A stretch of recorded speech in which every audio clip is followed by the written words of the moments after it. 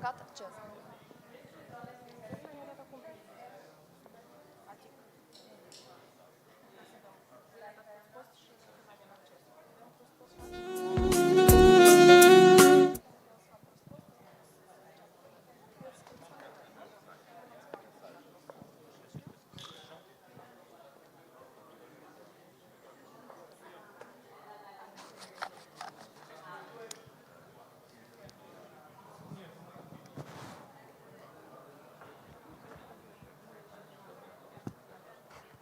Da, marșul rugame, значит, можно начинать.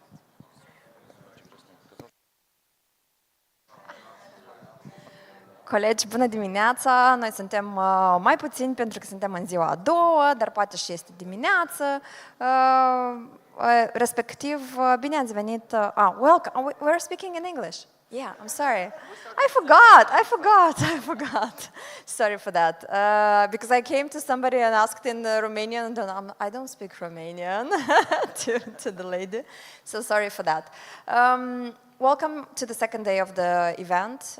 We have fewer people, but second day is usually that we have fewer people, or maybe it's just in the morning and people will come up for different sessions. Anyways, I think we had a very good day yesterday with speakers and interesting topics and interesting key facts that we have heard and learned. I'll give the word for the opening to our colleague and partner in crime, Anatoly Motkin, and then we can kick off for the other sessions. Thank you, Anna, and thank you for coming for the second day. Today we have more practical issues, so we have issues about startups. We have a panel on education, new education for new economy, which is also, as we said yesterday, the knowledge-driven economy is about education. So what has to be done to be prepared for the new age? And we have yesterday Fahid, our keynote speaker, actually demonstrated what we're up to. So, and also we have panel about Central Asia and Eurasia, how it could be integrated into the bigger IT picture and how Moldova could be part of this big picture, as we mentioned yesterday. So thank you for coming, and let's start. And the first, I'll need the help of our technical team to have the chairs on the scene. So the first panel that we want to start with will be focused on the brain drain and how do we change the brain drain to a brain gain. Until we actually have the setup, we don't need that chair. We don't need that chair. Just the 5. The gray ones only. Thank you. I'm sorry, everybody online also hears the chairs and everything. We need that chair? Oh, okay, sorry, we need that chair as well. Then it's my issue.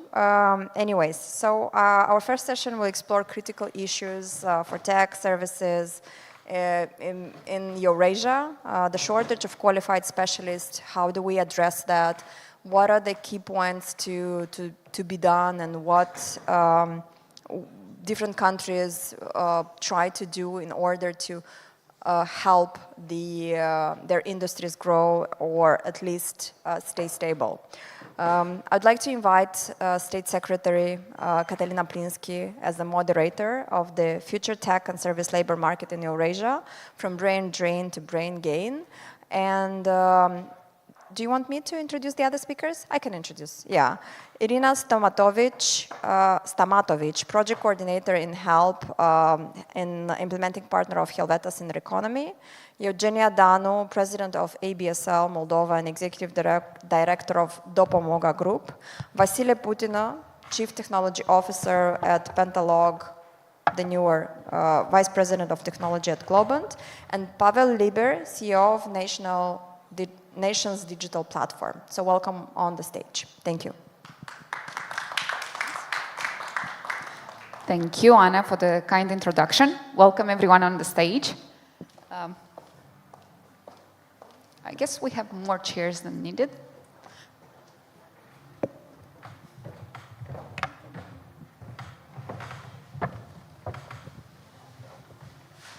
Okay. Yes. Bună ziua. I guess so. Good. Good morning, everyone. And thank you so much for accepting this invitation and for being with us today. The subject that we are going to address today is of very high importance for Moldova in this regard, and also for the regional level too.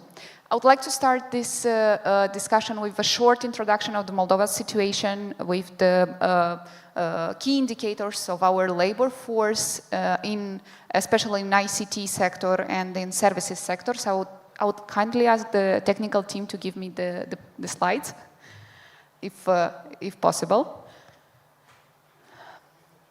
Yep.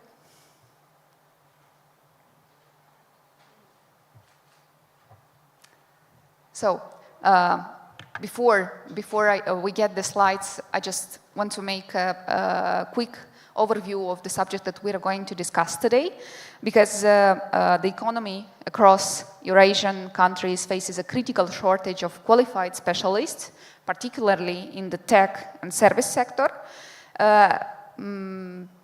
somehow driven by the brain drain as professionals migrate to West.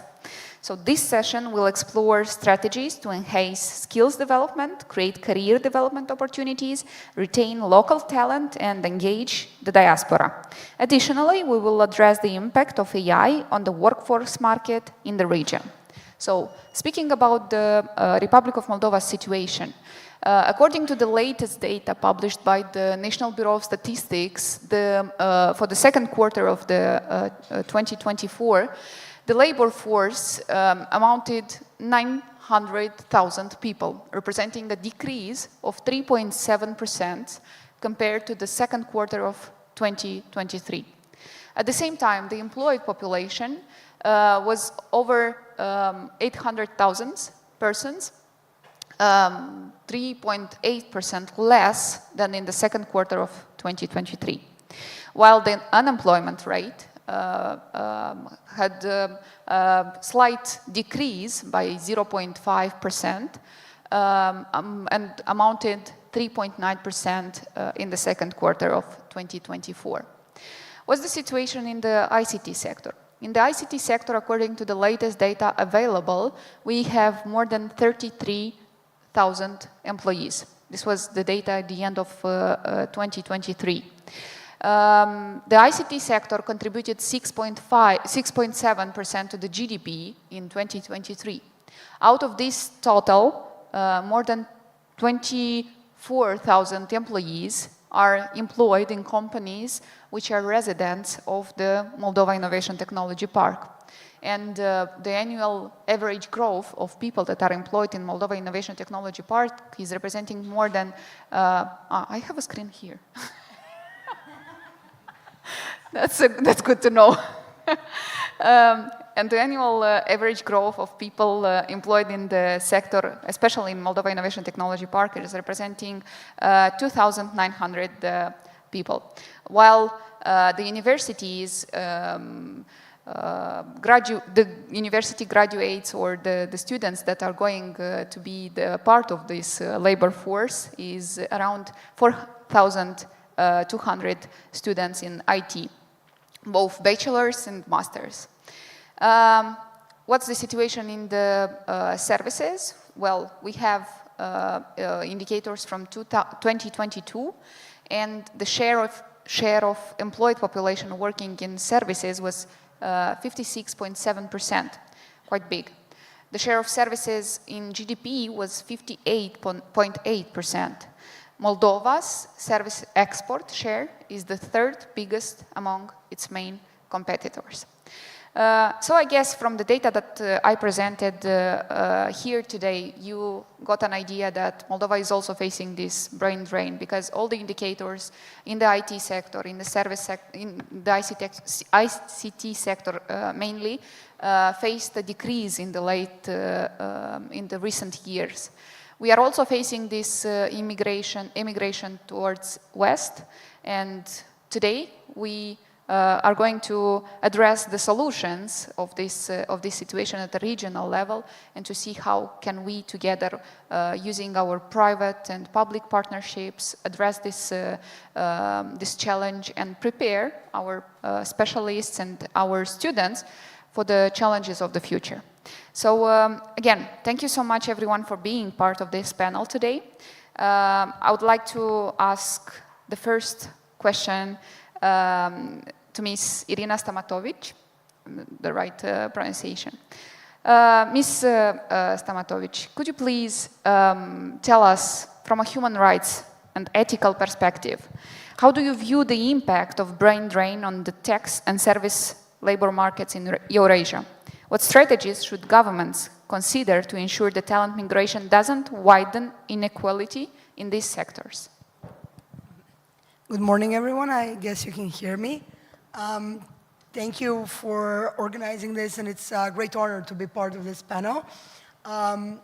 Always a tough question to start with, so I hope I will wake you up with some perspectives, but I don't think coming from Balkans, I'm from Montenegro, is a great place to answer this question, because this is the same struggle that we have in both of the regions of Eastern Europe or Western Balkans, and the brain drain is something that poses not only a great challenge for our economy, but great challenge for future generations and for general state in countries and in the region as well. But having that experience maybe puts me in this position to speak about it as something that is really realistic and really real, and something that, in a way, we all felt on our skin, maybe not in our own cases, but the cases of our friends, relatives, families, and so on. In that case, if we're speaking about our best friends, we always want them to have the best possible life they have and to reach their full potential. It's an easier road to pack one or two, or depending how much of a fashionista you are, suitcase, and leave the country. But to take the road less taken and to stay in your home country was quite challenging, no matter if we're speaking about either one of the regions. And now this is a comma, and after comma begins the truth. And with the development of the technologies and the fact that they are taking over, they are posing a great promise for retaining the local talent. The future of work is a term that I think we've all got ourselves familiar with, and the fact that the general worldwide labor market is changing, and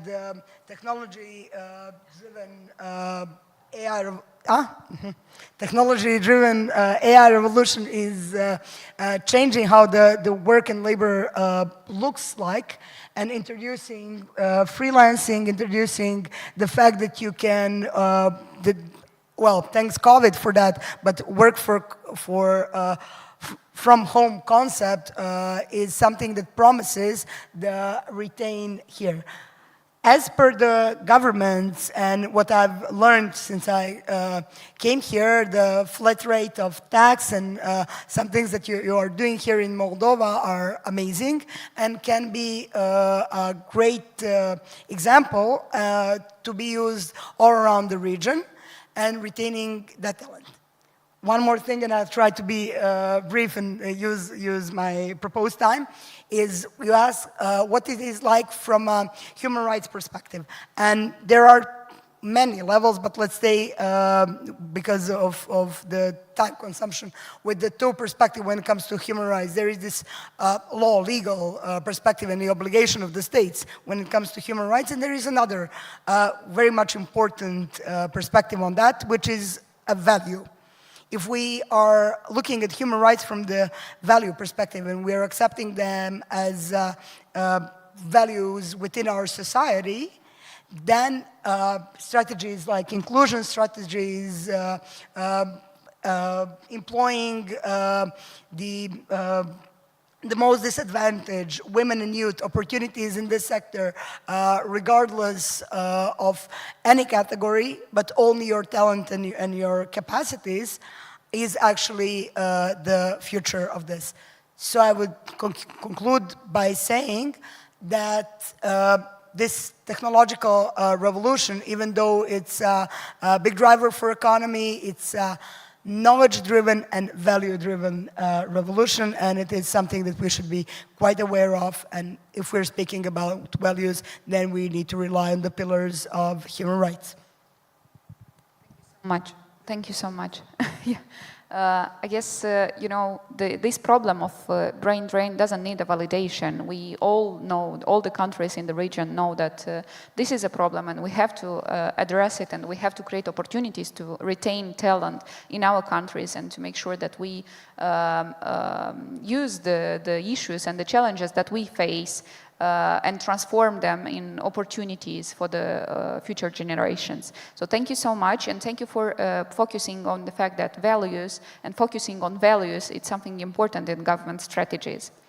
I would like also to invite our second speaker, Mr. Eugenia Danu, to speak about how organizations and the civil society can help and contribute to this creating of these opportunities to retain the local talent in the countries. And we are also inviting our support team to help us with the translation. Thank you so much. Здравствуйте, добрый день, bună ziua, hello. Thank you, Olga, for your support for me, because my English in process. Thank you. Добрый день всем. Очень приятно быть приглашенными на такой интересной теме, хотя эта тема как раз-таки касается напрямую нас. Да? Как каждый из нас постоянно задумывается о том, как в нашей маленькой стране создать независимое, прогрессивное, не только будущее, но и настоящее. Как нам это сделать? Очень много вопросов, очень много проблем и препятствий для этого. Но мы хотим предложить практические шаги для того, чтобы стать прекрасной, свободной и прогрессивной страной. С людьми, которые остаются дома, с людьми, которые возвращаются из других стран в Молдову и строят свое настоящее и будущее здесь, в Молдове. Good morning, dear guests and dear colleagues. My name is Olga Levitskaya. I'm Executive Director for ABSL Association. So it will be a pleasure for me to support the English traduction of Evgenia. Evgenia said that she is very pleased to meet you and to talk to you today. So nowadays we have a lot of how. The first how is about how could we support our country and how could we organize not the only future but the present time when our country can break through for a progressive, independent, digital, and just happy, not only future but present too. How we could protect our population from the subject of our item of our panel, brain drain.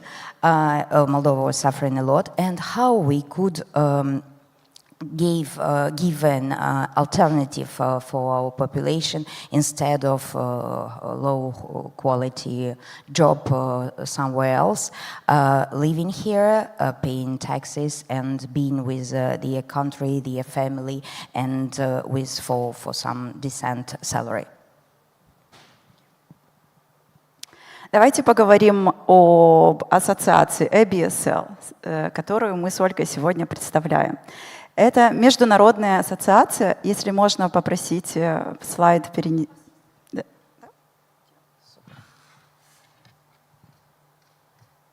Да, спасибо большое. Если коротко, но очень о важных моментах нашей ассоциации, это международная ассоциация, которая представляет компании, занятые в сфере бизнес-услуг. И мы молодая ассоциация в Молдове, но с огромным потенциалом. И мы объединяем в себе пока что небольшую часть компаний в Молдове, предоставляющие эти услуги, но в будущем мы этим будем заниматься и увеличивать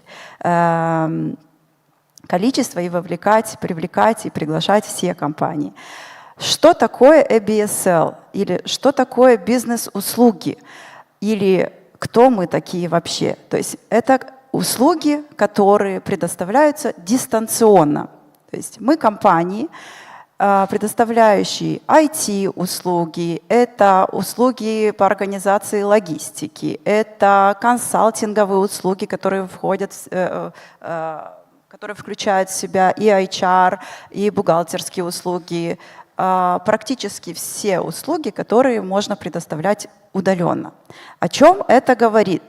Это говорит о том, что, находясь в Молдове, наши люди могут работать из дома, наслаждаясь жизнью, семьей, видя, как растут дети, радуясь каждому моменту, проведенному в семье, при этом зарабатывать очень приличные заработные платы и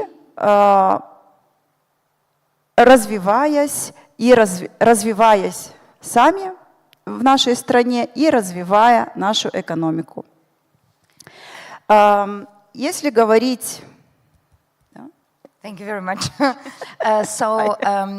ABSL, it's an international association. It exists in a lot of countries, especially in Europe, as well as Central and Eastern and Western. Moldavian ABSL association is young, but with a huge potential. What you will see very, very shortly. What is this about? So ABSL regroup the members having this staff or organizing this stuff, working from Moldova. The principal idea is very simple.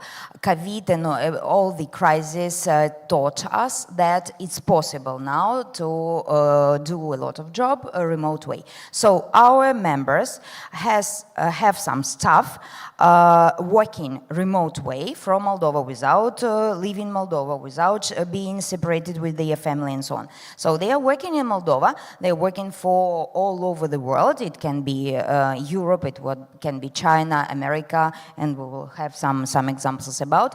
They are not obliged to leave Moldova. They are working, they are paying the taxes here, and have some good salaries. So we will talk about it later. Я здесь даже хочу добавить еще такой момент, что буквально вот даже вчера на выступлении наших коллег из Invest Moldova мы узнали, что наш сектор, BCC-сектор, да, заработные нашего сектора практически идут рука об руку с уровнем заработных уровней, с заработными уровнями в сфере IT, и составляют в 3-4 раза больше, чем уровни заработных плат, среднего уровня заработной платы Молдовы. Да. Поэтому здесь, то есть мы наглядно можем понимать, насколько это интересное направление и насколько это привлекательное для работников. Just the introduction. So, the very freshly statistic coming from the panel yesterday, the salaries in BSS sector can be comparative now, can be compared with IT sector in Moldova, 3-4 times more than average salary in Moldova. So it's just a figure example proving what we said before. Okay. I understand you prepared the slides, the presentation, so I won't interrupt you. Just please go on. Okay, thank you. Мы хотели бы еще затронуть с Ольгой и с коллегами вопрос о значении диаспоры в экономике нашей страны. Сейчас это очень актуальная тема. Очень большой объем работы ведется непосредственно нашими государственными структурами по работе с диаспорой. И мы видим в этом очень большое преимущество для нашей экономики и в принципе, и для нашей диаспоры в том числе. Что хочу отметить. Это все очень здорово. Идем в правильном направлении, делаются правильные вещи. Но есть один момент, как будто бы в середине чего-то не хватает. Да? Мы говорим нашей диаспоре, как здесь хорошо, насколько у нас приемлемые, интересные, благоприятные условия для жизни, для создания бизнеса, для инвестирования, для развития. Но как этим всем воспользоваться? И мы здесь приходим с конкретным инструментом, практичным, удобным. Мы можем быть каналом для того, чтобы все эти идеи и мысли реализовать.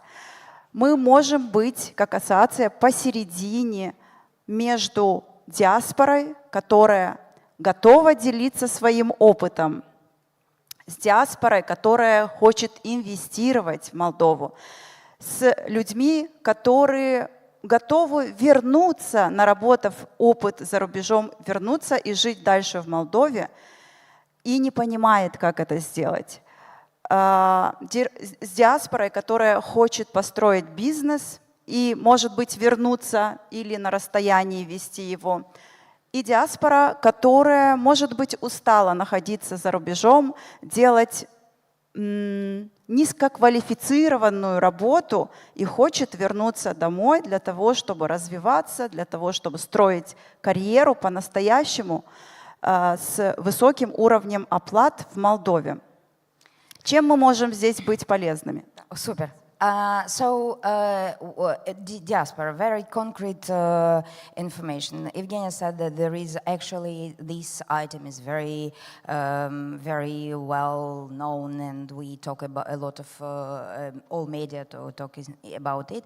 So it's very nice, but concrete way of integration, we are not sure that it's enough clear for diaspora. By the way, I was working 21 years in France, and I'm a representative of this diaspora being back. So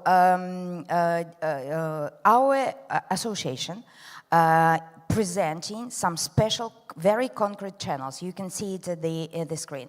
So we are working by different directions: business, investment, knowledge sharing, professionals, workforce, and so on. So we replace just very nice and very important blah, blah, blah by very concrete way of doing and very concrete channels of collaboration with diaspora.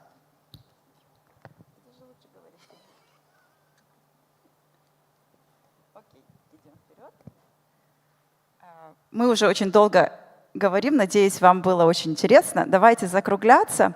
И на завершение такими несколькими вишенками на торте пройдемся по практичным примерам кооперации, сотрудничества с нашей диаспорой и что нам это вообще может дать, да, как стране. Вот на слайде вы можете посмотреть пример, когда наши ребята, коллеги, ребята из Америки, которые приобрели там определенный опыт, открывают компании с рабочими местами, более тысячными компаниями и с заработными платами в Молдове, которые составляют от 2 до 3 тысяч долларов чистыми на руки. То есть можете себе представить, да, средний уровень зарплаты в Молдове и реальные заработные платы ребята получают, работая из Молдовы на внешние рынки. Я здесь уже не буду, да, говорить, сколько преимуществ это дает и для развития рынка, да, это обмен опытом и так далее, но факт остается фактом. So, very concrete example about American diaspora. Principally, it arises from a sector of transport and logistics, but not the only. The last year, it was created 1,000 of working place in Moldova with average salary from $2,000 to $3,000. So. Just for illustration, what we were talking about, the concrete way of working with American diaspora gives the concrete fruits. So. Okay, thank you so much. Thank you for the... Мы здесь хотели бы немножко информативно показать сферы, которые покрываем, да. То есть все это входит в нашу ассоциацию, и мы сейчас находимся в активной агитации привлечения компаний, поэтому мы будем рады поговорить, пообщаться с любой желающей компанией, которая хочет войти в нашу ассоциацию, пользуясь случаем. Да? И на финал я бы хотела отметить, что мы часто получаем такие вопросы: а в чем проблема, если у вас так хорошо, если все так замечательно, почему не такой большой наплыв людей, которые все-таки хотят вернуться в Молдову, чего не хватает? Я бы хотела сказать, что сейчас у нас все хорошо, мы находимся на нужном этапе, мы делаем правильные шаги, и у нас будут хорошие результаты в этом плане. Единственное, что здесь важно обратить внимание, что тесная коллаборация, улучшение условий надежности, безопасности, как с точки зрения государственных организаций, которые очень интенсивно работают в этом направлении, и работа, коллаборация ассоциаций разных сфер и из разных направлений будет давать как раз-таки тот результат, что люди с большим доверием и с большим интересом будут смотреть в нашу сторону, в сторону нашей страны, и с большим интересом будут возвращаться и строить свои семьи здесь, в Молдове. So we are crossing a historical moment, Moldova. You know all the autumn agenda, and we are crossing this very important moment. Our association is trying to give our hummingbird part share for this future and past and present development, and we are working with the government. We are working with other institutional status institutional. We are working hard. We will continue this direction, and we are sure that it will give the results for, as Evgenia said, progressive, independent, digital, and just happy future. Thank you, Olga. Thank you. Thank you so much, and thank you for this presentation. I guess, well, 2 points to mention here. The first one is that it's good to hear from a business association that you think that we are going in the right direction and doing the right things now, and we are quite at a good stage now for the development of our market. I'm going to also say that you described very well the situation with the diaspora and our people that are working and living abroad that are reconsidering to come back in Moldova and to find a job here. I was also part of the diaspora, well, for 2 years, but it seems like a whole life for me. You know, I know very well how is it to be back and to search for a job and to try to contribute to the change. The reason why me and other teenagers like me left in that year is that we were searching for for good opportunities, for better opportunities to develop, for better opportunities to create and grow your professional life and personal life, also the income and many other reasons. And the next question I would like to address is to Mr. Putina, linked to this to what I just said, because I know that you are putting big effort to create opportunities and development opportunities and to create opportunities for this brain gain in your company. Could you please tell us more about how you foster this innovation culture and development culture of your talent? Thank you. Yeah, sure. Thanks everyone for coming. I know it's not obvious to come here in the morning, but thanks for being here. So probably I would have a bit of different perspective on this topic because many of us here would discuss about people and HR and so on and so forth. And of course, great people want to work with great people. So that's why we are investing a lot in capitalizing our know-how. And what we are doing is we are actually building groups called Studio inside Globant. And the Studio is mostly, I would say, a pool of expertise which is helping the company to develop and to boost and to create new knowledge around this specific direction. It could be around AI, it could be around a specific engineering practice, it could be around product development and so on and so forth. And everything is coming with the great support behind, so we are creating our own content to support the development, providing mentorship, and so on and so forth. But what's a bit new in the formula is the AI, which is kind of changing everything. And there are two ways of approaching it. It's either to be afraid of and like thinking I'm still safe in my job or not, or start partnering with the AI to do something. And of course, we are in the second scenario because Globant is investing in AI since I would say 10 years now, and it's not just after the boom with generative AI, but it's working on the foundation. And we are thinking about improving the lives of our people so that they could have more time to be relevant to the market, to invest in their learning path, as well as spend more time with the users of the products they're building and with the customers they're working with, right? And that's, a nice perspective to see ways of supporting the innovation. So first of all, to start thinking about something big, you have to clean up a bit the agenda. It doesn't make sense to think about, innovation and learning when you are booked for many months, as many of us are doing now, right? And to do it, we started to build different kind of tooling to support the productivity of our teams.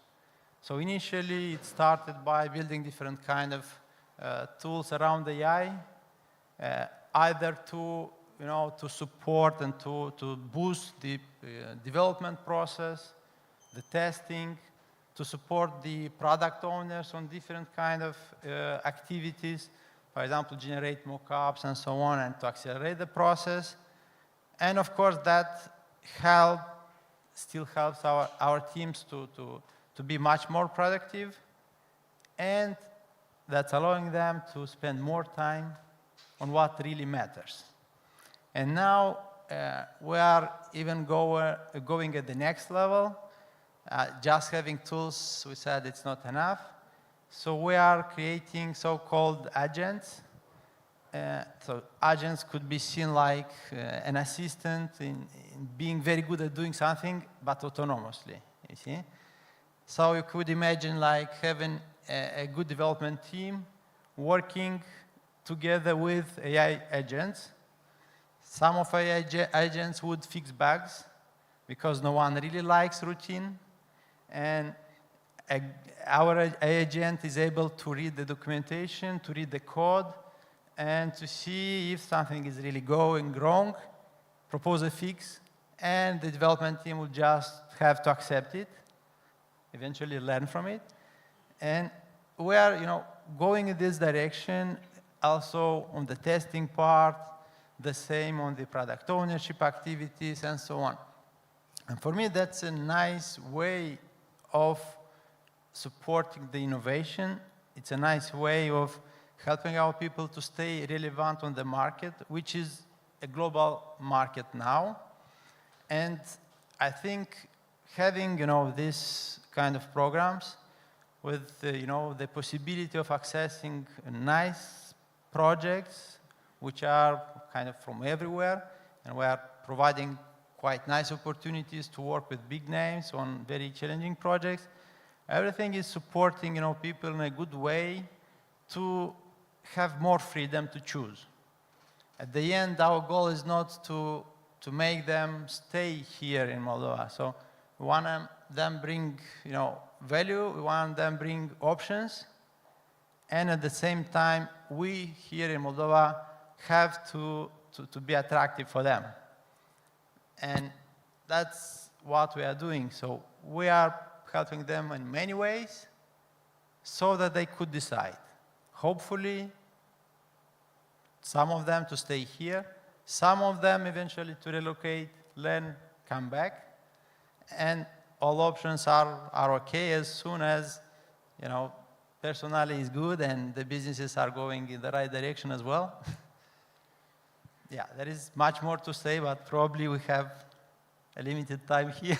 I'll get back to you with another question in a few minutes. It's really nice to know that in Moldova we have companies that provide these opportunities of development and such tools and working groups and mentorship and nice projects to work on. And I hope that the great people, as you mentioned, that are listening to us today in this room and online are already searching for a job in our company. Yes, but we, as the people that are interested to contribute, and we are not, working in some IT companies, but we have the knowledge and we have the ideas and we have the initiative, but don't know where to contribute. I guess Mr. Lieber can answer to this question and can tell us more about the national digital platform, the role that you play in mitigating the brain drain and creating opportunities for both local professionals and those in the diaspora. Thank you. Hey, thank you.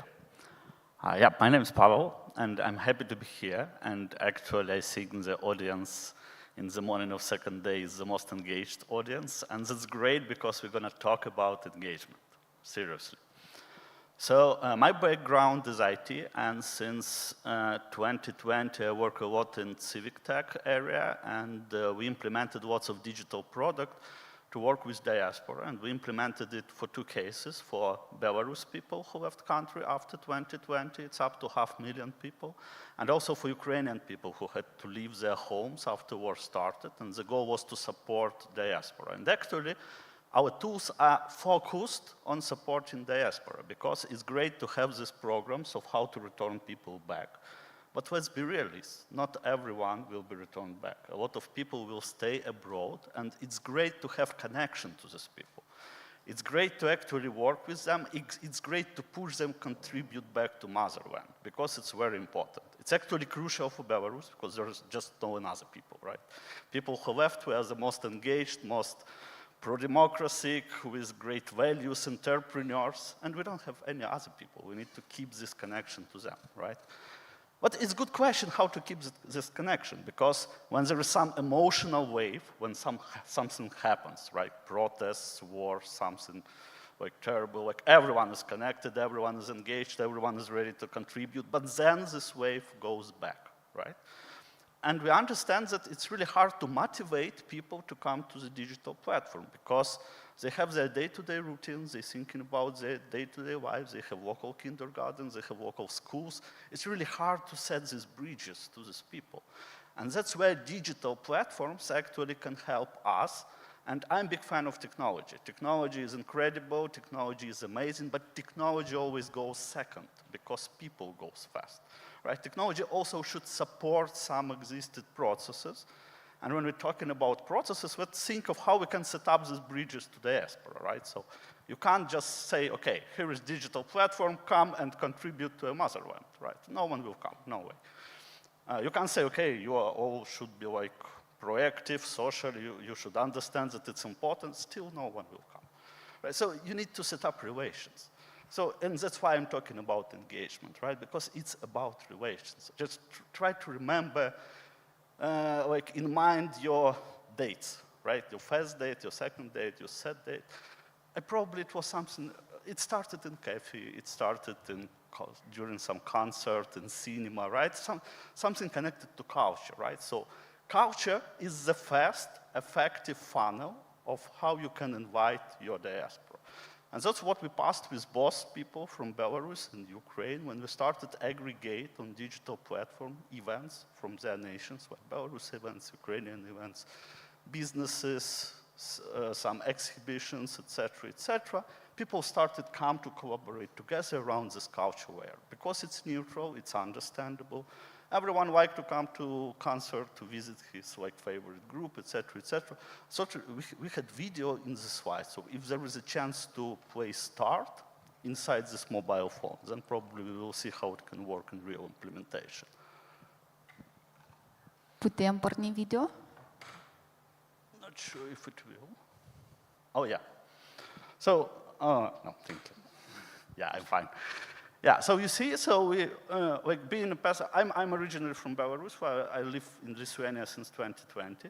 And actually, having this platform and having mobile application and implementation, I can see different groups that come in my city. I can see different meetups, kids clubs, etc., etc. I become part of community. Community is a key here, because when you build in this warm community by different interests, by different potential engagements, that can help you to bring people to a platform. And actually, talking about our experience, we managed to invite more than 100,000 people in digital space, specifically from diaspora, to make sure that actually they are connected together. And it's just top of funnel to build this warm community. And our experience for 4 years is that you need to start it with very warm stuff, like culture, businesses, services, etc., etc., something that brings real value, because at the end of the day, it's always about some real value for people. Good, and we have next layers, but we will talk about that later, probably. Thank you. Well, 100,000 of people brought together. This is an impressive achievement. In what period, if you? It's actually since 2020, and actually we were moving step by step, because look, we were passing this iteration. Initially it was, hey, let's invite everyone. Didn't work like so. Okay, so let's try to understand what we need to do to invite everyone. Okay, and after that some real processes started. I see. Well, maybe that's a good idea also for our bureau, for a relationship with diaspora, to have such a platform and to make sure that everyone is included and feeling part of a community, of a broader community that also connects you with the homeland. Thank you. I'd like to get back to Ms. Stamatovic and ask what is your opinion on everything that was discussed today, and to somehow try to gather together all the information that was said today here on this stage, and tell us what is your opinion, what we should do to make sure that we can adapt and make sure that the talent is well prepared for the challenges of the future and for the new emerging technologies that are included in our day-to-day life, and of course, work. What should we do to make sure that we do not skip the train in this regard? Thank you so much. Well, I said the first question was challenging. This one is even harder to answer. But we've discussed not only today, but also yesterday about bridging the gap and bridging the gap in skills. And we talked a lot about skills that are essential to strive in whatever field you're working on, and having AI as your co-pilot, as your assistant, as somebody who makes your life and work easier in order to achieve greater results. It also needs to be seen from a wider perspective, when we need to think about it from a potential side, that it holds a potential not only for upskilling, but also for upskilling and reskilling. And I think if you include that idea into your perspective, it is about not only bridging the gap, but using the full potential. And I think it's what we are all talking about here. And since we are talking about skills, I'll try to briefly, if we understand this concept of skills, divide it into, as it usually is divided, hard and soft skills. So, artificial intelligence, digitalization holds a great potential for learning a lot of hard skills, and upskilling in that area is an amazing potential for all the overachieving goals that we mentioned in these 2 days. But there is a reason why we are sitting in a panel and I'm speaking to you and not my generated voice through any platform. It's the soft skill side. And it is quite important to work on that aspect. Going back to the value perspective and going back to which pillars are ideas, which pillars of development we are basing our work on. We are implementing, as HELP, we are implementing partner of Helvetas in this big Reconomy initiative, which is a green and inclusive initiative and has a lot of layers of this. It is funded by SIDA. And being a green and inclusive initiative, it is oriented specifically on these topics. Inclusive jobs in ICT includes this sensitivity towards women, youth, the most marginalized. We mentioned a lot of times leaving no one behind in upskilling, reskilling, and especially having as a pre-assumption of our work, our soft skills and our sensitivity towards those that are most probably being left behind, and having it as a part of our value system and our basis of development. So that's to wrap. Thank you. And it's also interesting to know what's the Montenegro situation in this, in the market, how your labor force, how your workforce market is adopting to the new technology, and what people say. Oh, well, there are various aspects that you can take a look at it, especially like perspectives generation-wise. And I think it's a quite socio-psychological thing.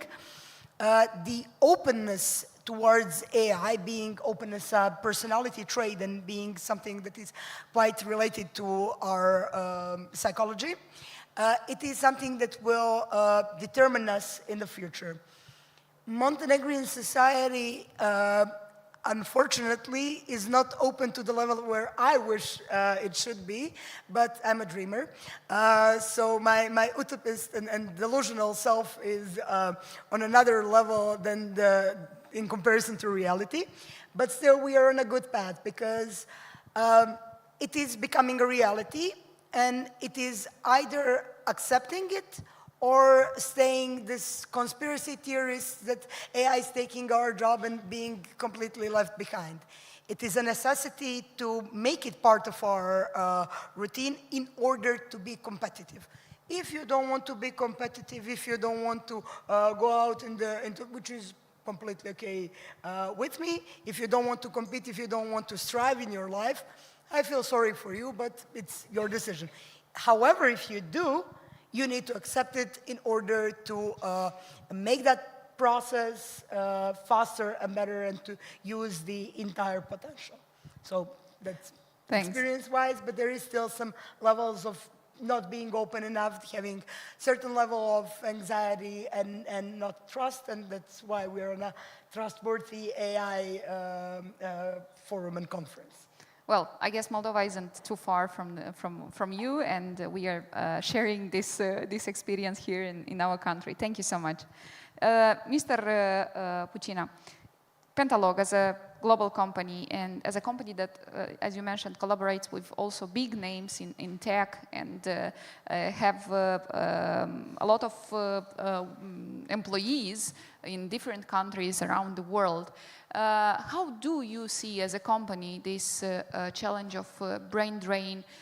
Again, from a global company perspective, we are not talking about the Moldova's case now. And how do you collaborate, if collaborate, with other companies, international companies, to transform this situation, this challenge from brain drain to brain gain? Yeah, quite a rich question, I would say. So, first of all, probably I would have to do a parallel Pentalog, Globant. So Pentalog is the company eventually better known here in Chisinau because it was founded in 2005. Overall, we reached 1,500 people. And last year we were acquired by Globant, which is a much bigger company, having 30K employees in 33 countries. So, and of course, all those questions are at another scale at Globant now. And that's why, as part of our DNA, this part of people-centric approach is very important to us. So for us, be kind is part of our value, you see, for example. So, and of course, there are many programs behind supporting this. It's not just something which is put in the slides. And for instance, there are companies each year supporting people for the go-to-school preparations. We've done this year as well here in Chisinau, but in fact, it's done everywhere in the world. And being, connected to society and supporting it in many ways, I think that's part of allowing people to connect to their local peers so that they could see that so they have access to global opportunities, but they belong to a local community as well. So playing always at two levels, I think it's key here. And for allowing them having this freedom, so we're also implementing different kind of programs to support mobility, for example, so that everyone could eventually go in another country, work with a specific client in a specific team, learn new cultures, learn new ways of being, eventually becoming more inclusive as well, coming back and integrate what they've learned. So all this, I think, contributes to the local community as well. And also, diversity seems, and it's really a key differentiator here. So we've discussed with you like 1 hour ago. I think we are quite an exception, having some of our delivery centers with more women than men. That's quite, I think, unusual in IT. It wasn't really done by purpose, but probably our culture was attractive enough for women, and that's quite nice, I would say. And in terms of collaboration, so there are many directions we are addressing. First of all, I think it's important for the local market, the collaborations we are having with universities, with other local companies and IT companies to support the professional growth overall. And of course, I think it's important our collaboration and partnership with tech giants, I would say. So we should and we have to admit that they are kind of setting the trend. And it's better to be connected to the source. So that's why we are relying a lot on our collaboration and partnership with big firms like Google, Microsoft. Recently I've signed with NVIDIA. So probably AI and without NVIDIA doesn't really make sense nowadays. So all this is kind of reassuring also our people that we are going in the right direction. They have opportunities to learn from the best and to learn at the early stages, so that at the end they would have choices. So to stay here, to go to another country, to work on a bigger project, smaller, or from different regions. Good. Thank you so much. Mr. Lieber, could you please tell us if is it possible to replicate the platform to other countries like Moldova, like other countries in the region, let's say Romania or Poland, and what should we do for that? The first part of the question, and the second part of the question, how your platform, if it does, contributes to the development of the remote work opportunities for professionals in these countries? Okay, great question actually. And do we have clicker? I would switch for next slide. Oh, sorry, it's on. Okay, something happened.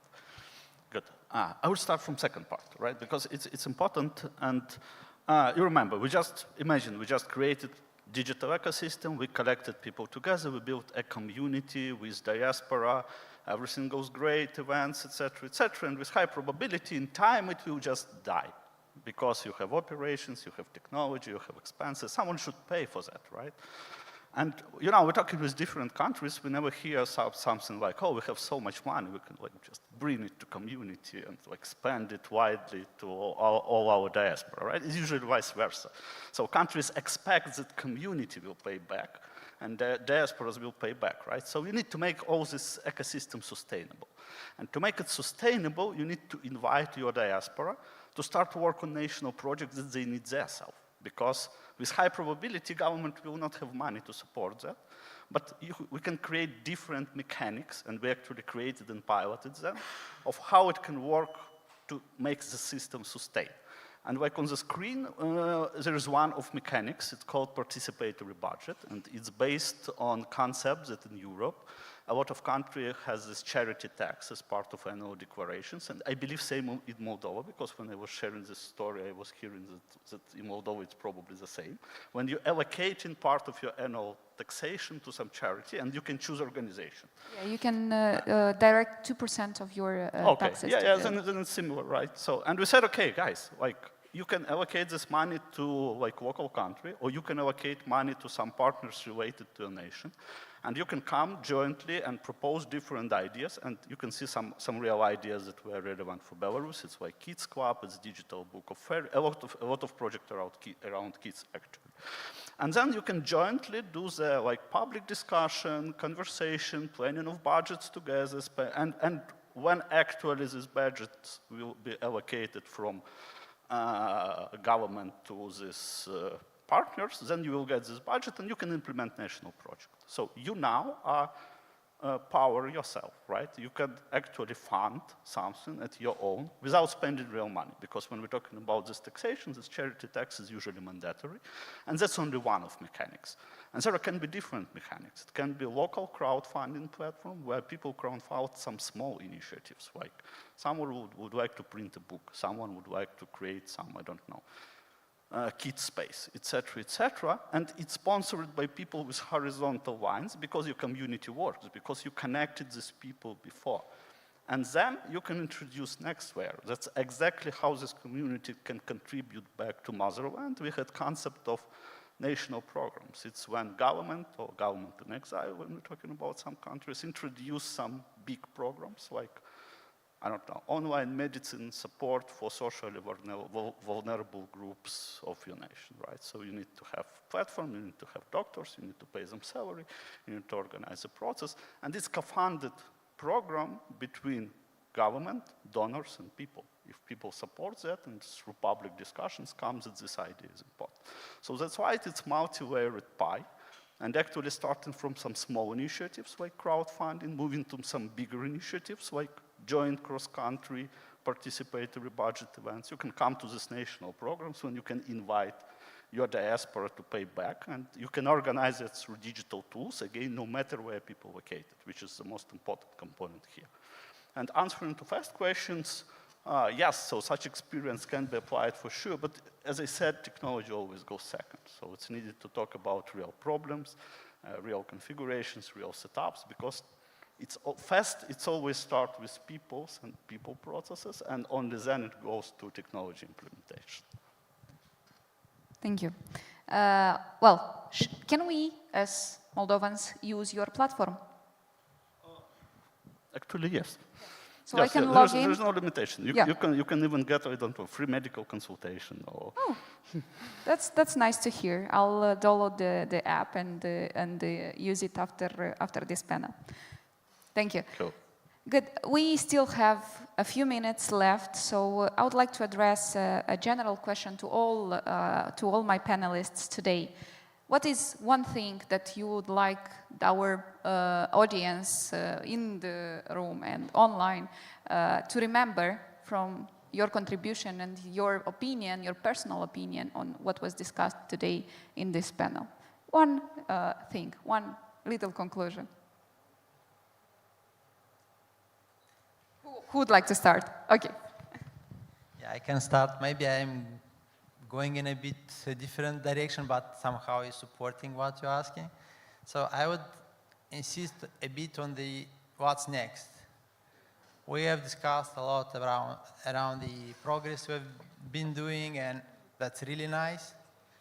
But what's next? So I think we should kind of agree that, to be able to support and to scale our progress here, we have some prerequisites. So what we've discussed about our fiscality and staying safe and so on, that's kind of prerequisite. So if we are touching that part of the package, I think we have big chance to lose it all. So that's kind of obvious. But there is something really important to be done to go to the next level, and I don't yet feel like we overall as a society really felt it. So to go to the next level, I think we didn't reach yet the critical mass. And we should do something in this direction. Having a community of 20-something IT people, it's nice, but that's not enough to reach the level we really need and to make a disruption from the, I would say, society point of view as well as economical standpoint. I see that 7 or 8% of GDP it's nice, it's good, but it's not really where we should be in like 10 years. I think we should now start being much more ambitious and start thinking about building that critical mass which would really make a disruption, and that would eventually be transformed in let's say some unicorns, will be more product, we'll have more and more product companies, and of course we'll have a big impact overall. And to do it, and that's the hard part of it, and for me I think we should target at least 100K to be relevant on the global market. Otherwise it's quite difficult to talk with big companies. So we should target at least 100K, which is really hard. But to do it, of course, we have to review a bit everything, including the educational system. Let's be fair, like 1K graduates per year is not really supporting enough in this direction. It would last like 60 more years to reach 100K ambition, right? So I think we should find a way to accelerate all this process, eventually more reconversions and so on. And we have a nice and very strong foundation. So everything, the government done until now is supporting us. Everything the association is been doing still, so it's really supporting, and we should find a way to scale it. I think we are really now at the scaling phase, or at least we should start it. Thank you.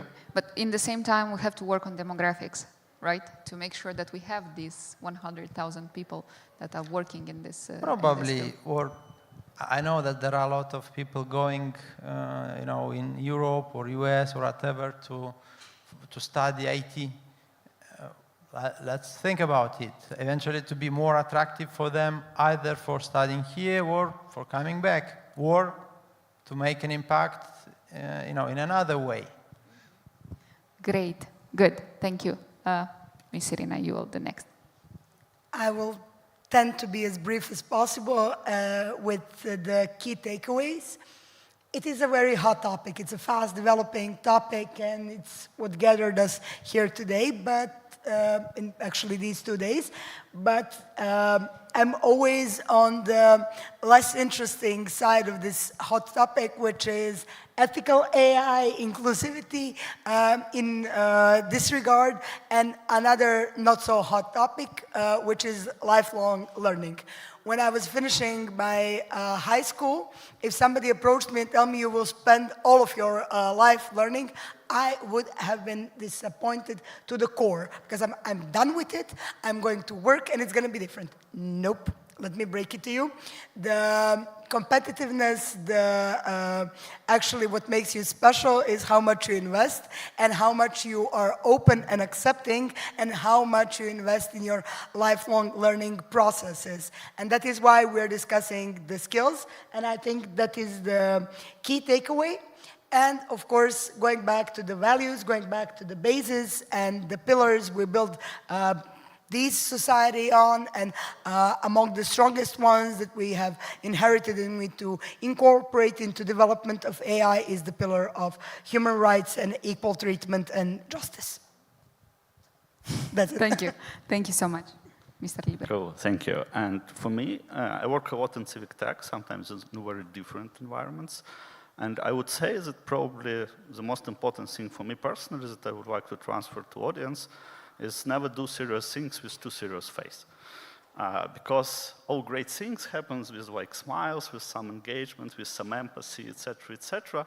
And I always feel, when I work with different countries, I always feel the national spirit. And when national spirit is something between braveness, fun, craziness, etc., then everything will be great, trust me.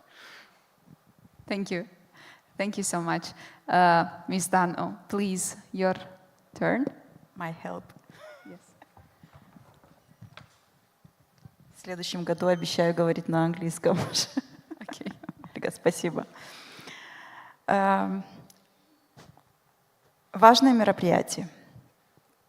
Обсуждаем очень ценные темы, важные на сегодняшний момент. Я хочу поддержать каждого коллегу, который сегодня выступал, и поддержать идеи, которые финальные особенно звучали. Поддерживаю, подписываюсь под всеми этими высказываниями. И от себя хочу добавить, что бизнес-услуги, в том числе IT, это одна из сильных и интересных направлений к потенциальному развитию и сильному влиянию нашей экономики. IT – здорово. Молодежь уже настолько сфокусирована на IT, мы бы хотели расфокусировать и расширить их внимание не только на этом направлении. Мы сейчас, учитывая то, что видим все вакансии, которые есть на нашем рынке, нужда компаний заключается и в направлениях логистики, маркетинг, HR, аналитические позиции, связанные с базами данных. То есть все эти направления, они очень высокооплачиваемые в Молдове, и мы бы хотели привлечь внимание нашей молодежи, да и не только молодежи, ребят, которые готовы переквалифицироваться, присмотреться и к этим направлениям. So it was a real pleasure for me to participate in this platform today, said Evgenia. And it was not just a pleasure, it was very important for our association and for Evgenia personally to be a part of this panel. Evgenia is sharing completely every speaker and every subject raised here, and is buying this. Just the final conclusion from Evgenia. Today is very important business services for Moldova. Sure, IT is very important. IT is enough development. Our IT sector is enough developed in Moldova, probably one of the first well developed. And today, Evgenia would like to focus out a little bit this IT sector, because it's very, this is the tendency actually at our market. And in order to avoid to create the next bump in the market, we should be very attentive that there is a lot of sectors missing some stuff and some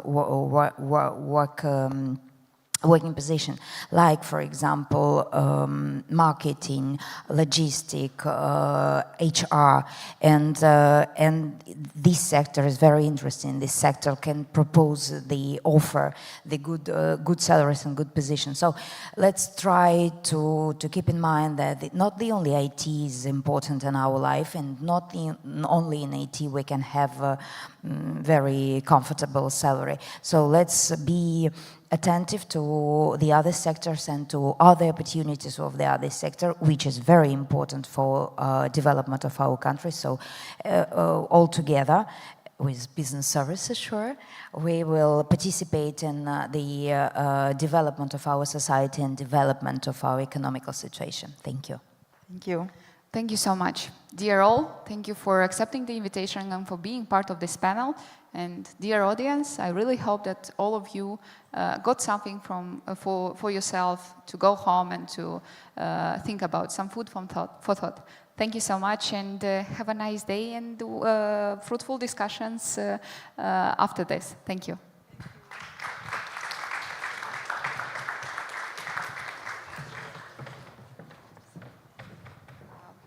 Dear Catalina, thank you for a wonderful insight of the Moldovan IT industry, landscape in general. So let's move forward to our next panel, which is a very cool one as well, and we will dive through the Trustworthy AI, and we will explore different elements on how the frameworks, principles, and experiences in different countries are ensuring that AI applications are not only innovative, but also transparent and accountable. We have a wonderful host, a friend of ours, Alex Gzun, who is a country manager country director for PricewaterhouseCoopers and the president of AmCham, and he can't wait to get the microphone to present the other speakers. I can't. Thanks a lot for the wonderful intro, and really glad to be here today. Hi, I'm Alex. I'm representing both, as Anna said, PwC and AmCham, and I'm very passionate about AI in Moldova. We've been doing quite some stuff here. I will kindly ask my partners in crime for this panel to join me on the stage as per the images on the screen.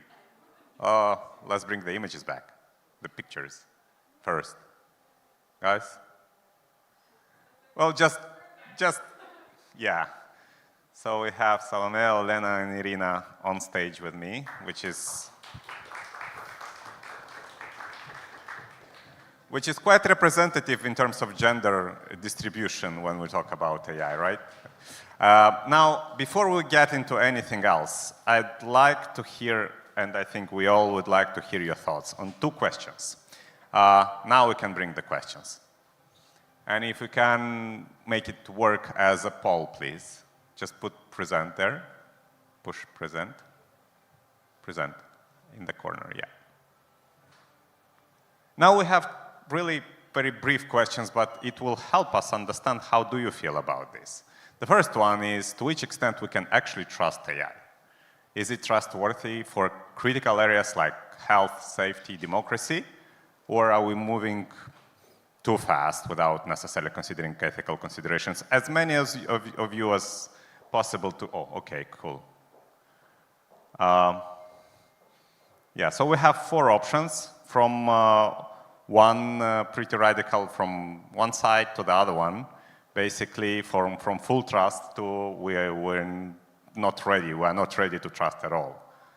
And most in the audience are feeling like me, cautiously optimistic.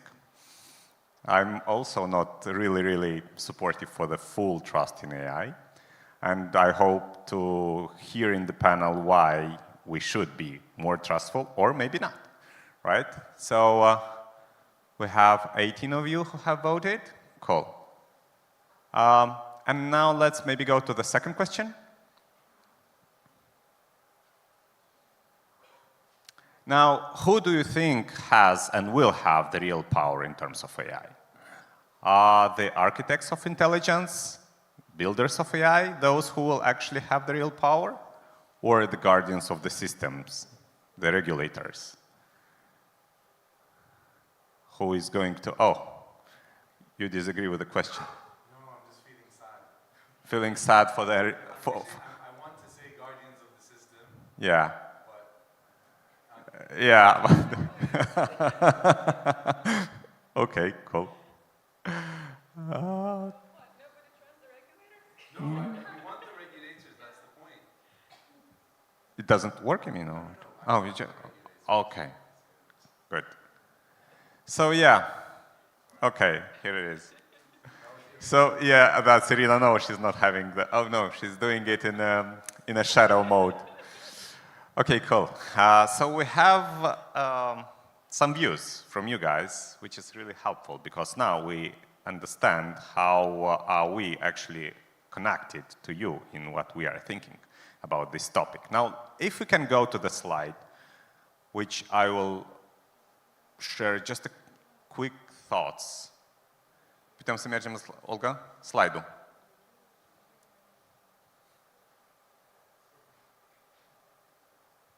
Nu, celălalt.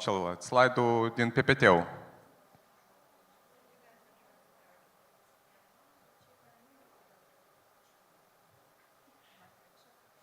Well, before it appears, it actually has a few figures, and all of them are built around the question of trustworthiness of the AI. And the figures are basically, here it is. And you can see that where we are today, basically, I've tried to compile a few figures which seem to me as relevant when we think about trustworthiness, right? So we have what? We have a 26-fold increase in issues reported to AI repositories between 2012 and 21. We have about 4 billion euros in fines, GDPR fines to tech companies, which is showing the implications of neglecting ethical standards, if you can put it this way. Then we have higher error rates in facial recognition for darker or lighter-skinned individuals, which is, again, showing the importance of fairness and bias mitigation when we talk about AI. Then we have 31% of the companies in emerging economies who actually feel that lack of explainability is a critical thing for their adoption of AI, right? Also, when we look at the 99.99999 whatever percent of adversarial attacks on AI systems exploiting the minor vulnerabilities, it brings us to the question of reliability and robustness, bringing it into the spotlight, as does the average cost of a data breach of about almost 5 million, also putting in the spotlight the relevance of the data privacy and security. And let aside that we are expecting a growth in increase in the next 5 years in terms of AI-driven attacks by 30%. Now, what the slide doesn't have is that societal and environmental well-being is non-negotiable and basically axiomatic, as axiomatic as the human agency. So putting these elements of trustworthiness together, we would like to discuss in the panel the perspectives of the 3 countries, right? We're talking Ukraine, Georgia, and Moldova. how we are placed in this regional, global to regional context, starting from the EU and going towards us as a region and us as individual countries, and see how we can collaborate in terms of having this trustworthiness built around. Now, before I will sit there, one more thing to share. We will have 4 blocks of our discussion we'll go through. So the first one will be the regulation. What and how can or cannot it be regulated, the AI. The second one, to which extent we can build public trust in AI. And then, is there a role for public-private partnerships in trustworthiness building of AI? And we'll try to take a glimpse into the future of AI trustworthiness. Now, with all this said, I'd like to start with Irina, and the first question would be to you. With the audience reflections in mind, no pressure, what's your view on, as a ministry representative and driver of AI adoption in Moldova, what's your view on how we should go into the regulation sphere, taking into consideration the EU AI Act, for instance, or other global frameworks which we consider relevant for us as a country? Thanks. Right. Thank you so much, Alex, also for the figures, but also because it was super insightful to see how the audience's perception about the topic of regulation and trustworthiness with the AI is. It was funny to me to almost not see anyone trusting regulators, but I also get why this is happening, because there is always this polarization between innovators who want the most amount of liberty when it comes to operationalizing AI, and then there's the regulators who are trying to be as safe as possible. And finding that middle ground is the million-dollar question, both at home and internationally also. Moldova, at this point, is poised at a perfect timing when it comes to regulating, in one way or another, artificial intelligence, because we have an emerging ecosystem in the sense. We don't have any formal regulation as of yet, but given the fact that we are looking to become a EU member state, our vision is to align our national regulations with the EU standards, but to contour them around the needs of the national ecosystem. So here's the funny part, because we're not a member state yet, so we have this window of opportunity, also given the fact that the country is small scale, to become a perfect sandbox for AI testing. But with the note that in a couple of years, when we become a member state, and I'm positive that we will be, the testing will have to stop because all the operationalizing will have to be aligned with the EU standards. So what we have at this point to make that clear, we have a white book on AI and data governance, which sets out the blueprint for regulation and policy standards on AI and data governance in Moldova. It was co-developed with the stakeholders that we have here back home, that is the private sector, the industry, which brings the talent, the public sector, international development partners, experts, the academic sectors as well as the young people. So we try to give everyone a stand at the table when shaping this document. It will be published soon enough, because we are also operationalizing the webpage for the National Council on AI and Data Governance. So look out for that. And just recently, on the 5th of September, Moldova was one of the few first countries who have co-signed the Council of Europe Framework Convention on AI, Human Rights, Democracy, and Rule of Law. So this is our first formal commitment to align our regulations with international and European standards. Thank you. Thank you, Irina. And that is actually offering a good opportunity for Elena to jump in and to share. Well, given the difference in our situations, the sad difference in our situations as countries as of now, and the tough times Ukraine is going through. Still, I was talking on another occasion yesterday with also our Ukrainian friends about how the things are happening on the real estate side, which is, well, it's stone and glass. Here is different. So how do you actually do the same measures? What do you do in terms of regulating AI, given the hard situation which is right now happening in the country, and how is that maybe an opportunity actually for the country's development using AI maybe for that purpose? Thank you. Yes, thank you very much for the invitation and for the great question. Of course, our challenge in Ukraine is war. We have approximately 7 million refugees now. We have 3.5 internally replacement persons.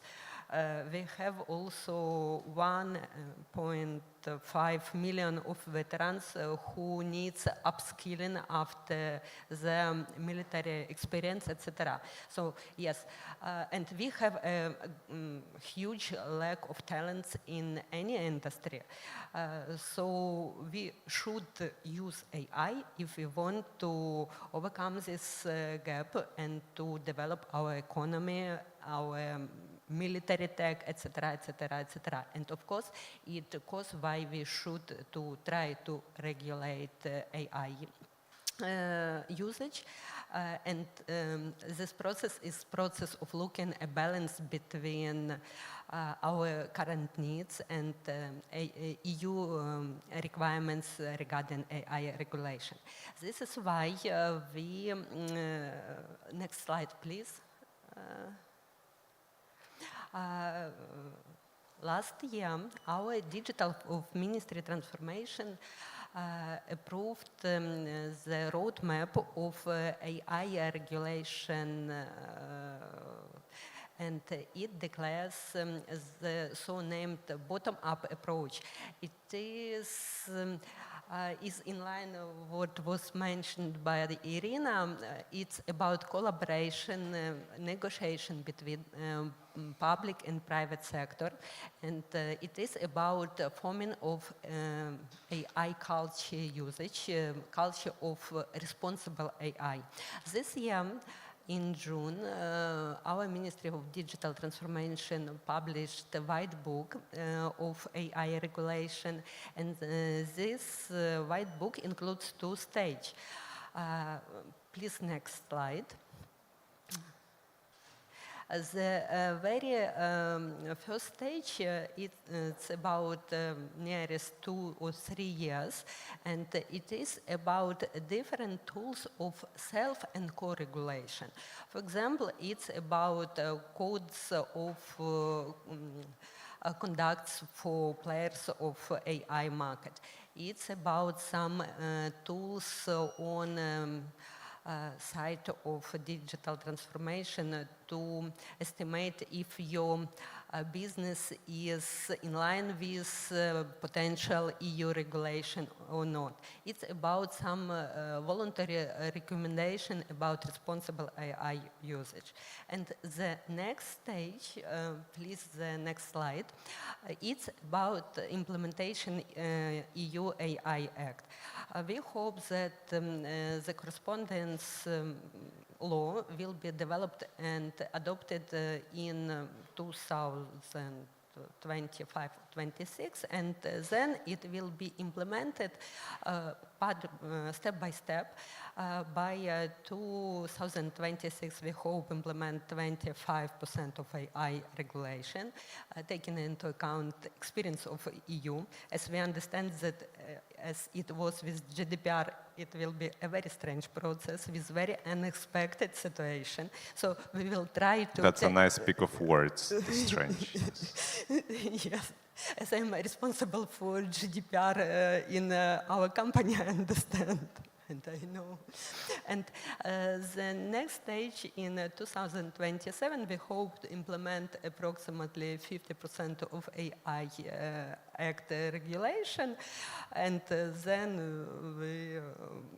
we hope we harmonize our legislation with EU requirements in EU integration process. But we understand that this should be an evolution process, not revolution, because we have enough challenges as for now, besides of too strict regulation with huge fines, etc., etc. Thank you, Elena. Very insightful. Salome, now going to Georgia, it's turning into a innovation hub, if you wish. And I'm curious, how does the AI Excellence Center actually supporting the regulatory efforts, if they are happening, and how they are happening as of now in Georgia? Thank you, first of all. Thank you for inviting here. Thank you, Alex, for a very interesting intro. So as for Georgia, I mean, we are still on a very initial stage of development, and we've been building innovation and tech ecosystem in the country for the last 10 years, and it is progressing. However, we need to do more in order to attract Georgian talent, and it was previously mentioned in the last panel. We've listened to that brain drain as a big problem and issue, and we face that because the majority of people who are excellent working in AI or any other field which is close to the AI, they live abroad and they have really the greatest opportunities there, and we need to find ways how to attract them back, how to build the talent pool within the country so we raise our competitive advantage. So as from the regulatory perspective, we are not currently regulating AI, so there is no legislation, but it's on the way, it's in the process, loading, and we plan to elaborate the first strategy on AI for the country, and the strategy will consist of 5 main pillars, and ethics and trustworthiness of AI is one of the major big chunk of it.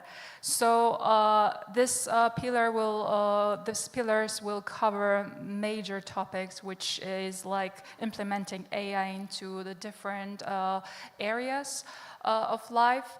And on top of that, we plan to build AI Excellence Center that will serve as a regional hub for AI startups, which will provide them opportunities to develop AI solutions. And we are proud that the most successful startups from Georgia, they work in AI, and we want to increase the number of those startups. And also, we due to the good tax regime and incentives, we also want to attract just talent, not only Georgians, but the foreign talents to the country. So they're based in Georgia. Georgia is well known for its ease of doing business. It's a good business environment. So we plan to basically attract everyone to the country.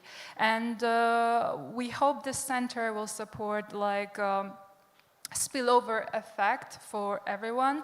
And this also includes how we build public awareness in the country in general, and how we upscale or reskill people, and the educational part of it, it is huge.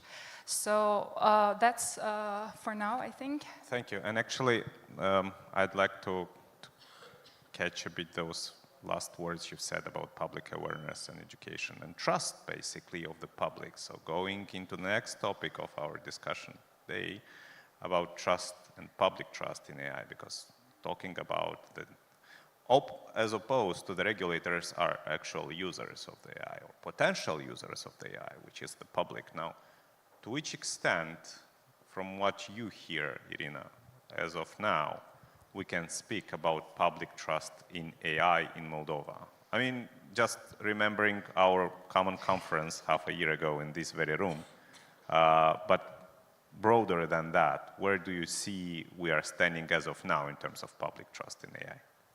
Right, so trust and trustworthy AI means different things to different people.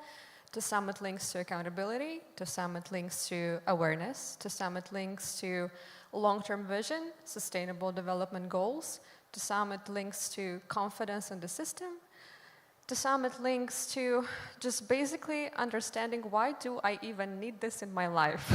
And this is really the question that people most often ask, ranging from the general public and going up to the civil servant within the government. I was listening to a podcast this week, and one of the AI experts on that panel was saying that he doesn't consider himself to be an optimist when it comes to AI adoption and AI trustworthiness, but he's more of a pessimist with positive actions. And in this sense, I could really relate to how after a rapid diagnosis that we did recently within the government, what the perception generally is. So the figures that we had is that almost just 1/3 of public servants across the government of the Republic of Moldova are open to adopt and implement AI solutions within their daily work, which brings us to the understanding, following a much in-depth review that we did, that we need to work more on awareness, and we need to work more on education, and we need to work more on actual use cases. And from a discussion that I had yesterday, we need to work with the people. So I would say that at this point, the public sector in Moldova is going towards being much more open than, I guess, before, in terms of trusting that AI can help and can enhance their daily work and their life in general, in terms of reduction of times that they use on routine tasks and whatnot. But I think that with concerted efforts that we have done throughout the last year, specifically with the conference that we did on AI and big data, with the awareness campaigns that we're starting to do, with some of the trainings that we did, we're building that ecosystem that is going to propel the public sector into, hopefully, when we do the same diagnosis next year, to have the figures much higher than we have them this year. But it is, nonetheless, again, not pessimistic, but with optimistic actions, I'm looking forward to engaging more with the public sector and building that trust and optimism within them. So yeah, thank you. Thank you, Irina. And I was seeing Olena nodding her head during the whole speech you just gave. So I think it's similar in Ukraine, or is it different to a certain extent? It's like similar, okay. I guess. And yes, please slides about public trust. Next one, please, and next one, and next one more. Yes, it's the result of sociological research last year conducted in Ukraine. Approximately 50% of people have positive attitudes toward AI, and approximately 73% guess that AI could help do our life easier. So it's good social attitudes, as for me, regarding AI. The next slide, please.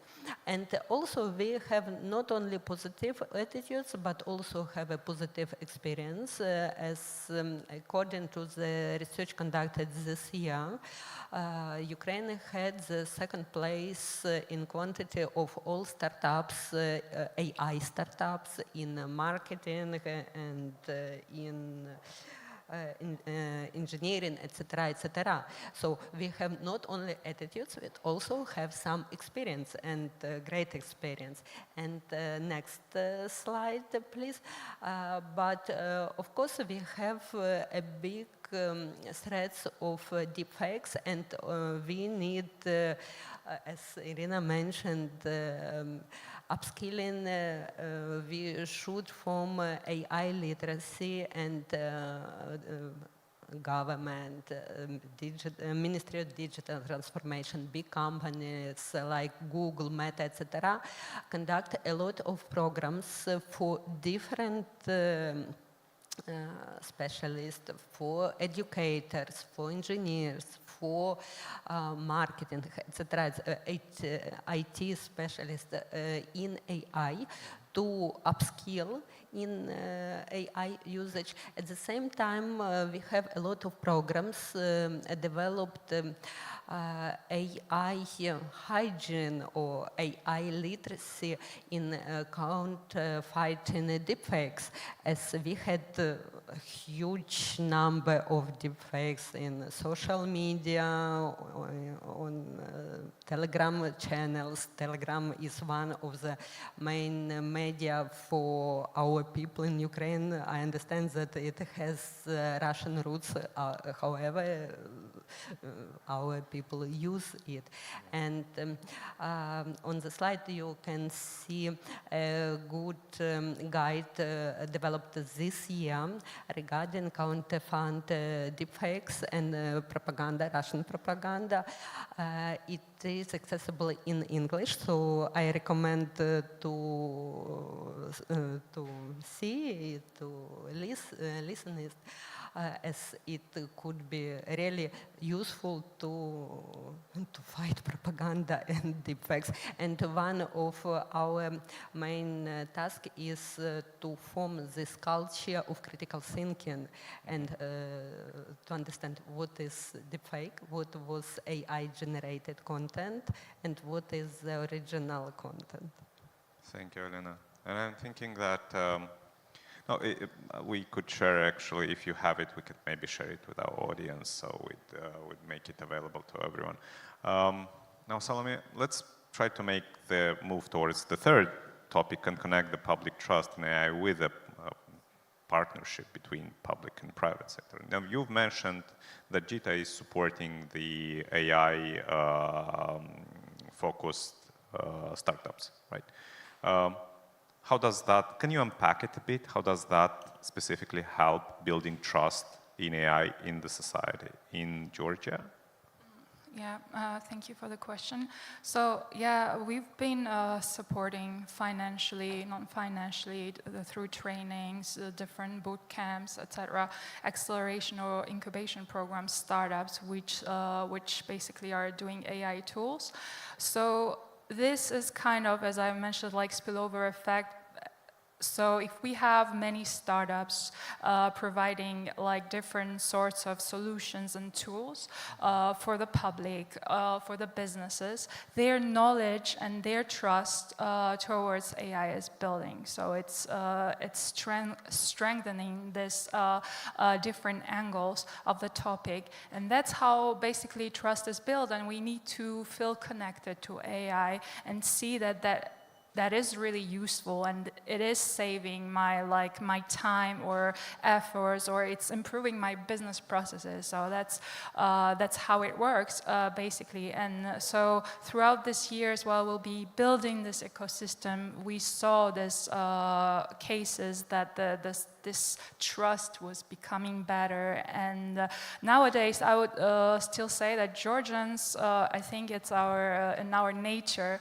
I think we are at the right point, and we're the right nation to be good adopters of AI technologies, because sometimes we tend to be lazy, and I think we like shortcuts. So I think we should seize the opportunity to use and adopt this technology, and we see the effects. The government has started using AI in treasury, for example, and it is strengthening.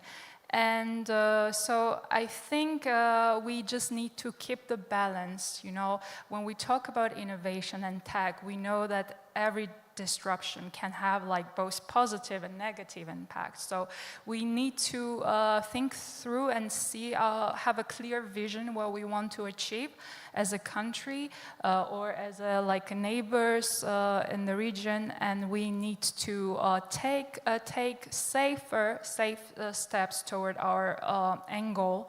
And I think we've come across like so many changes in technology development, right? I'm a millennial, and I've seen many things. I remember those times when I love music. So when we had cassette tape players, and then we moved to CD players, and then it was iPod, and then, you know, the things are moving so fast, and it will get even worse. And we need to build the adaptability of the population, general population, and we also need to keep in mind that it should be for everyone. So it's not only for me or for my family member or for a friend, so it should feed the general public good, and we always need to take account all the things that are going on around you, like sustainability, SDGs, and everything needs to fit into the greater picture. That's, I really like the way how you put it all together and basically structured it.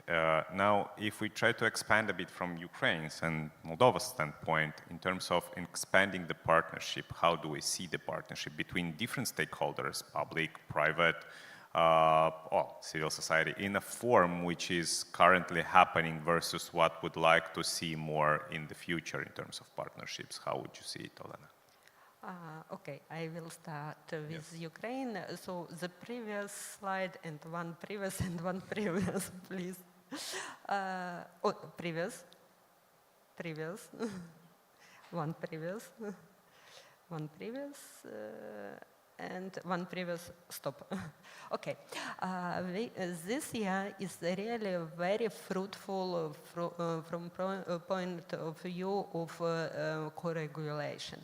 We have very interesting teams which consolidates state authorities, private companies, academics, etc., who developed some recommendation on responsible AI usage. The very first recommendation we issued was a recommendation for media, for journalists. I mentioned about deepfakes problem, etc.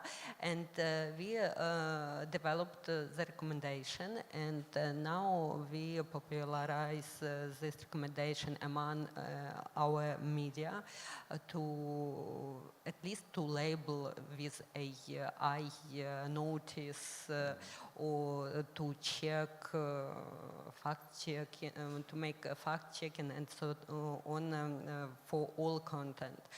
Now we also developed a recommendation for schools, for teachers how to use AI in schools, for advertising and marketing communication. 3 or 4 next recommendation will be about AI and intellectual properties. As I work in advertising, I understand that big clients avoid to use AI widely only because AI intellectual property issues. Nobody understands who is owner of the generated content, what risk is related with its usage. And Ukraine was the very first country which established on the legislative level in a law on copyrights that AI-generated content has the specific legal status, so named sui generis rights, and it made clear this status in Ukraine. And we hope that it boosts usage of AI technologies in advertising and marketing and so on. Also, we develop now a recommendation for developers and AI glossary as we try to adopt international AI terminology to Ukrainian language, and it is important. The language issue is sensitive for us now in Ukraine, and it is not about Russian language, but also about English, etc., etc., etc. So, as for me, this is a great example of self and co-regulation, and it is implementation of the mentioned bottom-up approach when we try to form a culture of AI usage, not from state point of view, but also from wide society, civil society point of view. And of course, one of state initiative like application year, which was mentioned yesterday, help to believe our society in AI. As you know, that this application which includes all electronic documents of Ukrainian citizens, and 2 or 3 years ago it was fantastic, but now I have my electronic passport in my smartphone, and it helped me to travel around Ukraine without any paper documents, and it is not only about passport, it's about some state services. So it's about collaboration between Thank you, public Irina. and private sector. Noted. Irina, tell us also about the sub-council. Sure, gladly. And because the backbone of the sub-council, and this was also discussed yesterday during the first day, collaboration is key.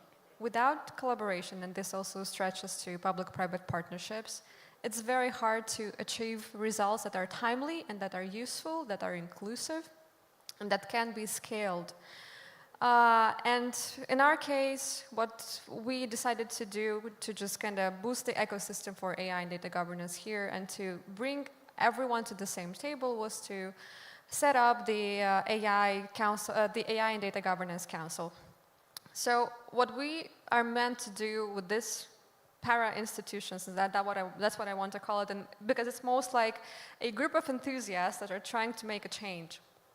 We want to work on all the areas that have to do with building the ecosystem. We want to work on literacy, we want to work on awareness, we want to work on regulation, co-regulation, and building those guidelines, sectorial guidelines.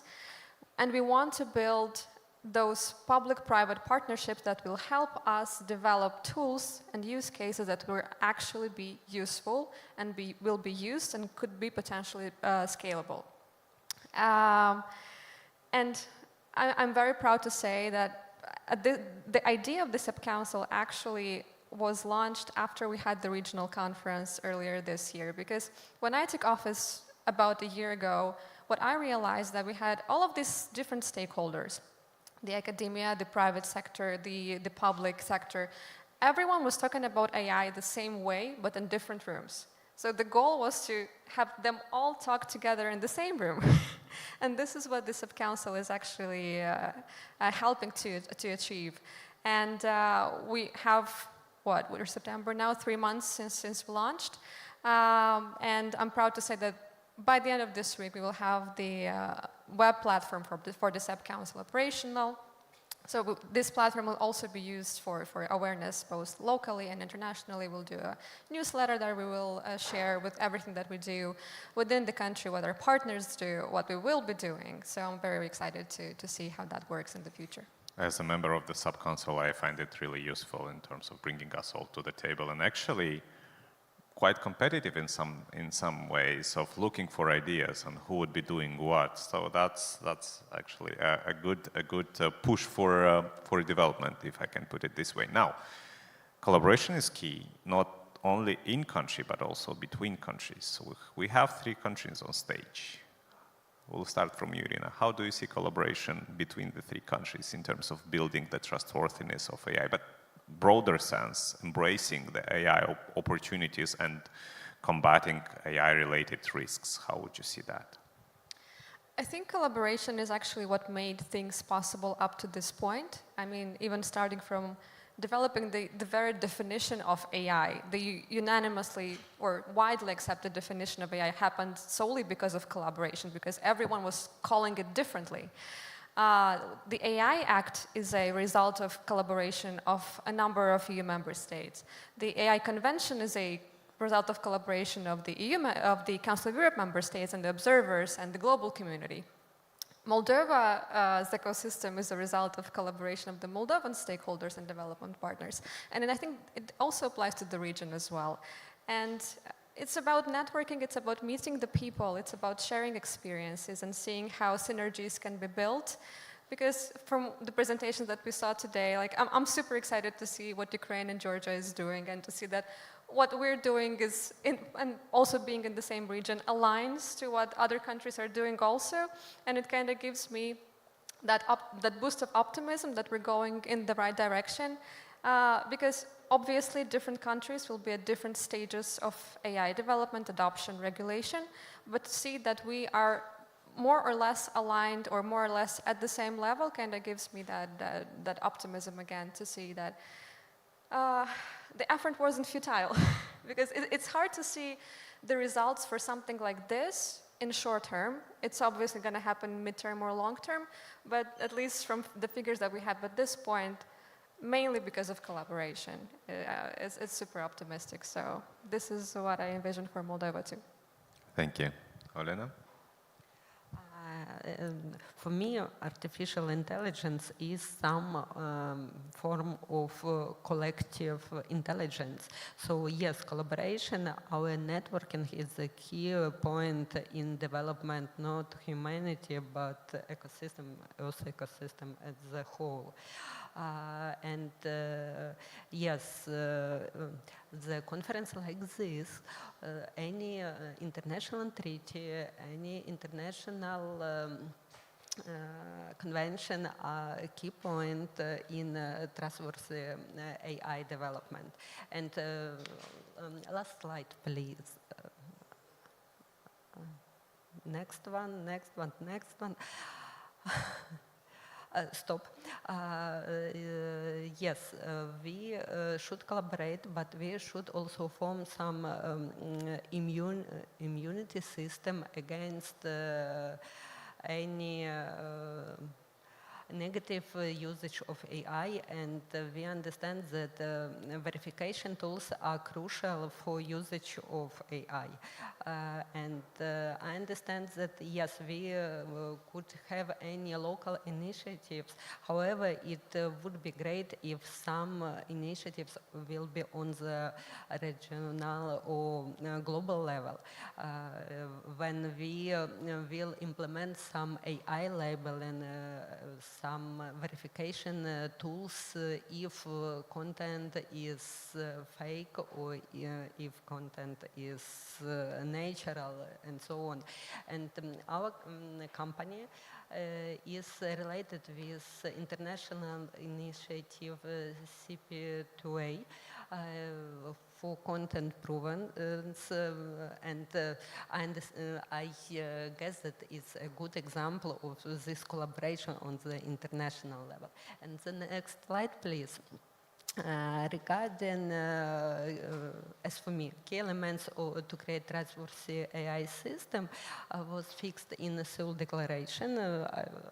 I guess most of country signed it, and three key elements as for now are safety, innovation, and inclusion. And perhaps this would be the good starting point for the further AI development from legal perspective too. And we hope that we also will sign the convention, framework convention on human rights democracy. But it takes some time for Ukraine. We wish you good luck with that.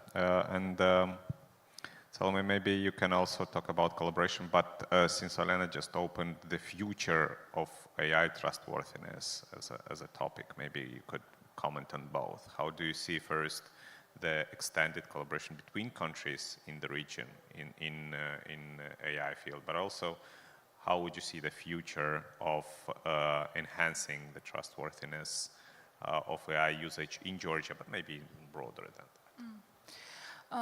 Well, I think what's common between the three of us is that we aim for Europe and becoming members of the European Union, and that's the declaration on our countryside. So this means that most of our regulations will be aligned by the European standards. However, the collaboration is a key to everything. So we've been collaborating with other countries in different sectors, but we need to have more tools to do that. And as I mentioned, the European Union, there are so many instruments, that's why we need them. So they have tons of opportunities for countries like us to collaborate more, like EU for Innovation, new program, which was initiated now. So this will ensure that all of us, all those countries can gain out of this. And it is on the global scale, on the global perspective, also good for everyone, and especially for us.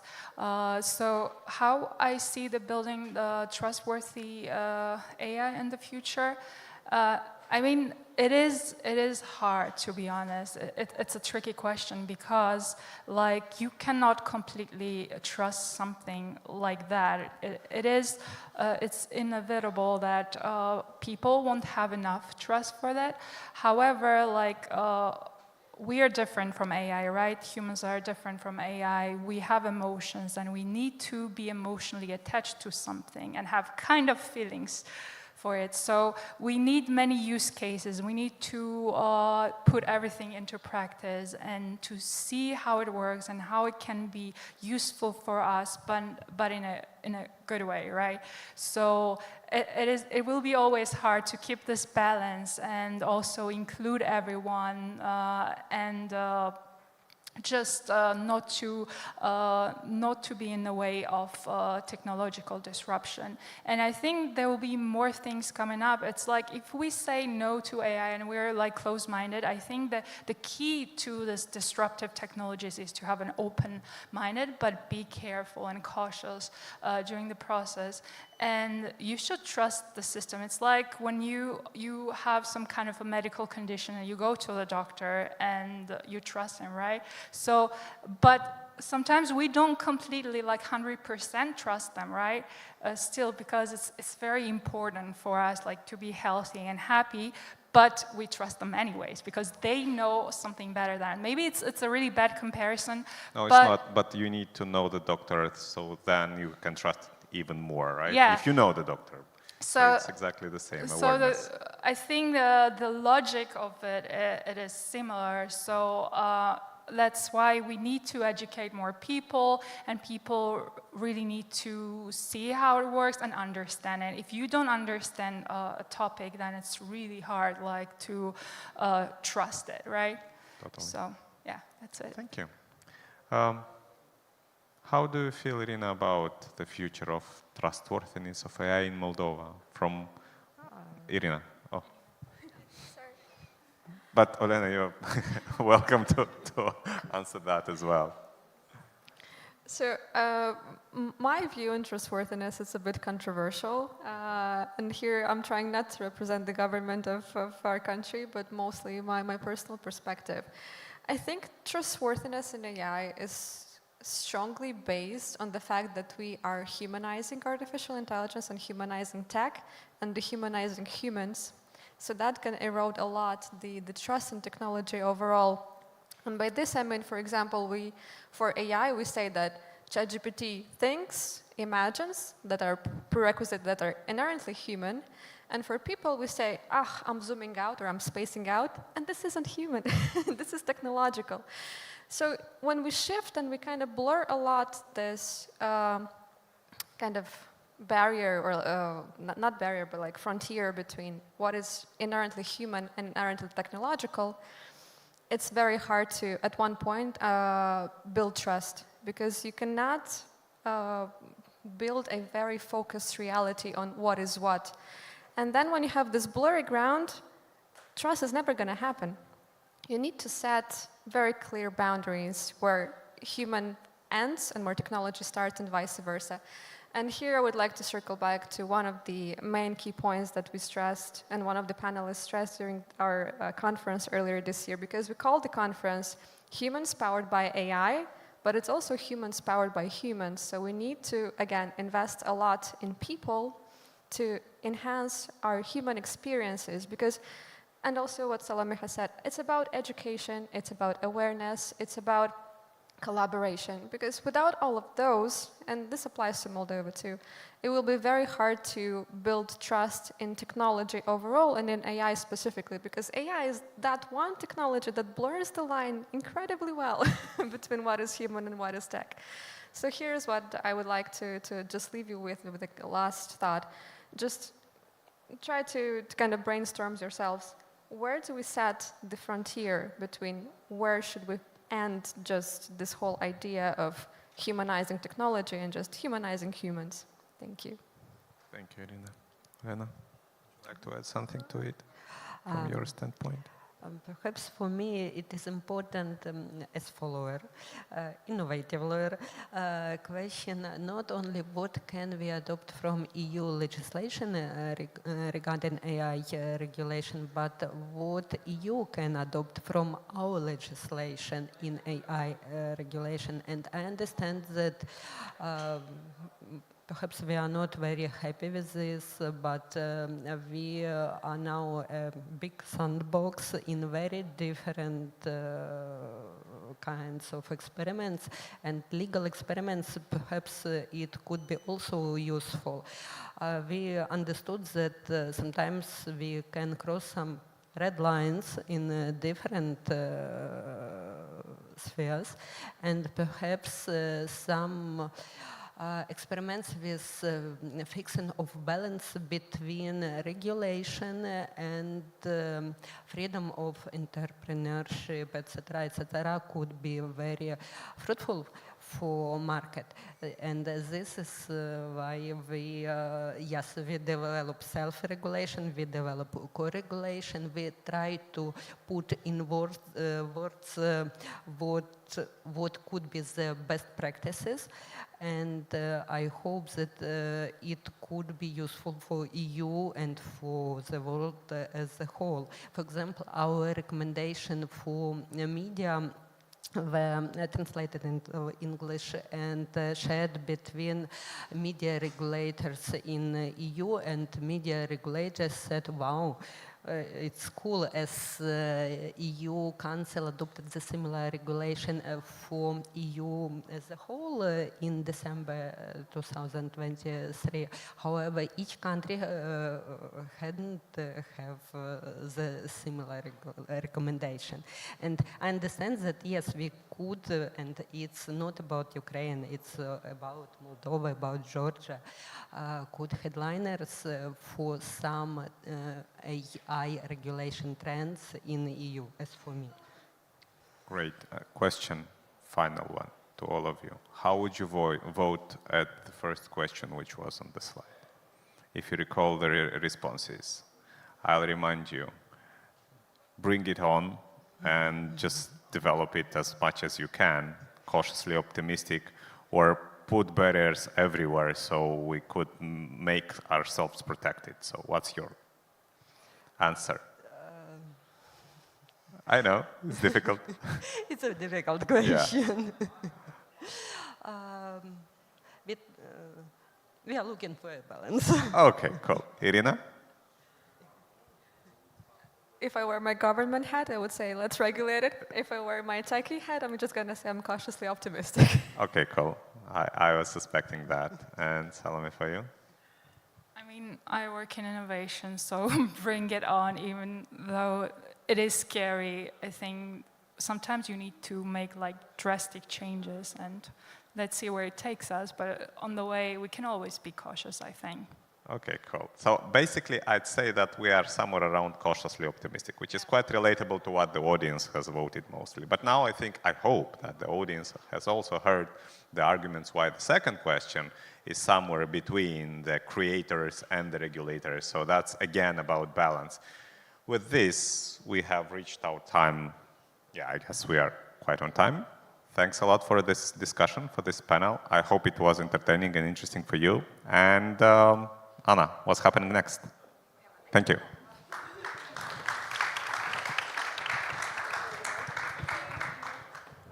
Let's give a round of applause.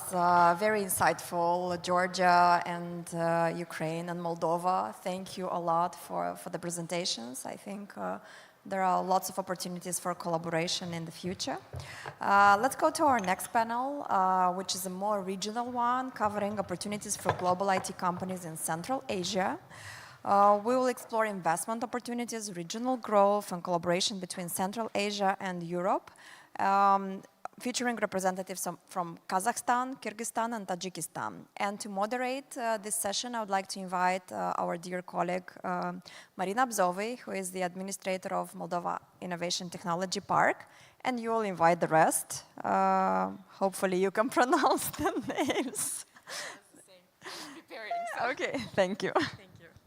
Thank you. I was trying to prepare the names with Hannah, so I hope I'm going to pronounce them correctly. So we have Chubak Temirov from Kyrgyzstan. Please welcome on stage. Umed Komilov from Tajikistan. And Danyar Zumagulov from Kazakhstan. So sorry once again if I mispronounced your names. And welcome on stage. We actually have a regional panel on business incubators and parks. So I would say, taking into account that I'm representing Moldova Innovation Technology Park, we have our colleagues here from other countries with similar or representing similar organizations in a way or another. We actually, I know that we have two of the speakers that have a couple of slides presenting the background and the organization that they represent. So we will start with Mr. Chubak Temirov from Kyrgyzstan. He's representing the High Technology Park of Kyrgyzstan, which is, of course, instrumental in the promotion of IT sector. They definitely have quite a lot of strategies, and generally we would like to know more about the park. What have you done? What are the main achievements? And we are asking the technical team to also put the slides on the screen, so this way it's going to be easier. Okay. Thank you. Let's just wait for the slides and I can start. A small presentation about our organization. Thank you very much. My name is Chubak Temirov, Deputy Director at the High Technology Park of the Kyrgyz Republic. And so I'd like to tell you just a little bit about our organization. As you can see, our park was first in Central Asia. So we opened back in 2011 as a special legal tax regime for export-oriented IT companies, which is, I guess, very similar to park in Moldova. We also provide tax incentives just to help IT companies to grow. That was the idea, and I think we are pretty much doing well. So we took a model of IT park in Belarus because it was very successful at that time. And it was, in general, our country was similar in population and in model of work in terms of economy. And then the government established the High Tech Park administration. So we are virtual legal tax regime, first in Central Asia. And we do provide certain tax benefits for the companies. As you can see, all the main taxes at our High Tech Park are zero. Sales like sales on tax, income tax, value-added tax, VAT are zero. And in return, every single company just disburses 1% from their revenue to High Tech Park. We are a government agency, but we are different a bit in case that we are not getting any funding from the government. We are getting actually funding from our residents and just allocate that resources for the development of IT sector. Just to show you some results, from the incentives point, you've asked about some strategies. And one of the strategies of the government is obviously the tax benefits, as I mentioned earlier. So we do provide tax incentives to bring more international companies to our Technopark. And we have three types of main activities. One is obviously the software development or anything related to this. We also have so-called export of information technologies, or it's companies that actually do content on YouTube or other platforms. We call them YouTubers, or simply like content creators. And we do have some champions in this field. And I think this is actually an example how the High Tech Park helping to grow from nutshell, like really good creative companies that can go abroad worldwide. And the third type of activity is so-called creation of interactive service centers. I think this is also common for Moldova, like dispatch services to US or European tracking businesses, and as well as traditional call centers, like support, technical support, everything is related to call centers or virtual offices. And this slide is more about, like, the previous one was on incentives. This one is more on government initiatives. I think last year our government initiated the status of digital nomad, and as you can see, Moldova is on the list. So basically, this digital nomad is a starting point for e-residency, like in Estonia. So every single company in IT can easily relocate to the country, or even without relocation, working remotely, they can open and register a company at high-tech park. Application process takes 3 days. It's, as you can see, for citizens of mostly like CS countries. Just recently, we added this list and added companies from the US, Germany, Japan, India was also included, but then excluded then. So basically, we are trying to expand and have the real e-residency. So companies can remotely operate their businesses in Kyrgyz Republic. So as you can see, basically the idea is simplified registration of individuals, so all the companies, on the territory of our republic. So this is another strategy how we are trying to attract international companies. Can I just shortly ask here, because I think maybe it could be interesting for the audience. For this program, do the people need to be employed by companies from the park, or it can be from any entity? That's a good question. So yeah, we don't require like a minimum amount of workers. So being employed, like, as you know, in certain countries, they have the limits. 70% should be local, like 30% international. So there is some difference, as you know. But in our country, there is no any limits, no like a minimum pace or minimum or maximum pace. And the people can be internationals. So they can even work remotely, being in another country, just be registered at the High Technology Park. We do understand that now teams work in blended teams. So some can be local, some can be international, some can be from anywhere from the world. And we do understand that also IT specialists like to travel. Usually they spend winters in Thailand or in other areas. During the summer they are in their country, doing their sports, hobbies and other things, working, or I mean, traveling with their families. So we do understand that it's okay. Nice. Yeah. Nice. We have that as well. So it was just interesting if there are any thresholds. Sure. And you also allow for remote work, I guess, if people work from Thailand. Even our park, from a nutshell, is a virtual. So companies don't need to register a company. I mean, no need to actually work physically in our spaces. This is like a second incentive. You asked about the strategies, how we are best at attracting companies. So one is obviously the tax regime, the other one is government incentives of digital nomad. The third is word of mouth. When the company is coming, they see the, let's say, positive changes in their companies. And the third is obviously, the fourth is obviously the talent pool. We have a lot of programs and initiatives to support the education and young talent. Our population is not that big like in India or in China, but we do have 7 million population, and half or even more of them, like 60%, are at the working age. So it's young people that are ready to work, and now we see a very interesting phenomena in our country. As you know, the world is now have a big shortage of specialists, of IT experts in usually for middle and senior developers. In our country, the same, but we have a surplus of young talents, so-called juniors or close specialist juniors. They need some internships or placements so they can start work. And I think this is a great opportunity for international companies to come, to employ them. Usually the strategy is that they employ or they bring high skill specialists, like some senior, some middle developers, and create teams under them.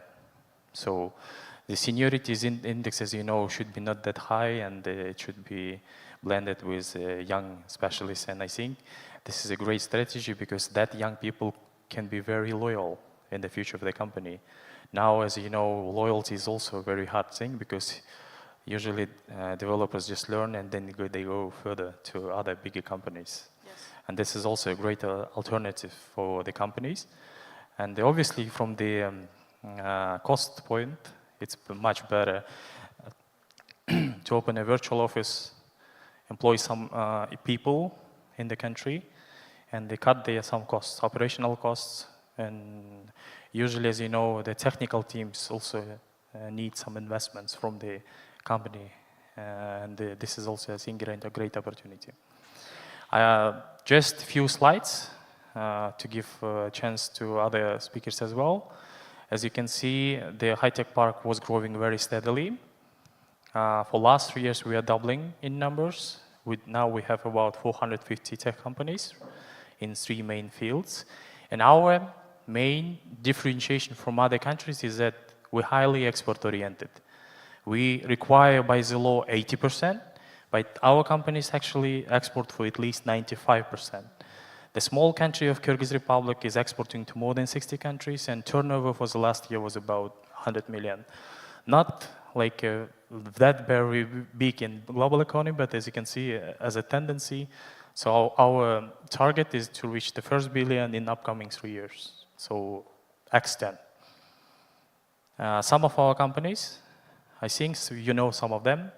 So which at this slide, we just try to provide like the most well-known companies like EPAM Systems, Kanda Software. So all of them are the US companies, Alavar, some German companies like Entwicklerburg, Turbine, local companies, MedDevs that are similar caliber like EPAM or Kanda.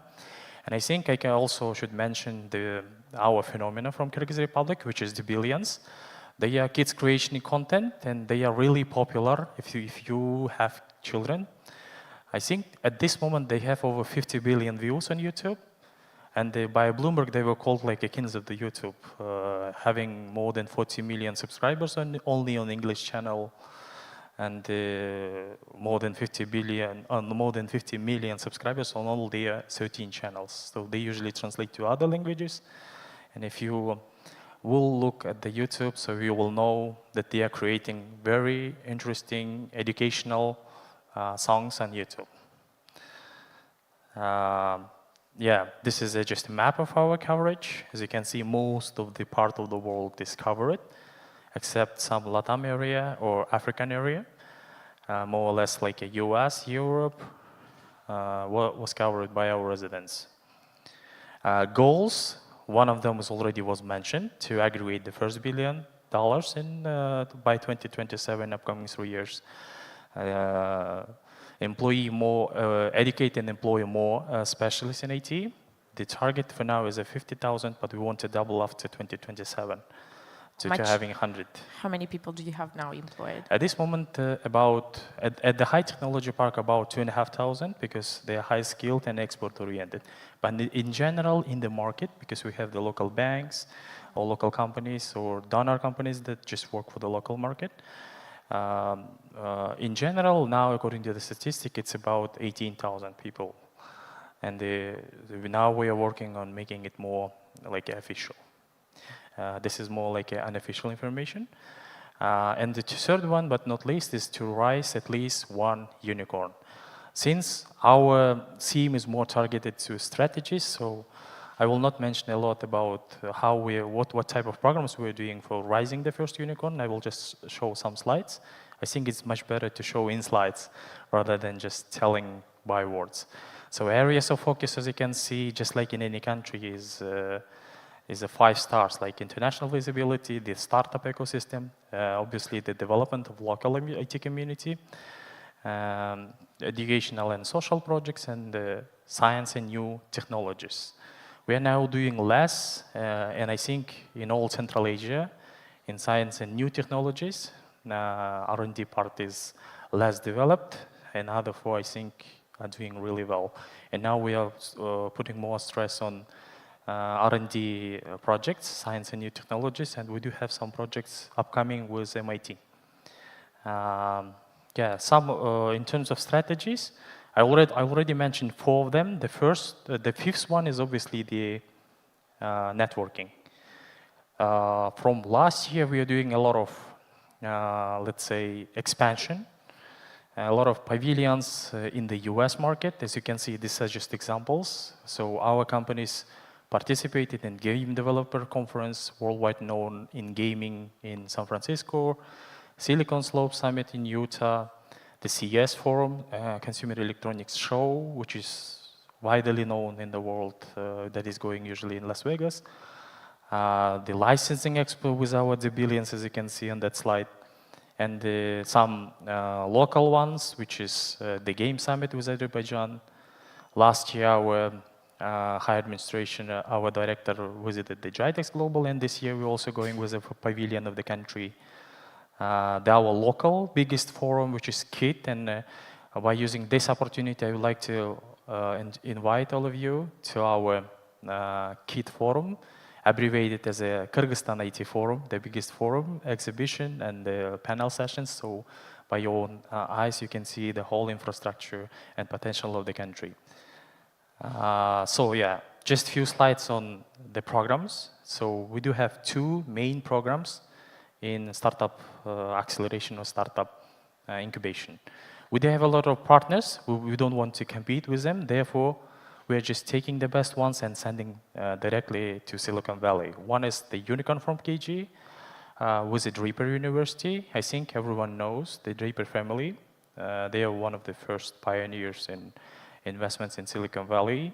This is a Team Draper. And every year we're sending 6 startups to Silicon Valley, the best ones, so they can get investment directly. Because as you know, there is a problem. If to talk about challenges, we don't have enough investments for our companies that want to go globally.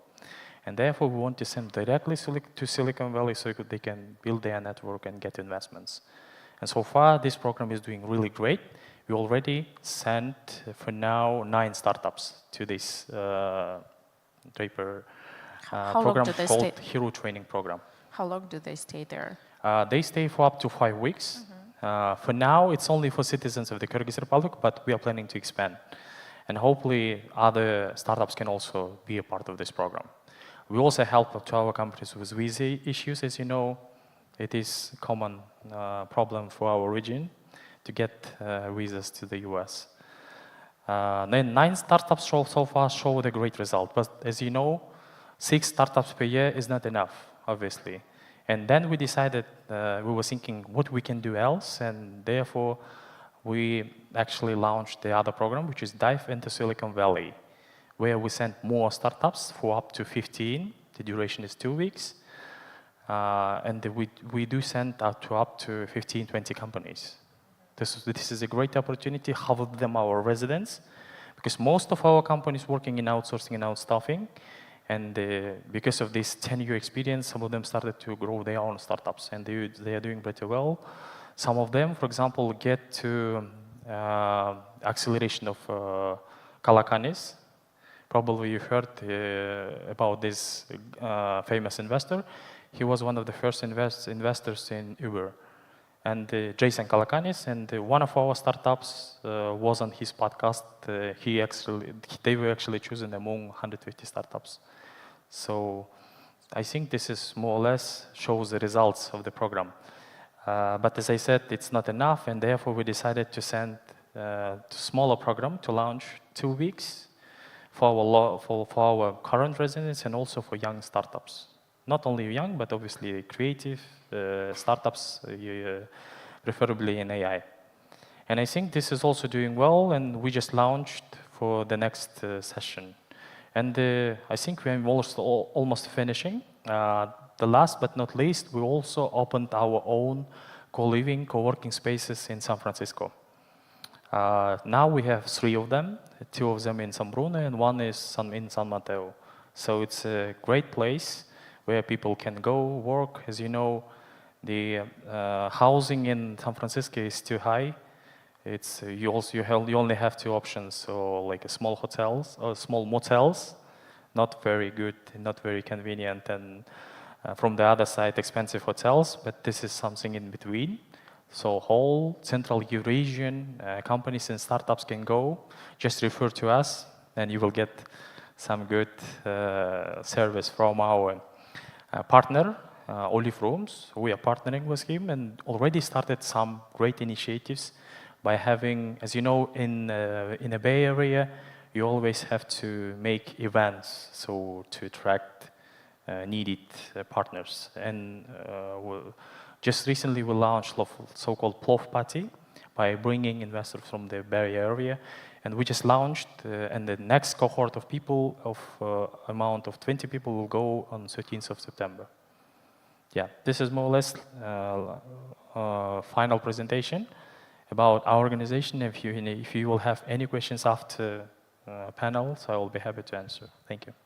Thank you. Thank you so much. I think it's interesting, the approach of offering housing. San Francisco, for sure, it's in the Bay is overly expensive, and probably most of the startups do not have that opportunity. This is also a part of our strategy, because it's all about our strategies, how we track companies, and I think we are doing pretty well in this. The only problem is that world doesn't know about Kyrgyz Republic. It doesn't know that we have IT, that we have infrastructure, and that's a big challenge in promoting our country. And probably our colleagues will also say the same. So as a region, we have to pay more attention to regional cooperation in terms of promotion. Yep. The same for Moldova. I mean, we're similar in this sense. Of course, maybe there are some companies or some players that already found out about Moldova. We kind of like to say that we already have at least one unicorn, but it's not, they don't position themselves specifically as a Moldovan company. They have started in Moldova, and then the investors came from somewhere else. Anyway, let's move further with Mr. Umed Komilov from Tajikistan. Mr. Umed will just tell us more about Tajikistan overall, but also we want to learn more about the business incubator in Tajikistan. And he's representing this organization. He's the head of the international department at the State Enterprise Institution, Business Incubator of Tajikistan. Thank you. I'm a representative of State Business Incubator of Tajikistan. I'm head of international department in this state enterprise. Business Incubator was created by government in 2019 with aims to support entrepreneurship in Tajikistan and make every 10 citizens of Tajikistan entrepreneur. If you talk about our work experience, in 4 years we supported more than 200 entrepreneurship by grant funding and technical grants. Also in this year, we first time we created collaboration with a hub accelerator from Azerbaijan and providing the 3-week incubation acceleration program for our startups, and sent 3 startups to Baku on final pitch session, in which our startups with name Reskill, it's a new educational platform with AI, has won the 2nd place, which grant about $10,000. It's I think for Tajikistan it's a good result of our startups. Also, we are working now. We moving our work from business education to IT education. We have partners in this program. It's Technohub Dushanbe. It's a new educational platform, educational school, IT college, which will work on Edu 01 programs. Also, we're now working with World Bank to support this IT college, and we have an aim to educate more than 500 IT specialists per year, and now we're going to this aim. Very interesting. I know that at least all the regions are competing in a way for the specialists. Do you have any strategy, like we see other countries have a program like digital nomads, or a program to attract foreigners as well? No, we don't have such programs. We don't compete with Central Asian countries. We are have a good collaboration with each other. We're working with Astana Hub. Also, we're now starting working with High Technology Park of Kyrgyzstan. And we have a view to create, to educate IT specialists for all Central Asian countries, not only for Tajikistan. Oh, that's impressive. Thank you. And now, since you already mentioned Astana Hub, let's move to that. And we have Mr. Danyar. Thank you so much. Danyar Zhumagulov, Director of Technological Centers Office in Astana Hub. Sorry once again for mispronunciation. I was training as well. It's like Daniel. Daniel, yeah. Daniel, it's easier for us at least. So let's learn more about Astana Hub and what are you offering as well. We should have the pointer somewhere as well, and to make sure that you can share the presentation. Yeah. Thank you. Thank you, Marina. So my name is Danyar. Good afternoon, everyone. So we came from Astana with my colleague. He's also here in the room. I saw the presentation of Chubak, and actually I have seen a lot of similarities in our approach, even in KPIs. I mean, so we are not competing with each other because we have different approaches in business model, etc. And I'm going to show it. Actually, I had like large presentation. I tried to shorten it, to 15 slides, but I'll try to be on time and to tell about Astana Hub in brief. Okay, just to start with, this is the real picture, the real photo of where it is located. I mean, our hub. The whole story began in 2017 with the Expo. We had Expo 2017 in our capital, and before even launch of this project, the government asked for the proposals. What is going to be there after the Expo finishes, with all these pavilions, because it was about the future energy. And our general director, acting general director, Magjan Madiyev, he came with the idea of creation this IT hub, international IT hub there, so how it looks like. 4 main pillars of our activity, as you may see. This is talent acquisition, education, business development, export support. I'm not going to tell about everything. We have a lot of programs going on. Incubation programs, acceleration programs, academies, etc. And if anyone would like to get this presentation, I think Organizing Site will spread it to you so that you could have more questions and approach us. Here the Astana Hub in numbers. It was opened in 2018 in November 6th. So we started that work and we are approaching 6 years age this November. And we have tremendous results, as you may see, everything in US dollars and in real numbers of participants, the first metrics you see.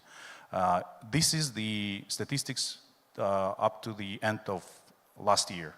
Now we have even more participants. It's more than 1,500.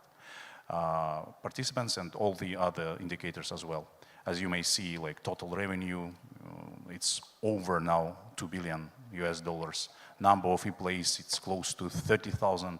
Investments raised almost also 1 billion during these 5 years. Expert revenue you see also. And main subcategories of the projects, of the startups, of the companies that they are working in. It's software development mainly, as you may see, fintech, software as a service. I'm not going to read through all this stuff for you, just to have the common picture, common vision of that. This is actually the main slide of the presentation. How we do that? In the very beginning, in 2018, President signed the law giving Astana Hub these tax preferences for all the participants. And you can see 0% tax almost for everything, and the current tax rate in Kazakhstan for them. And you can imagine how it is beneficial for all the companies coming to Kazakhstan with their IT startups, for all the technology firms opening their branches in our country. And the one thing is that we are taking only 1% of the income, of the revenue for the year from these companies registered at Astana hubs. And if you will calculate, you will see that this is very beneficial for them. And that's why the number of participants is growing like exponentially every year. Also, please put your attention to the direction subcategories of IT that we put there. They have been chosen by our Ministry for Digital Development of the Republic of Kazakhstan as like the trendy, the most important in the IT field. And here the list of all the taxes, all the VATs types, corporate income tax, etc., individual taxes, etc. We also put EPAM here. I saw it in your presentation, Chubak. So we're also working with them. We have them as our participant as well, and also some like big names like Playrix, Ozon, Myton, etc. And with this, we tried to show like the main companies in each area. As I said, if you would like to know like the exact names, you can approach us or receive the presentation. How we do that? We work closely with Astana International Financial Center. They have their own expat center, which is helping to all the foreign companies coming to Kazakhstan to open the legal entity in Kazakhstan, to provide them with individual identification number, etc., and all the like electronic digital signature and everything, like full package, very fast. Do they have to pay for the services? No. Okay. And as you may see, we have two types of residency. Also, like Chubak said, digital nomad visa we have for the Visa Plus countries, and for the Visa Minus countries, digital nomad residency. Slightly different, but the whole idea is to attract people, talents from all over the world to Astana, to Kazakhstan, and also to any other city in Kazakhstan, because we have extraterritorial residential in Astana Hub. Participation in Astana Hub, and this is very convenient because Astana Hub has 16 regional hubs in all the main cities in Kazakhstan, and they have necessary infrastructure there, and they can help you out. You can approach the central Astana Hub in Astana with any question, and as you may see, one-stop shop we have as well to help the companies on any issues, questions arise during the process. This is regarding the same, like the education in IT, how we do it. We have this large-scale program, as you may see, Tekorda, where government given us the money, which we will distribute among 91 accredited IT schools in the country. They receive these grants to teach students in IT specialties and different specialties for the Kazakhstani economy. And you see that the goal is to teach, to train, to educate 20,000 up to the next year. And we are doing well with that. You see all the metrics here. You see how much it costs for them, for the government, because they are not paying anything. And we actually have some good results. I've shown them here, like the real stories of people who have been educated there, and they got the job after that Tekorda courses. For the half of the year they are studying, and in Kaspi, KZ, in all different companies in Kazakhstan, as IT specialists, juniors, of course. Like the program works, and it is very popular now in the country. Also, like for the startups, we have the Silkway Accelerator, Google for Startups. We're doing it, of course, in collaboration with Google. And you see all the 5 Central Asian countries, plus Azerbaijan, Mongolia, and Georgia. Also, you see the metrics. You see this CITIX startup here, which has been evaluated for $100 million US, and Tim Draper also working with Kyrgyzstan. He also invested $1 million in that startup, one of the success stories out of this program. Also about Hero Training Program, the same. We are working with Tim Draper, with Draper University, and having this program and trying to make this bridge between Kazakhstan and United States of America, Silicon Valley, because they are located there, and the finalists go there for 5 weeks, and after that they may stay there on their own expense if they have so. But in order to help them to stick there in the US, we have created in the April of this year Silk Road Innovation Hub, which is our hub, Astana Hub there, which is helping to companies, startups coming to the US to locate there, to get the mentorship, to get the webinars, seminars, etc. Networking, first of all, of course. And that's why we have created in April. Now it's growing up. That helped us. I mean, this activity. Of course, the major batch of our companies coming to Kazakhstan are from Eurasia, from our region. But as you may see, we have succeeded in attraction the companies from North America, from Europe. You see it on the slides, and you see the citations from EPAM, Playrix, etc., confirming that. Here's just for your information. As I said, I didn't tell about everything. If you will have any questions regarding any direction of our activity, you can approach us, me and Kaysar, my colleague here. We are ready for your questions. We would like to consult you as much as we can in order to attract Moldavian tech companies to Kazakhstan, because this is very beneficial. I mean, the working in IT. Yeah, it sounds impressive, actually. And I think there will be questions from the audience, maybe. So just raise your hands in case. Yeah, I'll let you finish, but just raise your hand if you have any questions, so I know that we can prepare to take them.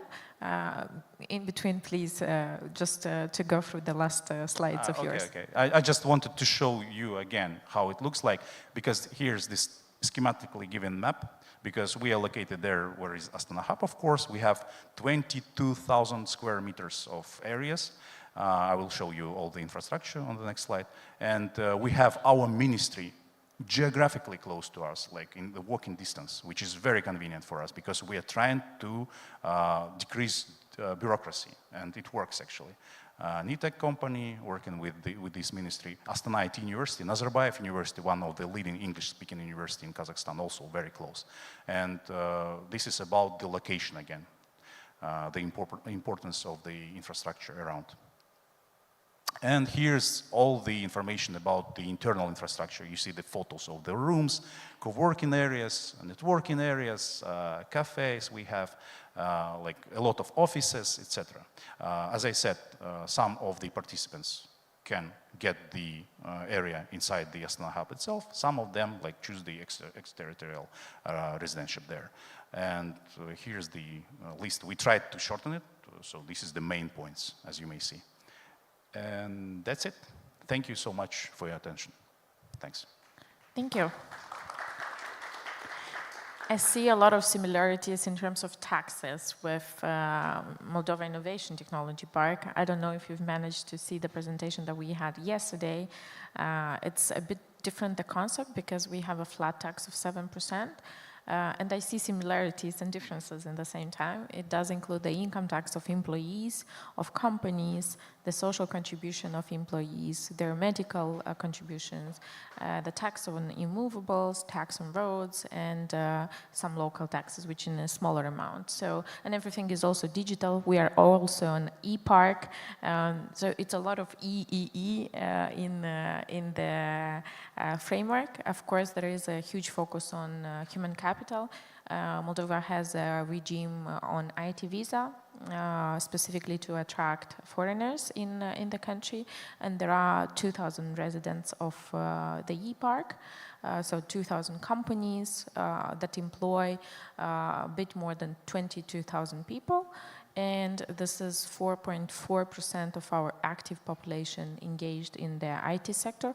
Of course, we always want more, and this is why there are a lot of partners that are developing their educational programs as well. And there are also organizations working with startup ecosystem. Anyway, being here, I think it's important to look ahead, and this is a question to all of you. If there is anyone in the audience that would like to ask a question, just raise your hand and I'll make sure to come to you. Meanwhile, I'll take care to ask my questions as well. How do you see, what are the key factors that will determine the success of Central Asia as a global IT destination, because as you mentioned, probably it's not, and it's not only about Central Asia, I think Eastern Europe as well, because I would include here Moldova.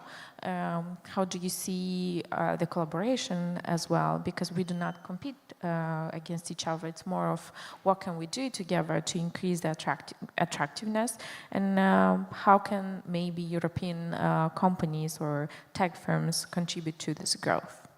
And who of you would like to take first and answer? Please do. As I said already, I did this call for the action, for the real cooperation.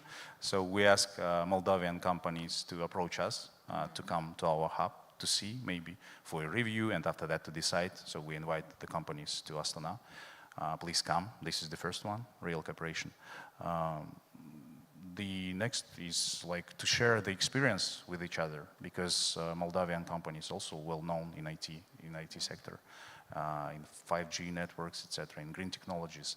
So we could be useful for each other, I mean, in these sectors, these fields, as far as I know. Would you like to add?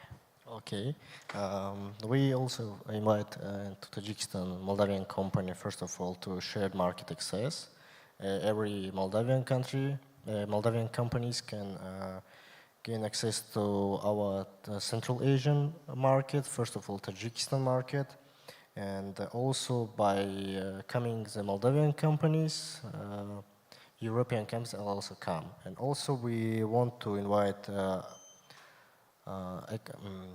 stakeholders of IT ecosystem of Moldovan to share skill development and training programs to get access for our Tajik startups and IT companies for Moldovan expertise. Thank you. Thank you. Okay, I also want to add something on this. You mentioned a few times about no competition, but actually it is. But I will tell you in what case. So if to talk about like a bigger companies, my colleague Daniel mentioned about EPAM, Roji, for example, Netcracker. They are present almost in every republic. Yes. And we are not competing for bigger companies. And this is actually a goal of Central Asia and even in Eastern Europe to bring bigger players, like big tech companies. And I think in this case, we are really can do some fruitful projects in attracting, in global promotion. But for smaller companies, I will answer in what case we compete. For smaller companies, the companies that are small with like shortage of resources, they obviously will look for one country, for one single country that will best fit all their needs. And in this dimension, this is kind of a difference of our parks, and they will choose the best one, and it's okay. But as I said, our goal is to bring bigger companies because they can make a bigger change. Let's call them, they can make a difference. Because even for EPAM, when they came, they changed the industry. There was a case when the banks were just staying okay in their offices, not going out, because they were okay with a specialist and everything, with the salaries. But when the EPAM came, EPAM actually took all the seniors and middles. And companies started to somehow think and act proactively. They started to do their own hackathons. They started to invest into the industry, bring more specialists and actually just started to take some money from their pocket to the industry, and this is a good tendency. And therefore, our biggest goal is to bring more companies from 500 Fortune to the region. And in terms of other cases, I'm not encouraging Moldavian companies to come to Kyrgyzstan because, again, it's about differences and opportunities. If they will see the real benefit from our country, please welcome. This is also about synergy, not just taking out some Moldavian companies from your park and bringing them to Central Asia. This is more about synergy in case of, since you do most of the Moldavian companies doing their projects locally or I assume for US or European market, then their specialists will be closer to the market. And obviously, the core team should stay here. And this is a benefit for the local country and for local IT hub. But if you want to expand, have more talent, have more opportunities, or expand your market to Central Asia, for example, this is a great opportunity to open additional office. As I said, usually it's some kind of, at least for the first time, it's a supporting office. And the Central Asian market is also growing. And in upcoming years, it will be almost 100 million people. That is a big market. Kazakhstan, Uzbekistan, Tajikistan, Kyrgyzstan, Turkmenistan, even more than 100 million people will be by 2030. And obviously, I saw some of your startups and companies. I've talked to them, and we see a lot of similarities. And I also saw there are problems. Some companies already reached the top level. By top level, I mean they're already at their maximum in recruiting people. The population is not that as well big. And therefore, this is just an additional opportunity for companies to get that talent, cut some of their costs, and be even more competitive on the market. Yep. Moldovan market is also specific. It goes 90% towards exports, by the way. We estimate that the turnover of the companies in the IT park will reach 800 million euros this year. So it's quite a big number for Moldova. Like 11% of the total export of the country are generated by the IT sector. And again, this is just 3.4% in GDP, if I remember from yesterday's presentation. 5.2, yes. That's yes, great. Exactly. And it's a good contribution, the GDP of the country. That's why we were looking also to other opportunities, including synergies that could even boost further the sector. But you mentioned the thing about foreign companies and big companies and attracting them. That's good, but we also see a challenge on how do we not specifically protect, because competition is always good, but how do we support local products or local companies that are having their own investments, that have worked on the local market for a long time, prepared people, and somehow have their own products that need to survive in a way or another. So how do you see that we in every country that we represent could also do that? That's a great question. And I think I will answer again differently, because if we are talking about product companies, then it might be a problem. For example, if you have, for example, local taxi service provider, which is top, and if you're bringing some bigger company from other country, that can be worse for the local company, if you're talking about real product. In that case, I think government should somehow regulate, somehow to protect the local company and to find some kind of balance. But if we are talking about service providers that are also listed on 500 Fortune, then I think this is just the best client. And I've talked with some companies yesterday, and they said that they also need more orders. And they can do more orders, but if they will have enough talent. They don't have enough talent in Moldova, but they can get additional talent, for example, from Central Asian countries, and get even more investments or orders from the same US, LATAM, or European countries. And I think this is, as I said earlier, a synergy. Moldova at some point can attract more investments and more orders because of the closeness to the market. And obviously, a challenge for Central Asian countries is the time zones. The 12-hour difference or 11-hour difference with Bay Area is a big challenge. Therefore, usually they prefer to work with LATAM, or at least closer to European countries, because they are in the same time horizon. And this is very, let's say, important for when companies choose. They obviously look for tax benefits, the infrastructure, the country, but we have to be honest that the time zone is one of the top priorities for them. And therefore, at this moment, this is a synergy. Moldovan companies can open additional offices in the Central Asian countries and get even more orders from US, Europe. Thank you. That's an interesting perspective and insight. Would you like to add anything to that? No? Okay. I think that generally it's about the tax incentives and so on. Every country is anyway supporting the tech industry overall, and everyone sees opportunities here, at least for our countries being small, or as you mentioned, there are differences in terms of time zones and the markets that we serve. For like Moldova, 90% is going towards exports. Of course, US and Europe are the biggest markets that companies export services to. There are other areas, and I think Moldova doesn't cover much Asia overall in terms of delivering services. There are a couple of companies, but not that many, some from the gaming industry. So I think this is also kind of interesting that maybe some of Moldovan companies did not do an additional research. Everyone is going towards Bay Area, Europe. Maybe there is some opportunity on the other side.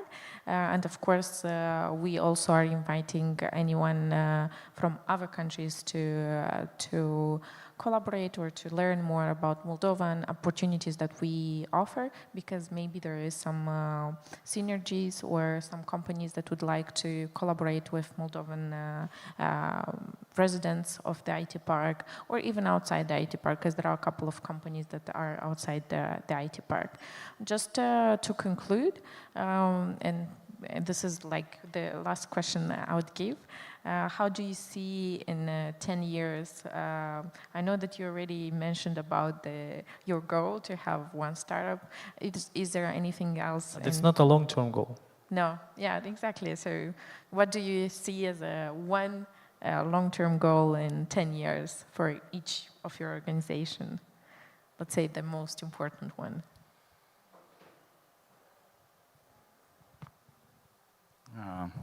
I think that like the most important is to educate the young talents, because all our countries, Central Asian countries, we have a big strata of young population in our countries. This is our advantage, because we have to teach them in IT specialties, to educate them, because at some point the quantity will transform to quality, and at that point we will have the boost, I mean, from bottom up, because currently we're speaking from the top-down approach, like the government gave us infrastructure, tax incentives, funds, etc. Also legislation, regulatory framework, but this is all top-down. Our main task is to make it also bottom-up and to fit it in the best way. And responding basically to the needs, because education anyway remains a top priority for all the changes in technology. Yeah, exactly. Thank you for the question. For our organization, first of all, its main aim is to create more IT specialists, because we have a new young generation. We lure away with them from the traditional jobs like lawyers, economists, and to IT specialists. And the second one for Tajikistan, it's most important thing. It's AI. We first country in Central Asia which have national strategy for development of AI. And now in our branches of business incubator, we have seven branches around the Tajikistan. We plan to open in 2025 ML learning schools, ML Academy for AI, to create more AI and ML specialists. Education and AI. What can you add to that? $1 trillion in revenue. Yeah, that's a goal. Raise more unicorns, decathlons for whole Central Asian countries. Big tech companies listed in 500 Fortune, like maybe delivery offices of Google, Meta, and other giant companies. Because as you know, you should develop the whole infrastructure, and they have the so-called minimum or medium requirements for companies to come. That's the salaries, that's the working, the life balance, the government initiative. So all in a nutshell gives the certain requirements for companies, for giant companies come to the region. And I think this is a goal. I agree with the colleagues in terms of education, because without talent, there's nothing worse.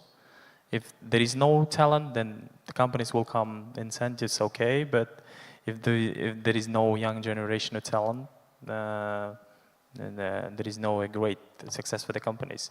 As I said, also important to develop the market. This is 100 million population, and I think, as you know, these Central Asian countries were on a Silk Road many years ago. It has like a long history. Sorry, it has a long history. It has a very long history, and I think this is a kind of rebranding. So, by being a new IT destination, we can somehow reborn of the Silk Road hub, innovation, Silk Road way. And obviously, as Umet said, the AI is a trend. For example, let's take an example of China or India. India, obviously, first now is in IT outsourcing and as well as in startup development in both fields, and we never can beat them. No. This is reality, not in population, probably in technology, and this is kind of an interesting point. We have to somehow differentiate our region, and I think AI. Now any country is trying to develop AI, and every single country now in more or less similar position. Some of them have more resources, some of them less, but every country can become a new hero in AI. And I think this is a great opportunity for Moldova or Central Asian countries to somehow differentiate them from others, not just selling developers as outsourcing, outstaffing. We never, as I said, can downbeat them in terms of salaries, right? They always will be less because of the population, and we can only differentiate in terms of speciality. And I think here AI is a great tool. So AI tooling, AI professions. We just recently launched the AI Academy, just to develop, and also giving a lot of attention to educate more data scientists, ML specialists, and even our recent product is actually in AI. One of our residents launched the product, which is very similar to Siri or Alisa, but it's in Kyrgyz language. So the idea is to help all minor language countries, so they can speak in their own language. So the smaller nations cannot lose their heritage. But for the US market, they changed a bit their direction. So it's also helps with your sleeping mode. So from the medicine part, it's also helping, just not the assistant, but additionally, it's kind of your own medicine assistant in your pocket. Yeah. So more or less, AI is also a future for our region. Thank you very much. Thank you. The clock, I think, was also the sign that our panel is finalizing. So thank you so much for this discussion. I'm sure that the collaboration will continue afterwards, and I'll give the floor back to Anna with the continuation of the agenda. Thank you, Marina. Lots of lessons learned.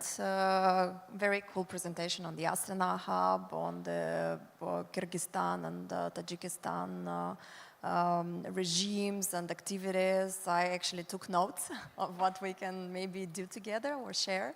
So that would be very cool that we exchange some words afterwards. So the nice part comes now. We have lunch for an hour, I suppose. We should be back by 2 here.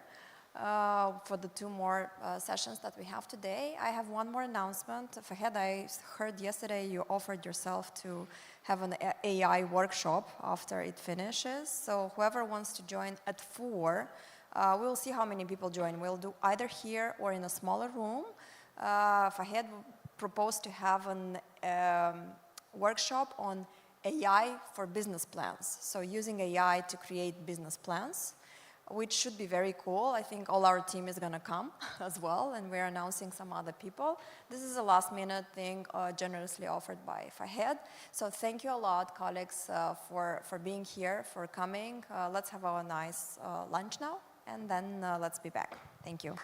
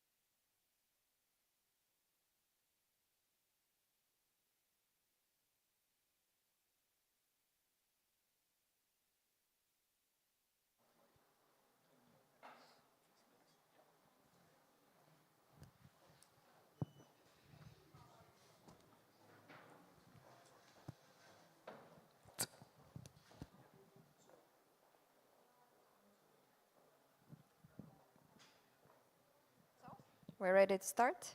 Welcome back from the lunch session. I hope you had a great lunch. Full, everybody got a few portions.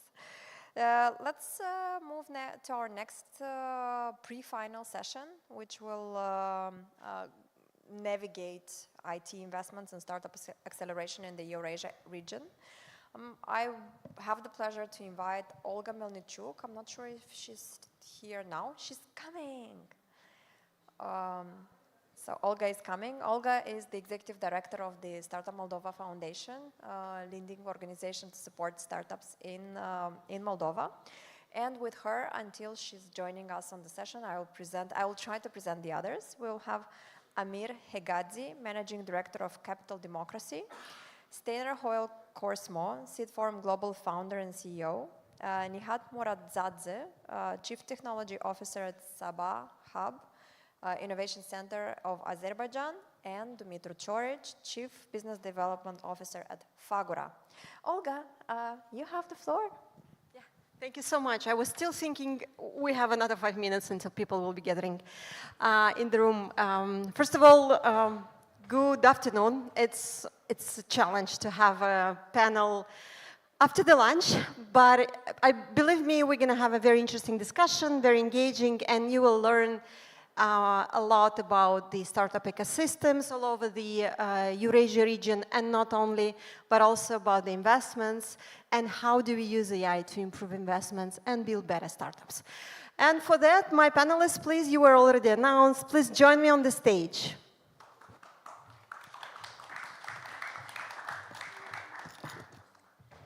Feel free to, yeah, you already have almost all seats assigned.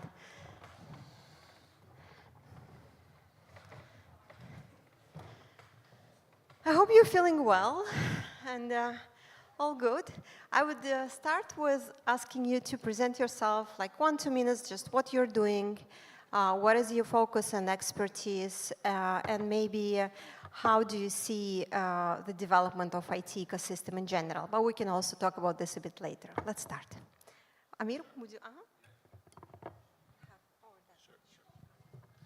Hello, everyone. Thank you for coming, and it's exciting to be here. Just a quick background on myself. I started my entrepreneurial adventures quite a long time ago. You can tell I lost some hair in the process, but it was quite fun. Most notably, I was the director of marketplace for a company called Souk.com, which became the largest e-commerce platform in the MENA region, the Middle East and North Africa region. We've built it from the ground up to final exit to Amazon for about $600 million. So that was quite a ride. More recently, I've been a senior advisor to the Minister of Commerce and Investments in Saudi Arabia. So I was involved in vetting and approving and recommending all the tech regulations and initiatives related to developing the local startup ecosystem. And wrote a bunch of books on the startup world in the MENA region, most notably a book called Ecosystem Arabia, where I did a full study on the landscape and finding gaps and ways to improve it. So obviously that's sort of my passion, helping entrepreneurs and startups develop and scale. And similarly, working closely with startups on advisory in terms of strategy and as well as fundraising. I'm referring to early stage startups, so pre-seed, seed, A, just starting off the block. And that's what I've been doing, really.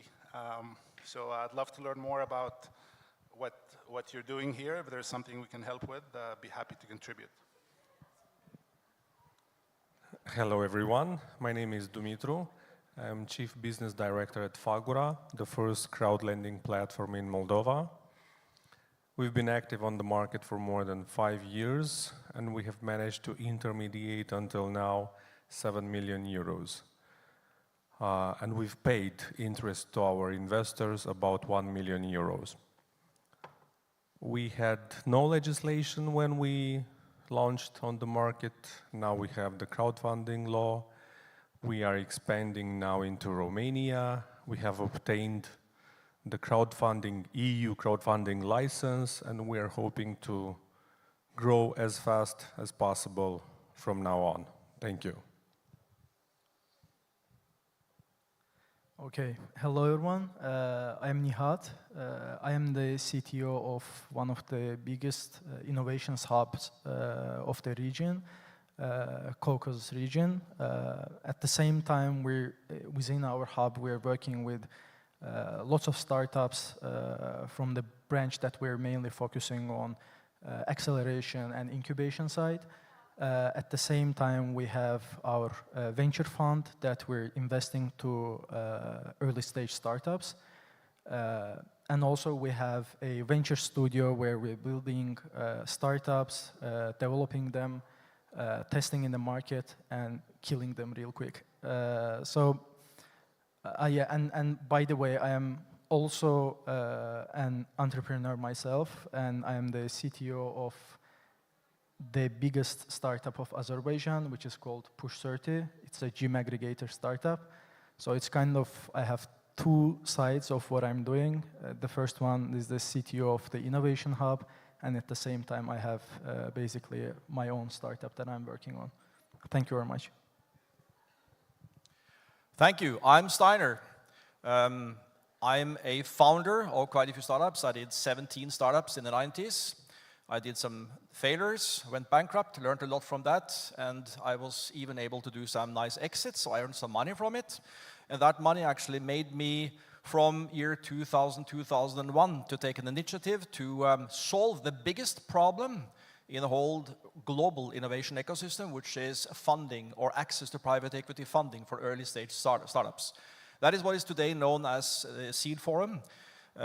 We did 500 plus investor forums in 50 plus countries around the world. We trained 10,000 plus founders to match with investors, to pitch train them to match with investors during the last 20 years. Corona hit us badly, and by that we used our competence and experience from the past almost 20 years to evolve the whole Seed Forum organization during the last 4 years into a global hybrid accelerator program.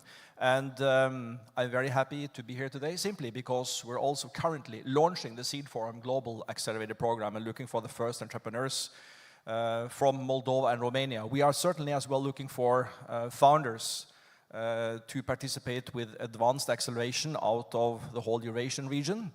We have had somehow around 2,000 entrepreneurs, probably founders already from the Eurasia region, presented to investors in different countries around the world.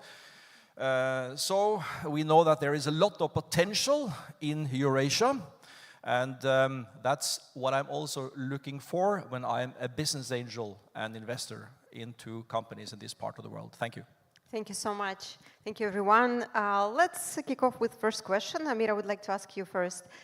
You work both in MENA region, in Eurasia, probably all over the globe. How do you see the difference between the other regions comparing to Eurasian regions in terms of startup ecosystem? Yeah, so I think, if you look at the MENA region, there's obviously different markets at different stages, and they've gone through some pains and development and evolutions of their own. And I do see the one word that comes to mind is leapfrog. So with leapfrog is really about combining proven international practices with very good intimate knowledge of the problems, of the local problems. So that combination of the best of both worlds, I think, what allows emerging markets to develop quicker. Now, the thing with leapfrog is not about going to the latest necessarily and skipping foundational steps. And that's a mistake I see is, you have to make sure that you have the right foundation and the technology or the best practice you incorporate is about accelerating that build out of the foundation rather than skipping it. So a case in point, if you're a startup, I come from an e-commerce world, we wouldn't, for example, jump to AI recommendation engine before we have the logistics and the payment set up in place first. So you have to kind of understand what are you trying to solve early on and make sure it addresses local problems and focus on that. And the AI or the technology is an accelerant as opposed to a substitute for flawed or fundamental gaps within the business, right? So it's not, you can't dress up a bad business with AI, right? And I see it all the time. It's like, okay, let's make it AI, and we have all these features, and it's exciting, and look what it does.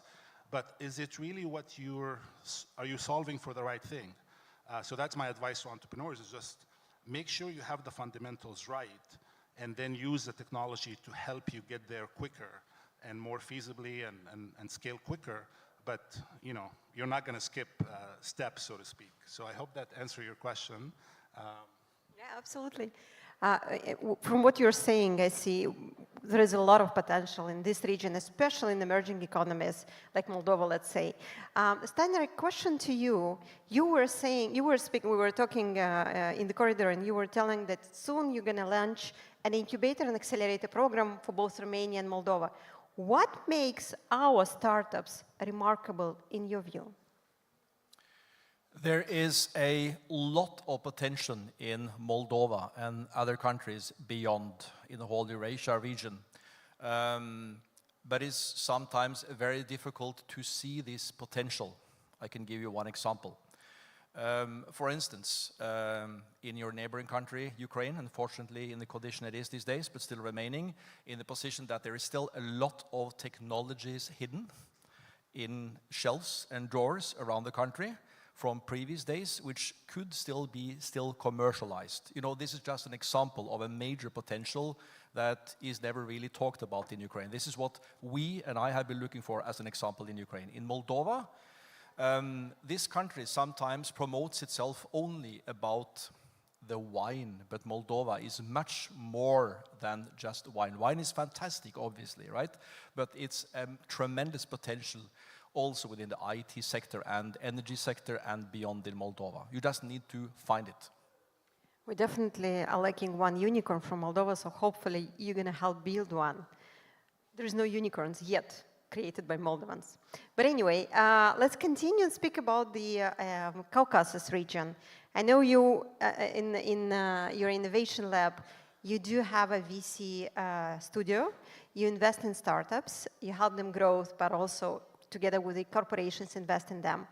What makes a startup investable from your point of view? Okay, that's a bit of a tough question. I mean, everyone has his own, let's say, assumptions, because mainly we're focusing on the team.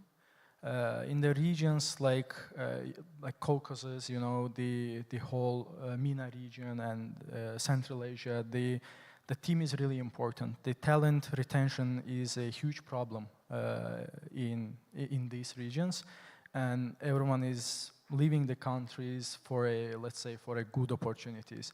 So finding a right team and investing to people is very important, in my opinion.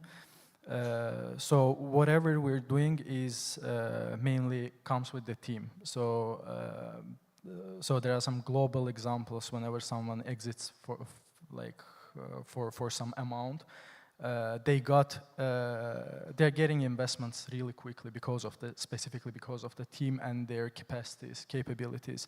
So for us, number one is the team, and as well as the product is very important. But if the team is there, it's really easy to pivot, to coach them, to mentor them for the right product, and to make the product investable. But when there are challenges with the team, it's getting harder, to teach them, to educate them, to coach them, to find the right investor that will bring the smart money to the table.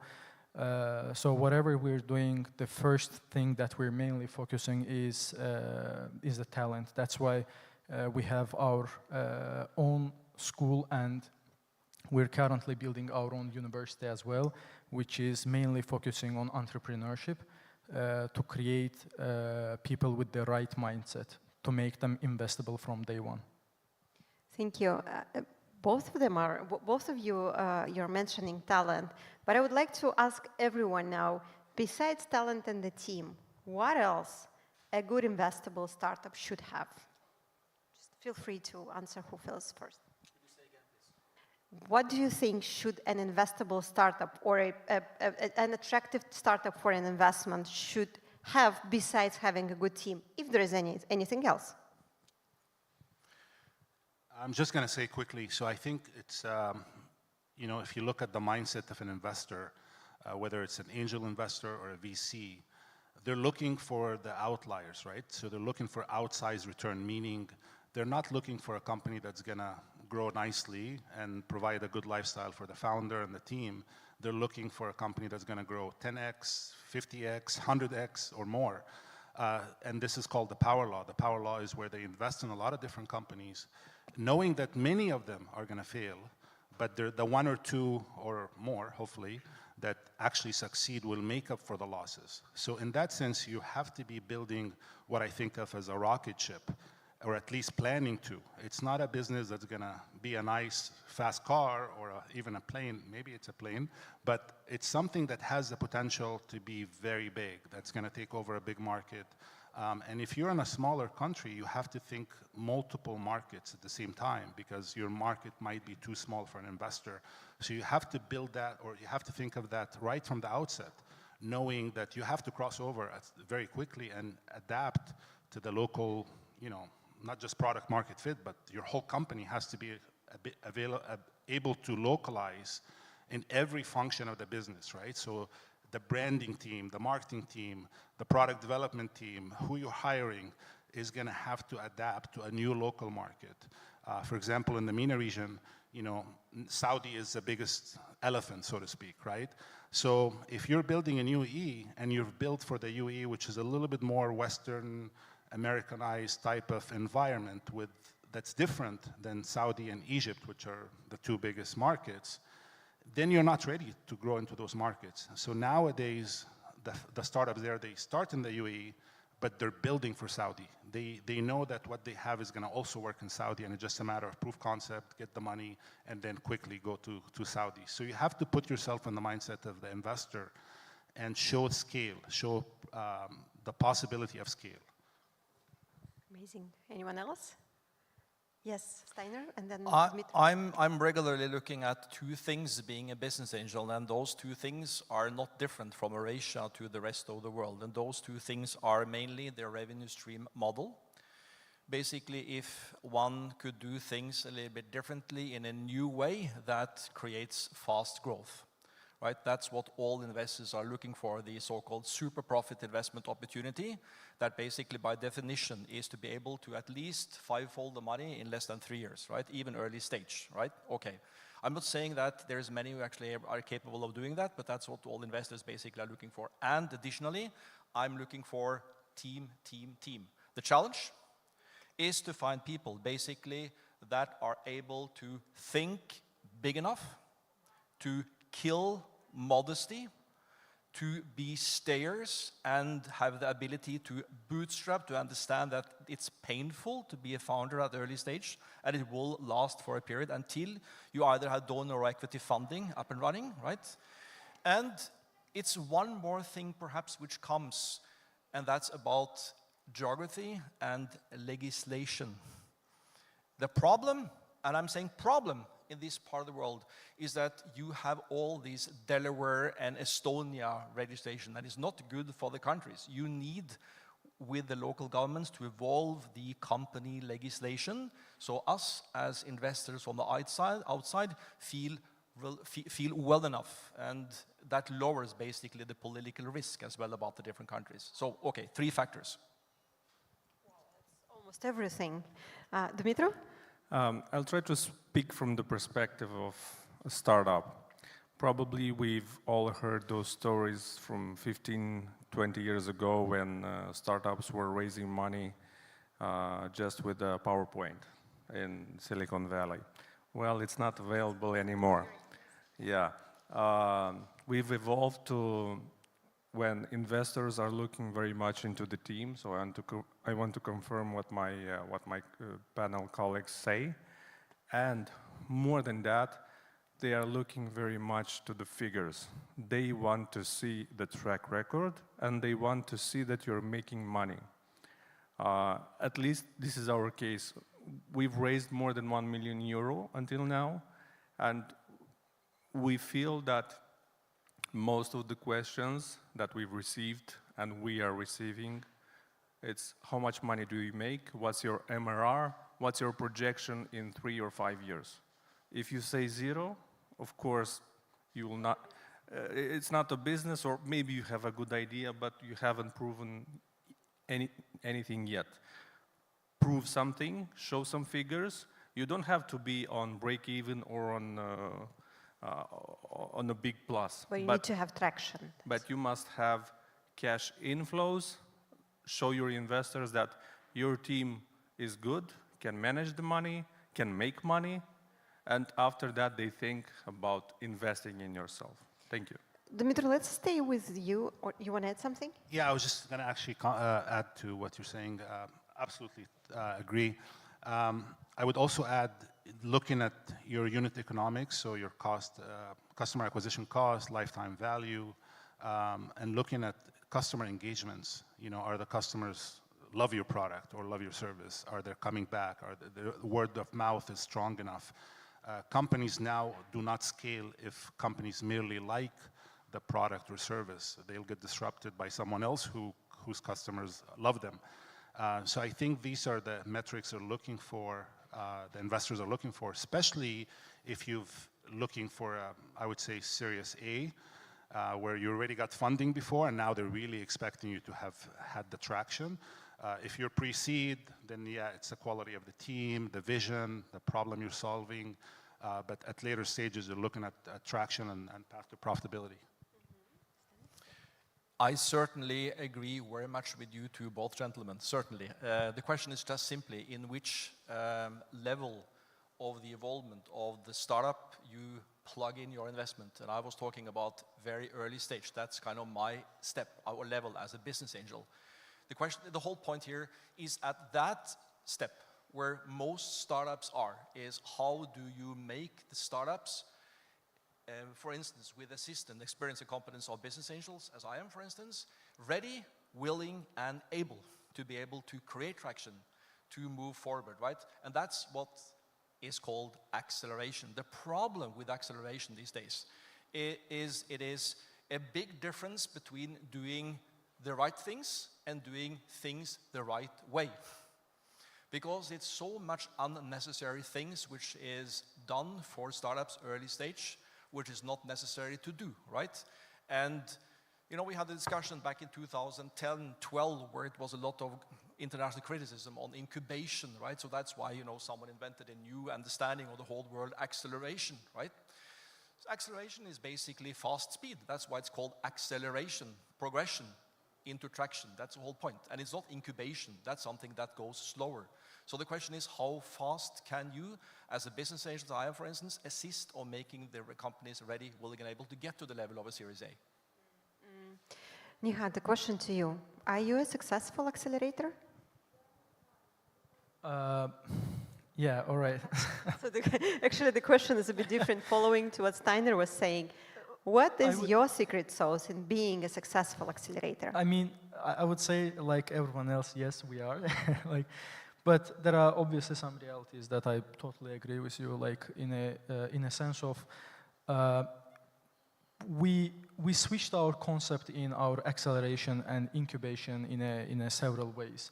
So earlier we were basically setting KPIs to the startups, and we were thinking that the startups make it or they didn't make it, but we realized that we're literally doing the same thing with the other acceleration and incubation centers in the region.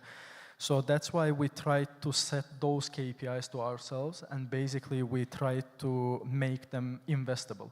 So so if a startup comes in, like we had that boom as well, like acceleration centers, and they weren't even acceleration centers, they were calling themselves like innovation hubs. But after, you know, like this post-COVID era, they were basically like, I would say, co-working spaces. Because people were looking for that, you know, people were looking for co-working spaces because they were stuck in their houses, and now they need to work with someone, you know, have that network. And basically, after a few years, the trend changed a little bit as well, and those people who built those startups in those co-working spaces, they were looking for network.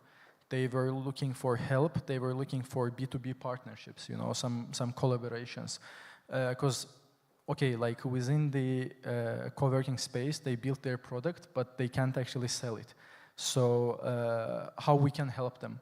At that specific point, some of those innovation hubs turned to be like just a co-working space, and some of them actually failed because they couldn't provide the support, and no one went to those, you know, those places.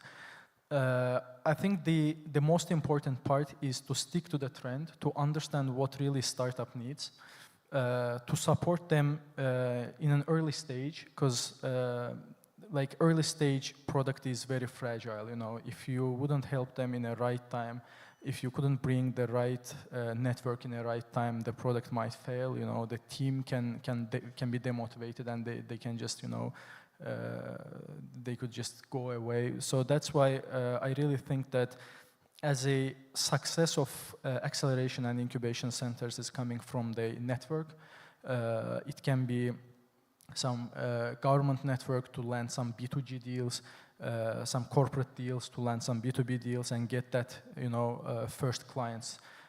For them in the countries like, let's say like MENA is cracking it actually right now, but specifically Central Asia and Caucasus, you know, whenever you go with zero traction, no one's buying your product as a B2B client because no one needs it, or no one needs to explain to their basically company that it's a good product and it's GDPR compliant or whatever it is.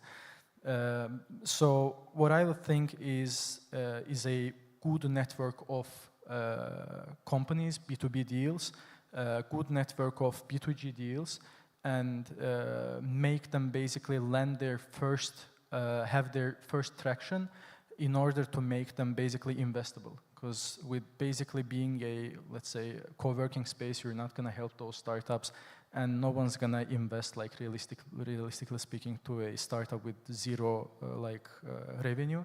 Because it's actually, it's not business, right, as you mentioned. It's a good hobby. I had one as well. I was the only one using it.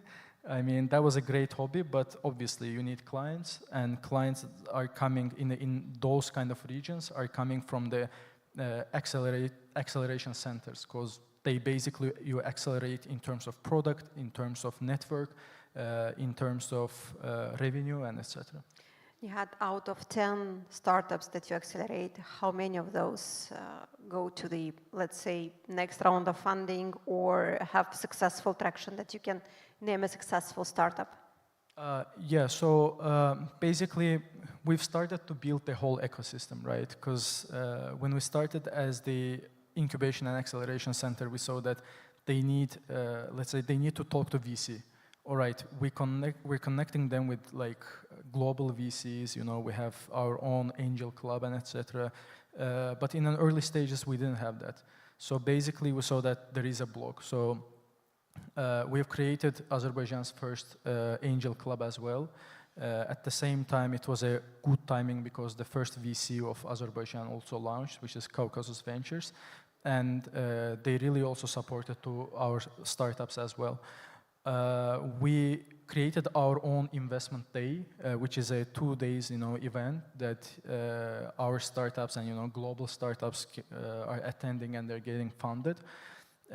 So our startups last year they got funded around, they got investment around, I would say, $3 million last year, and this year it went up to $7 million. So this is a huge number for our region, for a country which is mainly focusing on, which is basically mainly is an oil and gas basically economy, and getting those money from external VCs to our country is very important. At the same time, it's obviously a huge plus for the startups as well. So I would say nearly 40–50% of our startups are getting invested. You know, from what you're saying, it takes a family to grow a child, or a village. It's incubators, it's accelerators, and it's angels, it's VC, it's government, legal, and everything. And by the way, just to add one more point as well, like we're like always improving whatever we're doing. So now we understood that we need some place to collaborate as well. Like we have our office as well and all that stuff, but that's not enough. So we're building a technology park. It's around 30 hectare, place, and we're currently collaborating with the biggest corporates of Azerbaijan to basically bring their IT team and innovation hubs to our technology park as well. I want to go to the discussion about the investments, how hard it is to invest, what investments are looking in this region, and whether countries like Moldova have the attractiveness for a VC to come and invest in a startup. Dumitru, the question is to you. You raised over 1 million euro. It was in 2 batches, I believe, right? Or even more, because it was in 2 batches that you raised. What were the biggest challenges for you doing it first time and second time? And if you can share some tips and tricks for the audience. Quite a lot of challenges, quite a lot. We had 3 steps of investment. We've organized 2 crowdfunding rounds on Seeders.com in London. And the third one was a private investment round. So in the first place on Seeders, it was the first company from Moldova that wanted to attract money from investors. It was not possible for Moldovan investors to pledge money. So we had to mobilize all our investors from abroad the country to come on Seeders and invest if they trust our idea. So it was quite difficult. We've prepared for that moment about half a year. We've worked with investors. We've had different meetings, online talks to explain. In the end, we have subscribed the round. We've raised in the first round about 300,000 euros successfully. The second round was about 750,000 euros. But the second time we have convinced Seeders. So basically we were lobbying as a Moldovan company, British company, to accept payments from Moldova because it was not possible. So did you manage? Yes, it was another 6 months of negotiating. Please allow, yes, we understand it's not in your area, it's not in Eastern Europe economic area, but we are a startup that we are collecting money. You will get a fee from us. I think we've paid about 20,000 euros, just the fee for collecting the funds. In the end, they accepted, so we managed to mobilize basically all our investors in Moldova, in Romania, and abroad, and successfully oversubscribe basically the round on Seeders. It was quite complicated. I want to refer here on what said Steiner with the legal aspect. The legislation at that time in Moldova until now, it's quite complicated to get more investors, to get funds to invest and make them sure that your investment is safe. So what we did, we went to Estonia.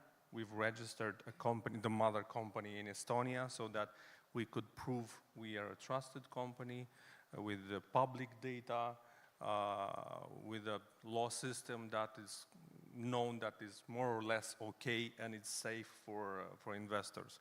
So basically we have a quite, it's not a complicated, but it gives us a bit of headaches because we have the mother company in Estonia, we have 2 daughter companies, one here in Moldova, another one in Romania, and on the other side we have the 4th company that is being now authorized as a crowd lending platform because we have a new law that requires us to authorize the company in Moldova. So we had another authorization in Romania. So it's quite challenging this moment of organizing the legal aspects. We've spent sometimes tremendous time, unnecessary, just for the legal part, just for convincing investors that we are of goodwill, or even if they don't know about Moldova, maybe it's a country that it's not in their area, but we have an idea, we have a very powerful team, we are very dedicated to make this successful, and the only barrier was the fact that we are from Moldova and we don't have an European legal entity. So we had to diversify the companies, if I can say so. So this was quite challenging, but in the end, basically everything was successful on this side. On the investments, we've attracted now more than €500,000 in the last half a year, because now investors are seeing the track record, are seeing that the company valuation has increased 2, 3, 4 times since inception. So they understood that we are not some crooks that just came out and we want to take someone's money and run. We want to continuously build, improve our product, and make it a regional, and maybe why not global, that's another talk, but make it a regional important player in the crowdfunding area. Amazing. Steiner, you want to? This is very good news. I'm very well aware that the company legislation as well in Moldova has been very improved during the last years. And I know it's been the same situation in Ukraine. I haven't been able to follow about the other countries, for instance, in Central Asia and South Caucasus and beyond. But this is very important, simply because it is the respective governments that basically gives the framework to what we're talking about here. And that's really creating Moldova 2.0, Azerbaijan 2.0, whatever, Central Asia 2.0. It's the new economy, right? Now, that's why we're here, isn't it? Because we're moving away from the old-track economy into 2.0 of the economy. And it's the legislation that basically gives, the framework for being able to succeed with successful startups, right? And of creating actually a volume of startups in a country. Yeah, I think this touches on what you just mentioned with the village, right? So when you look at an ecosystem, I always think of it as sort of, just like with an agriculture ecosystem, you need the right ingredients. You need the sun, you need the water. I'm not a farmer, so I can't speak, but you do need the conditions that lends itself to a healthy soil that gives rise to crops, right? So similarly with an environment, a startup environment, you touch on regulations, education, media, capital. There's those ecosystem builders like here, events organizers and service providers that bring the community together. So you need to have all these elements in place. And I would say sort of like to echo the MVP philosophy, you guys familiar with it, minimum viable product. You need a minimum viable ecosystem, right? So you can't have bottlenecks. If there's some bottlenecks around regulations, that's going to deter new founders from starting or being staying local, and it's also going to deter investors from coming into that market. So it's important to prioritize what are the key fundamental building blocks of an ecosystem you have to have in place, i.e. remove those bottlenecks, remove the challenges, the barriers that may deter someone with an idea to launch their business, right? So for example, if the regulations is fuzzy, it's not clear, it's retroactive, as in you'll get in trouble. You don't really know if you're in trouble, but you'll get in trouble after the fact. Yeah, so that creates sort of a risk, obviously, for both the founder and the investor. So if the law is not clear, if there are certain infrastructure issues, right? So all these are foundational. And then you go to the next level, which is the accelerants, right? So bringing the community together, education, providing upskilling opportunities, maybe subsidized, maybe grants, matching investments. Governments can match investments, or government being sort of the knowledge or data aggregator could actually share this data and open up to the market. Here's the problems that are present locally, And then the founders can say, wow, I can do this one. You know, so give them the data, the tools, education, and the support to develop more. But it is a collective effort in every sense. I mean, even with investors, especially in an emerging market, the investors need to play a bigger role. They're not just given capital, they need to be ecosystem builders, i.e., how can they share best practices within their portfolio companies? How can they help the startup bridge to another market? And really being much more hands-on in terms of support beyond just capital. But then there's also the local success stories. You know, if you have more success stories, then, you know, naturally the investor and the founder's appetite in that market increase. And so that's media. That's more about just the culture and the mindset and understanding that, hey, this is a viable career opportunity, and look, that's very promising. And there's this misconception that you have to have this sort of career path that lends you to be successful as a founder. But if you look at some of the biggest companies in the world, Google, Facebook, or Meta now, Amazon, I mean, these were first-time founders, right? Right off the bat. First company, multi-billion-dollar company. So there is, you know, there's no real barrier for someone to build a successful startup if they go through the right steps. Now, granted, there's many factors that determine how successful it can be. But nevertheless, breaking those misconceptions and showcasing entrepreneurs who started from scratch or had challenges and were able to secure funding, or maybe didn't even get the funding, but nevertheless managed around it, is a good to build that mindset and the culture, and then providing all this additional support from all the different players as we discussed. I think those are the key ingredients that organically help those startups develop and grow. One of the ecosystem players that you mentioned is the state and the regulatory framework, which should be friendly or non-invasive, at least, for startups. On top of your mind, from your own countries, or maybe some other countries and regions, do you know a good example of a state regulation that supported startups that you would like to share for Moldova for us to get inspired? I'll just share quickly because I was involved in the Saudi sort of initial initiative. So Saudi has always been the sleeping giant, right? Everybody knew that there's a lot of, it's a big market, there's a lot of potential, young population, a lot of wealth, so a lot of potential investors, and it needs to be diversify away from oil. So then suddenly it was this sleeping giant woke up, and I was lucky enough to be part of that. And it's about really how can we make this work for startups, right? So there was some foundational steps that we're taking.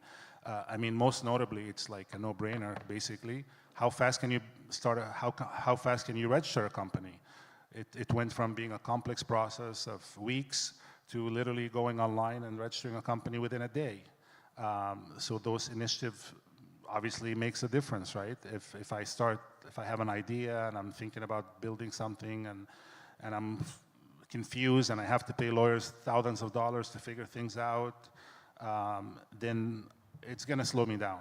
And it may slow me down enough where I kind of lose focus and do something else. Similarly, what's called sandboxes is government enabling startups to experiment within a safe environment where they're not going to be in breach of legal issues. So those are sort of like experimental environments where a founder can test out their products before they go to market, especially in areas like fintech and that are sometimes gray area and you don't really know how it will play out in the market.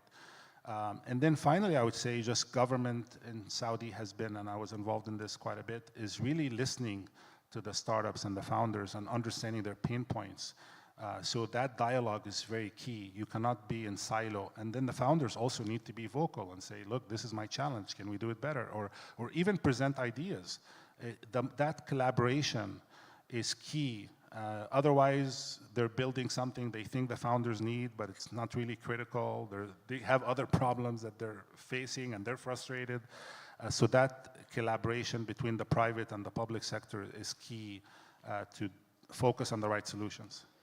I just want to add and point to Dumitru. That was exactly what happened with Fagura, because when you launched, there was no loan crowdfunding, and you were basically out of the law. And what you're saying, like they will do it, but the punishment will come probably anyway. So there was a huge effort done on collaborating with the government, and the law was actually written with the startup together. Yes, basically we have lobbied the improvement of the law. We were activating, but we had no regulation that was regulating actually basically this. It took us 4 governments, and I think 4 governments until the law has been adopted by the parliament. We are very active. We are proactive in partnershiping with authorities, sending our recommendations. Exactly nowadays, the institution that is the Capital Market Commission, which is supervising the domain, is going to adapt the standards of crowdfunding, basically the secondary legislation. We are contributing with input from our side. We're taking a lot of recommendations from the European Union crowdfunding law, and we're trying to transpose here, yes, in Moldova. Yeah, great example of successful collaboration. Keep it like that. But it took a very long time, like 4 governments. I mean, you're the first startup. 5 years, so it's a lot of time. It should be done quicker. It's good that this year the government has changed and improved the law for the founders. What Mrs. Steiner was saying, that now you can be much more flexible with the founders, how many investors you can have, which we did not have in the past when we've created the company. Sure. Steiner, you want to add something on the examples of the good, successful state initiatives to support startup ecosystem, right? If I understand the question, it's about the best practice from a government point of view, correct, right? Okay, yeah, I would very much like to share exactly what I would envision any of the countries or the governments in Eurasia would do. And again, back to what I said, how to get, the backbone of the innovation system of the respective countries to enable a heavy increase of amount of startups to get to 2.0, right? That is basically the example from the neighboring country, Ukraine, that Ukrainian startup fund did when Zelensky came to power. And that was actually enabling a first-level publicly supported accelerator, governmental accelerator program. I'm just aware of that there is a possibility that Uzbekistan is basically also doing the same these days, initiated by UNDP. And this is very important. I'm not a Moldovan, I'm just a guest in this country. I just really hope that what we heard from the Prime Minister of Moldova yesterday and what we heard earlier in March when he was here in the same venue is that those 5 million euros, which is then should be hopefully on the state budget of Moldova next year, will go to an accelerator fund to actually empower a great growth of startups in this country as well. I hope so too. We actually, as a Startup Moldova, participate actively in pushing this initiative and organizing community actions and discussions about how this fund should look like, giving or taking into consideration the startups' needs first. We are almost out of our time. The last question to everyone: what are the takeaways that the public should go from here with? I'm assuming if the audience have some founders, I would say with respect to fundraising, I think one of the biggest misconceptions is that because you know your business very well and you've been thinking about it, dreaming about it, eating it, sleeping, that you're ready to present investors. And I think there is a learning curve where you need to be able to learn how to package a business and make it investor attractive. So I see a lot of founders, they say, I can jump to fundraising right away. Just bring me investors and I can talk to them and I but they don't know how to present an investment opportunity. They know how to build a product. They know how to motivate their team. They know how to, they understand the customer. But are they telling the story in the right way, concisely enough, attractively enough, and speaking the investor language? So they skip through that because they're trained almost by DNA to, which is good, to build quickly, to launch to market, the MVP concept. But with investments or fundraising, you don't have the luxury to do an MVP with investors, right? You can't just meet an investor and then say, oh, thanks, I learned a lot, I'll come back to you with a revised pitch. It's one shot, right? It's like a job interview. So I think taking the time for any founder in the room or, is really taking the time to really think through how you're going to approach it. And it feels like I'm ready, but you have to slow down because you don't get second chances, and it's a finite world of investors that are looking at exactly the sweet spot that you have. So just be more, do more homework, so to speak. Very, very often, as we've discussed in this panel, it's the talk. It's the right team, is the right idea, is the right implementation, is the right marketing. Where the sad truth is that the investors are looking at everything right now. Everything must be in perfect place. And when you prepare for a funding round, you must prepare it very well. The lesson we have learned, not the hard way, thankfully, is that a funding round is secured or successful before it starts. Thank you. It depends how well I'm prepared. Yeah, all right. So I think I would go with firstly with the investment side, and then there are like those, the innovation hub sites. Like let's start with those, accelerators. So whenever you're gonna go to any kind of acceleration or let's say incubation centers, you're most probably gonna give some equity. I would say don't waste your equity. So it's just, whenever you go in our incubation and acceleration, we try, I think in incubation we don't even get equity from the startup. We understand it's a very fragile business, very fragile location. And getting those, investments, getting those equities can really damage your startup. I mean, we've seen some startups that gave equity to 4 or 5 different acceleration centers, and it's their like third year. They're just spending their days in those co-working spaces. So really try to understand what is those centers are bringing to the table. Try to understand what you will learn, what you will get, and understand that you're giving the most valuable thing, which is your equity. It's going to be really hard to get it back. So that's regarding the first part. Regarding the second part, I agree with Amir that you really need to understand what you're going to pitch, what you're going to do, what you're going to talk with investors.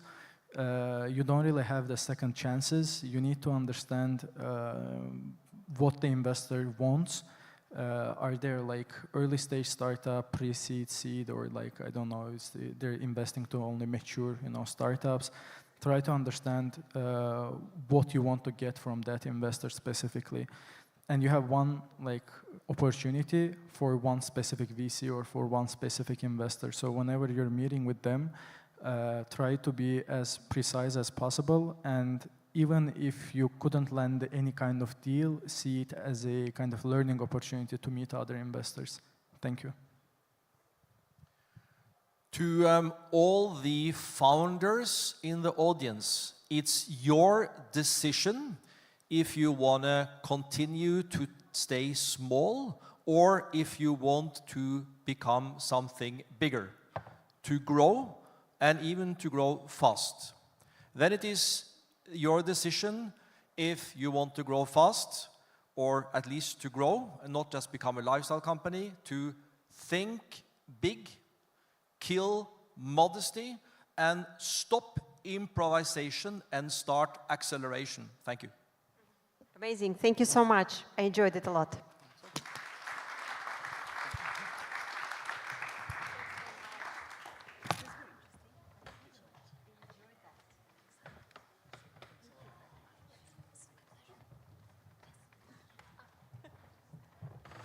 So we're approaching the end of the event, but during these days we were speaking about education, about its importance, and the last panel discussion will be actually dedicated to new education for the new economy, AI economy, and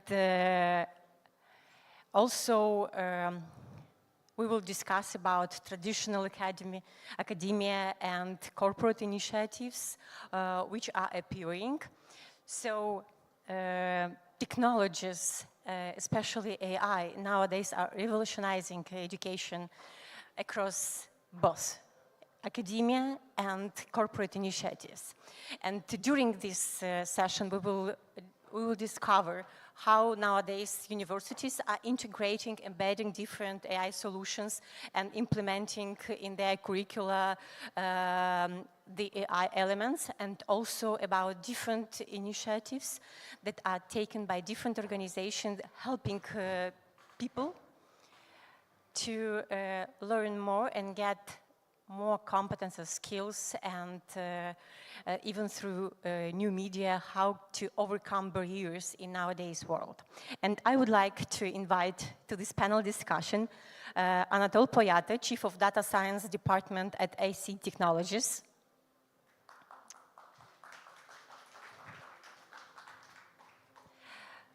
Nana Dihaminja, co-founder of Clear Signal Solutions and co-founder of education nonprofit TechDraw in Georgia.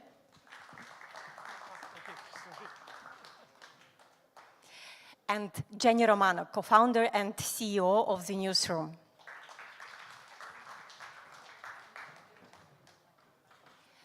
As we were talking about education and different initiatives and highlighting importance of starting it as early as it is possible, I would like to share with you experience of our association of ATIC, what we have done in the last years for growing talents, for somehow enhancing our future generation of professionals in getting skills which are required for the future jobs. And I would like to ask to help me with the presentation I prepared for you. Just a second. It should come.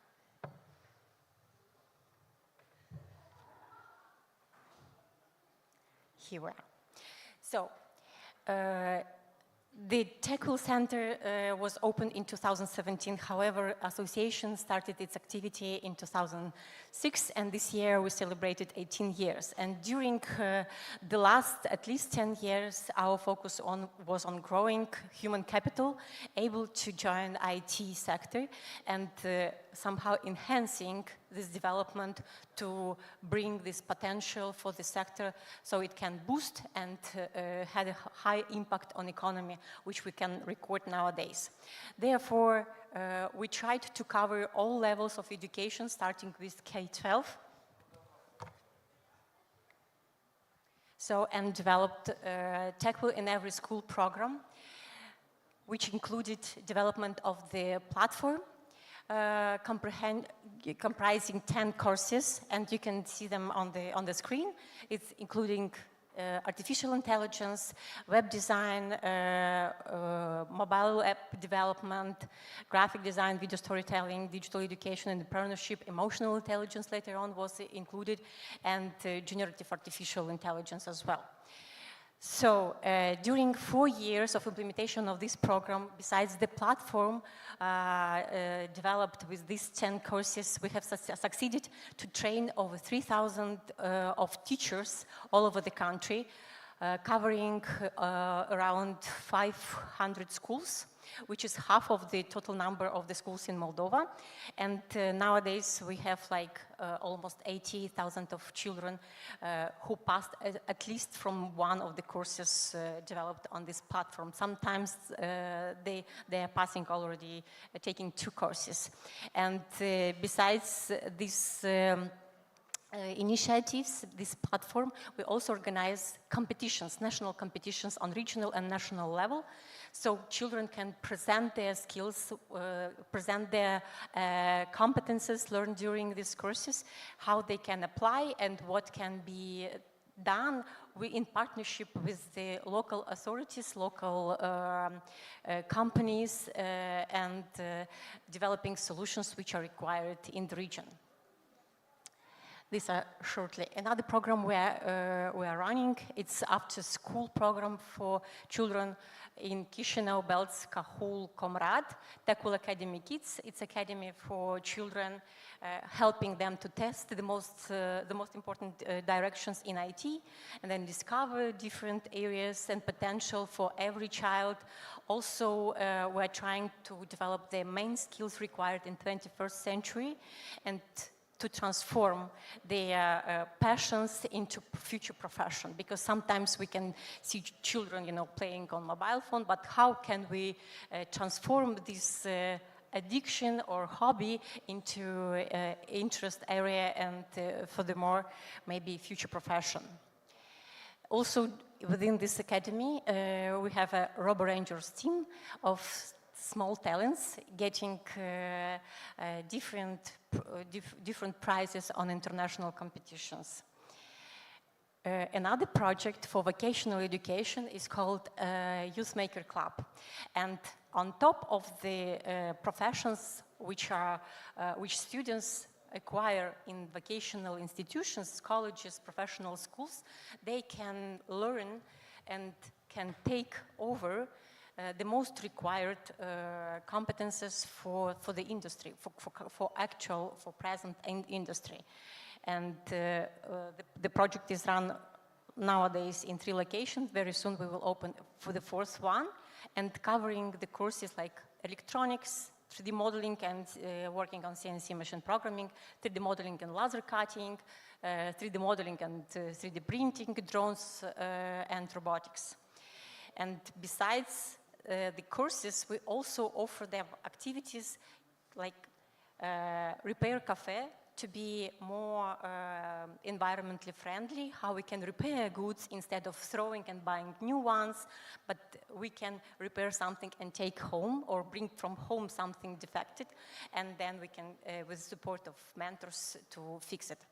Also, different hackathons competitions where children, teenagers develop projects, innovative projects on different topics, including smart agriculture, smart furniture, different kind of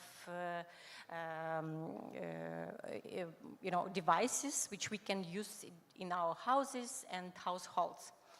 The most important activity are meetups with the private sector, where teenagers can learn about the actually professions and what people do at the companies.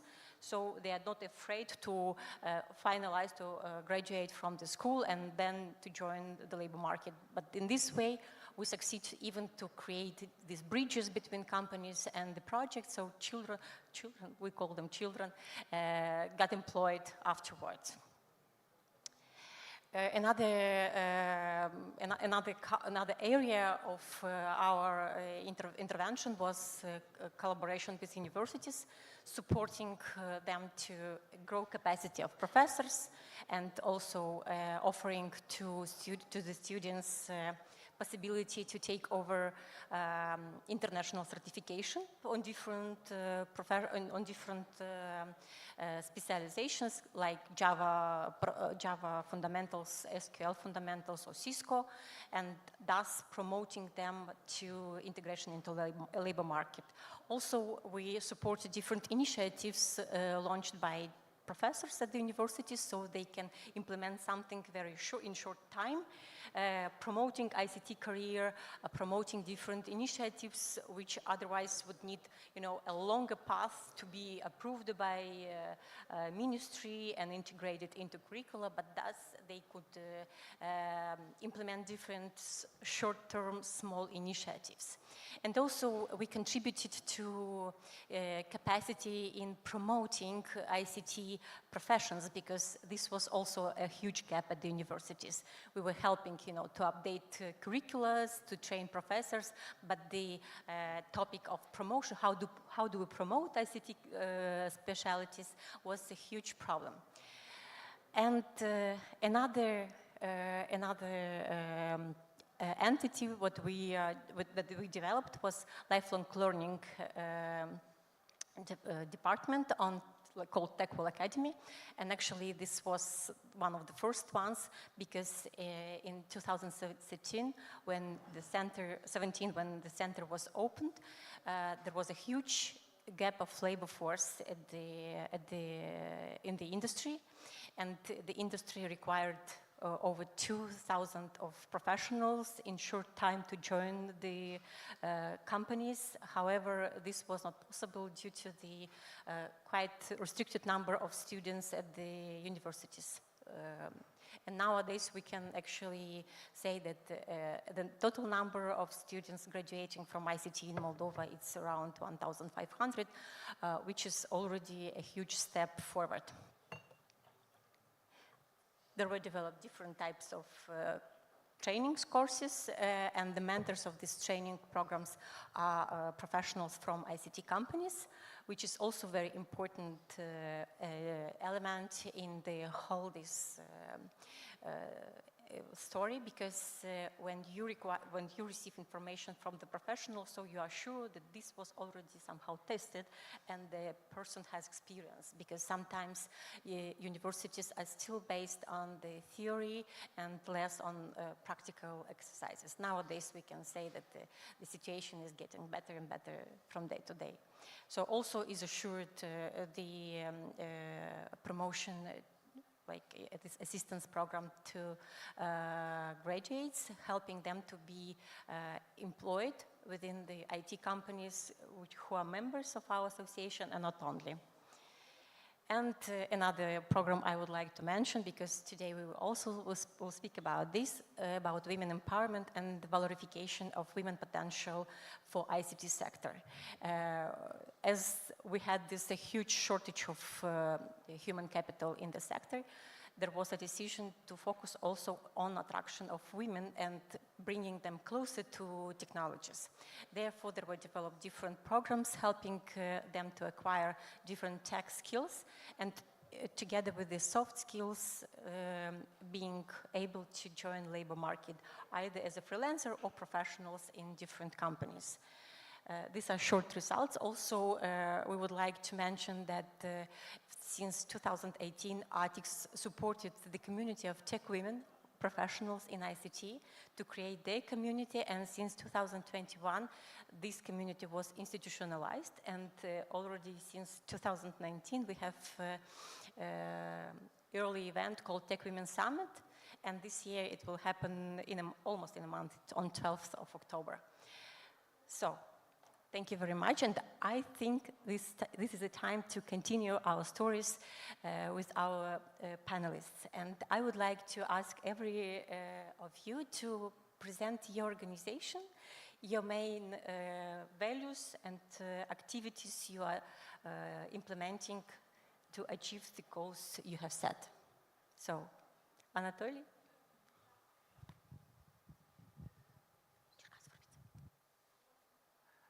Okay, I represent a company ACTech, a part of a company group Databorn, which have offices also in Dubai, Kazakhstan, and soon we will open in Belgrade and Romania.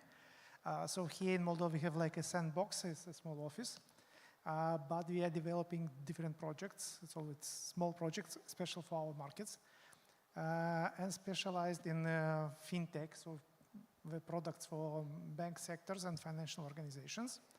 But also we have different projects in energetics, agriculture, and also we participate in the education process. Me and my colleague are professors at 3 universities, at the State University, Polytechnical University, and the school and the Academy of Economy. Yeah. And also we start to collaborate with TechWell. I hope it will be a good collaboration.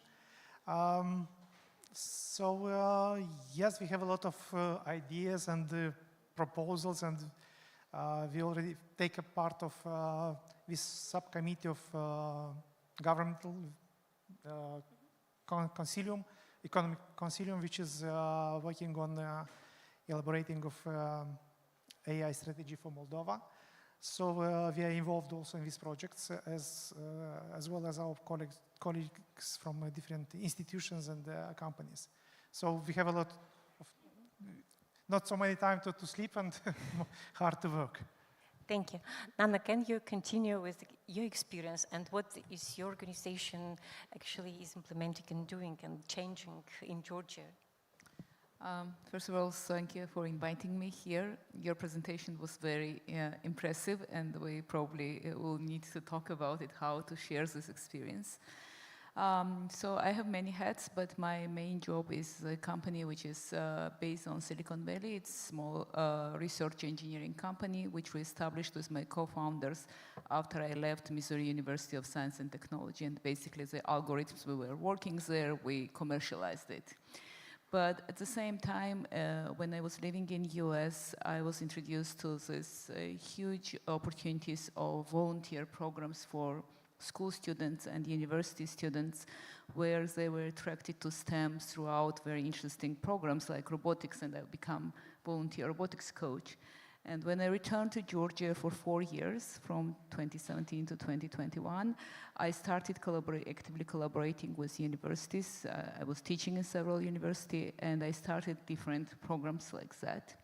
And then when I returned back to US, I couldn't just stop this program, so we established this non-profit company organization, TechDraw, which in Georgian means Tech Time. And the main goal of this organization is to attract more school students to STEM, especially to tech and engineering. And our main accent is to develop programs specifically for girls. Because so now approximately 12 years I'm doing this kind of programs, and by my experience, the main benefit of these programs is when you offer girls, when they can work with robotics or with smart systems themselves. And the most successful programs we have developed were engineering school for girls, and currently we are doing 2 different programs. One is international program, which is Technovation Girls, and in Georgia we're hosting this program where this year 750 girls participated. And just last week, we took best 85 girls to 1 week tech camp. And another one we just started, we just announced, it's medical tech for high school girls, where 100 high school girls will learn different aspects of biotech, bioengineering, and medical tech. They will have lectures from the Georgian scientists and researchers working abroad, and also they will learn prototyping of medical wearables based on Arduino, and they will work with students under student mentorships to create some kind of prototypes, like we will have 20 different prototypes. So that's my main area. And I also collaborate with universities to develop new programs in agri-tech or AI and these areas. Thank you. And I'd like to ask Jenny about your experience about what the newsroom is. And it's so rare we can see women actually CEO or co-founders of a startup. Therefore, I'm very glad having you here together with Nana and sharing your experience. So please tell us more about the newsroom. What it is?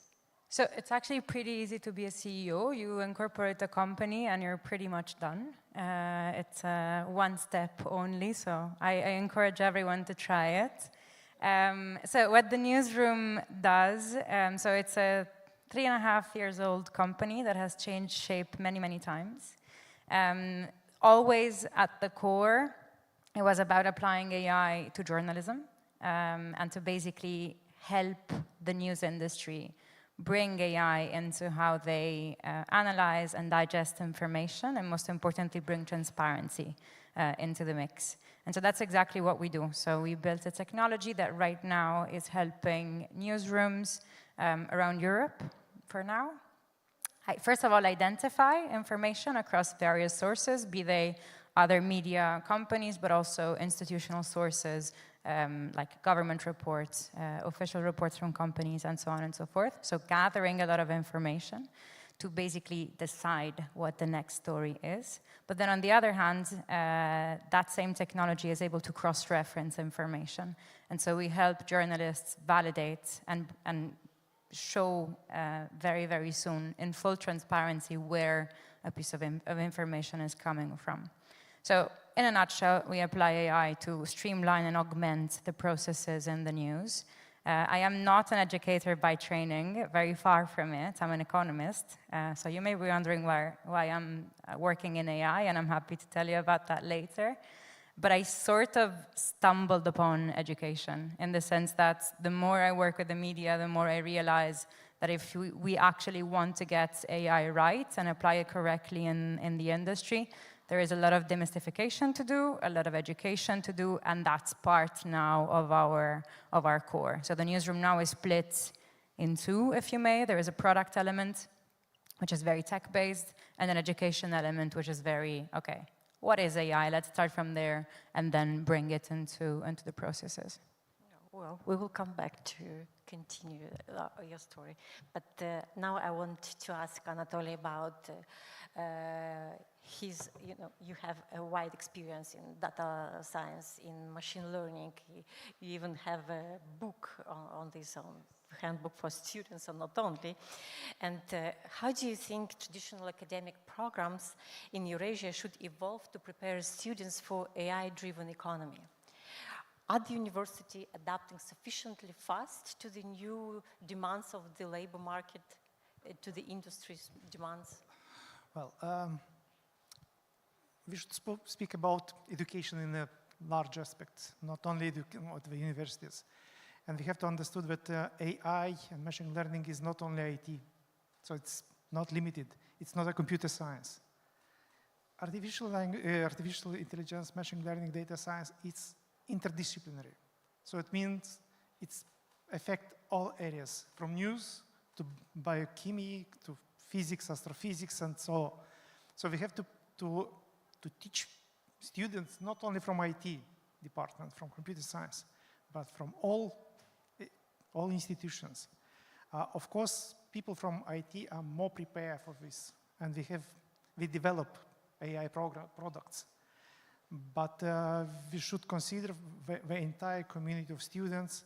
That's one aspect, how do we teach students and how we use AI in the process of teaching students and how we use AI.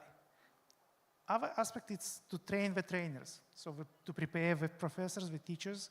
So it's very important because, as you mentioned, a lot of them are very theoretical. We have no knowledge about the business, what is happening outdoors and in their own world. So it's another problem. And AI is developing so fast, you can see. 3 months ago, it was one GPT, now it's another.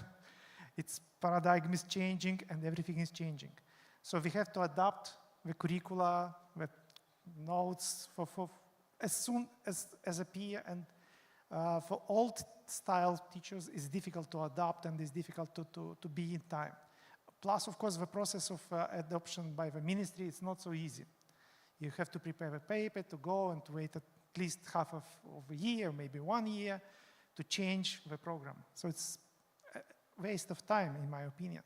So in this aspect, tech and ICT make a good job because you have extracurricular programs, you have specialized courses, and that's very nice. But we mentioned academic studies, extracurricular, and of course we need in-house teaching. So we have a lot of companies which need to adapt to new conditions. So we as a company make these courses, for example, for banks, for telecommunication companies. Of course, sometimes for them it's better to order AI product, but as I mentioned, they need to know how to use and how to approach to the sometimes. Usually, business cannot formulate the problem, the task. That's the main issue and the main challenge help business to formulate the task and to say what we need, because usually we said, okay, IT will provide all the information, usually. And the last but not the least, the training ourselves. So we need to teach ourselves day by day, to watch what is happening, to read the news, to follow the trends, to study new products. So this means that for teaching students, we have not so much time from one hand, but we have, and from another hand, it's a social responsibility. We need to prepare students to new job, and of course, it's a headhunter. We are looking for prospective students, and we call them, and dual education program, it's very helpful in this aspect. So we have students which are studying at the university, and they have half of time in our office they stay.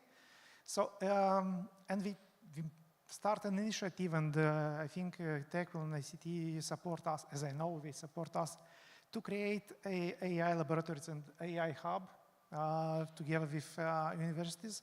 That means it will be R&D, research and development centers. So it's a point to put problems for real life from business and to solve them together with students and professors. So it's a good idea and it's a good way to make money for professors additionally, because usually we mention we have not so high salaries, so that's a problem, of course. And from another hand, business companies, IT companies, sometimes are not ready to take small projects. So it's 10,000 euros, it's not interesting for us. But it's interesting for academy, for example, for university, for professors. And there are a lot of directions in which we can do, for example, agri-tech or AI in agriculture, which is a main issue for Moldova, for example. And we know that some wineries are interested in developing products and AI solutions. That's one example. So as a professor at the 3 universities, yes, we have a book. We already sold it. And we wrote the second one. Okay, it was for state university for generative AI. It's very trendy. But okay, we only finished 2 weeks ago, put chapters of transfusion, about transformers and diffusion models. And yesterday I read about the transfusion models. It's a mixture of transformers and diffusion. So it's changing day by day. So that's for us, it's a main issue. And we have to be in the same step with students, because sometimes we have more time to read, to watch, and specialize in different questions. And if we ask you something new, you have to react and to be ready to these things. That's what I mentioned about the self-teaching. Well, I'm very glad to learn that you are very agile, trying to adapt to the new conditions. And also, I'd like somehow to emphasize that you mentioned that artificial intelligence skills are already entering into general digital skills. I think all of us need nowadays. As English language is a must. It's a mandatory. It's a tool which you're using. True. Yeah, and also importance of prompt engineering, you know, to know how correctly to introduce your request. And also that AI has a lot of premises for research and development. And this is actually, for Moldova, it's still, I think it's a weak point, and we have to push more research and development and also engage more youth in this area. Yeah, thank you. So, Nana, you've been a strong advocate for STEM education, especially for girls in Georgia. How do you think artificial intelligence can enhance diversity in STEM fields? And what strategies can be implemented, especially for girls, to pursue a career in AI-related field? So the first question is very interesting. The first part of the question is how AI is giving us new possibilities for education, which we still don't realize, and we are not transforming like formal education according to that. And it is considered all over the world, because We have this established systems of education, and no one was ready to this fast development. But what tech and especially AI offers us, we need to switch more to self-education. We need to realize that the time of, this 4 or 6 year education is finished, and now the whole humanity should move to this lifelong learning all the time. To use, it's not like mandatory to compete with machines, right? But to use machines for the better, goals, we all need to self-educate ourselves. So I think the future of education using AI will be self-education platforms. And these self-education platforms should develop more and more, and professors or teachers should become more facilitators. Because teaching is also very difficult. In Georgia, we have the same problems that all the good developers or good, IT specialists, they are either moving abroad or they are, even in Georgia, they have very high salaries working remote jobs or even local, IT jobs, and no university can compete with that. Usually in academia, we have just passionate people who get very low salary and who have side job in IT, and that's not enough time to teach properly, to prepare, to give feedback, which is goal of the professor, right? So to give feedback to every student. So that's why we need to use platforms more, and I think every government, especially in developing countries, should invest in this. Universities should have, and also schools should have state investments for developing good platforms which can offer differentiated and personalized learning, which now different apps have, but not fully. And as regard to girls, what I have seen in the Technovation Girls offers the curriculum where they are working on tech entrepreneurship. They're searching for problems in their community, and they're learning app prototyping on MIT App Inventor or Thunkable, and they're also learning basics of AI data training. And that's how you hook them up. When they are thinking how they can train data around them. For example, girls in Kakheti, which is wine region, they're developing robots who can, of course it's prototype and of course it's not full, but they have this experience when they try to develop app, to develop program for the robot which can identify disease in the vineyard. So this kind of things or some girls in the cities, they try to solve, we have this huge problem with the homeless pets, homeless dogs and cats, so they try to solve this problem. So that's what we need, because motivation is one thing, but what girls lack, it's usually programs where they can try themselves and where can they safely try themselves, not to compete with boys. Because in Georgia, so I see you are doing a lot with schools, but in Georgia, only 10% of schools have formal programs in coding and engineering. So other 90%, they lack this kind of programs. So that's where we need to fit in, all the non-profit organizations with funding, with international funding. That's what we are doing, filling these gaps. Thank you very much. Very inspiring experience. And also I'd like to somehow stress that importance to teach children how to learn, and this, making them responsible for acquiring new knowledge, some competences, being just facilitators, mentors, just guiding them through these materials.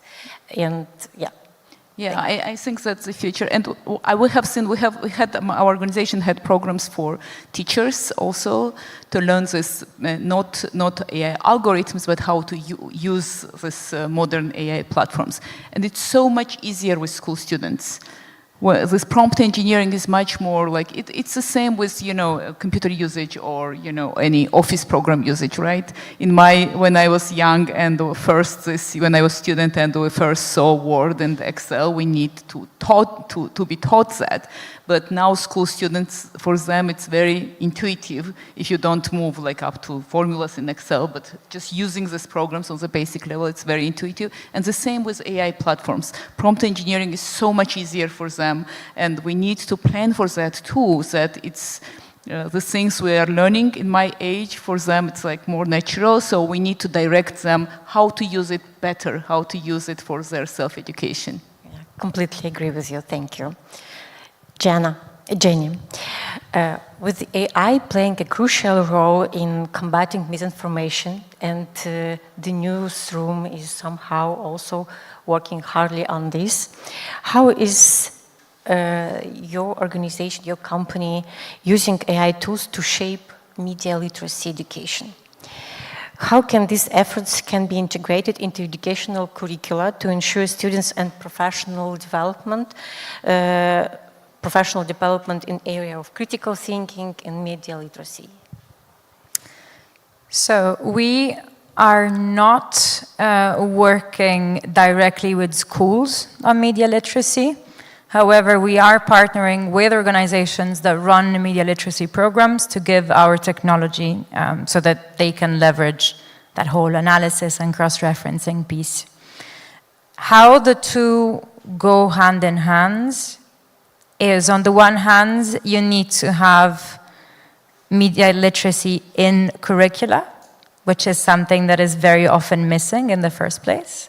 I am 31, I was never taught media literacy in my life, and I didn't study in the 1800s, so I don't know if there were many big revolutions recently, but I just didn't have it, and I think it's a huge miss, considering that the media is getting increasingly complex, and not just the media, information is getting increasingly complex, and AI can very much accelerate the proliferation of whatever information hitting you on social, on online content, and so on and so forth. So there is an element of bringing media literacy into the mix in the first place. And second, how can AI aid that? I think it's two elements there. On the one hand, bringing very relevant, very recent data that AI can analyze and synthesize, and so that anybody who is studying media literacy can do that in something that is extremely recent. And on the other hand, that AI needs to be transparent and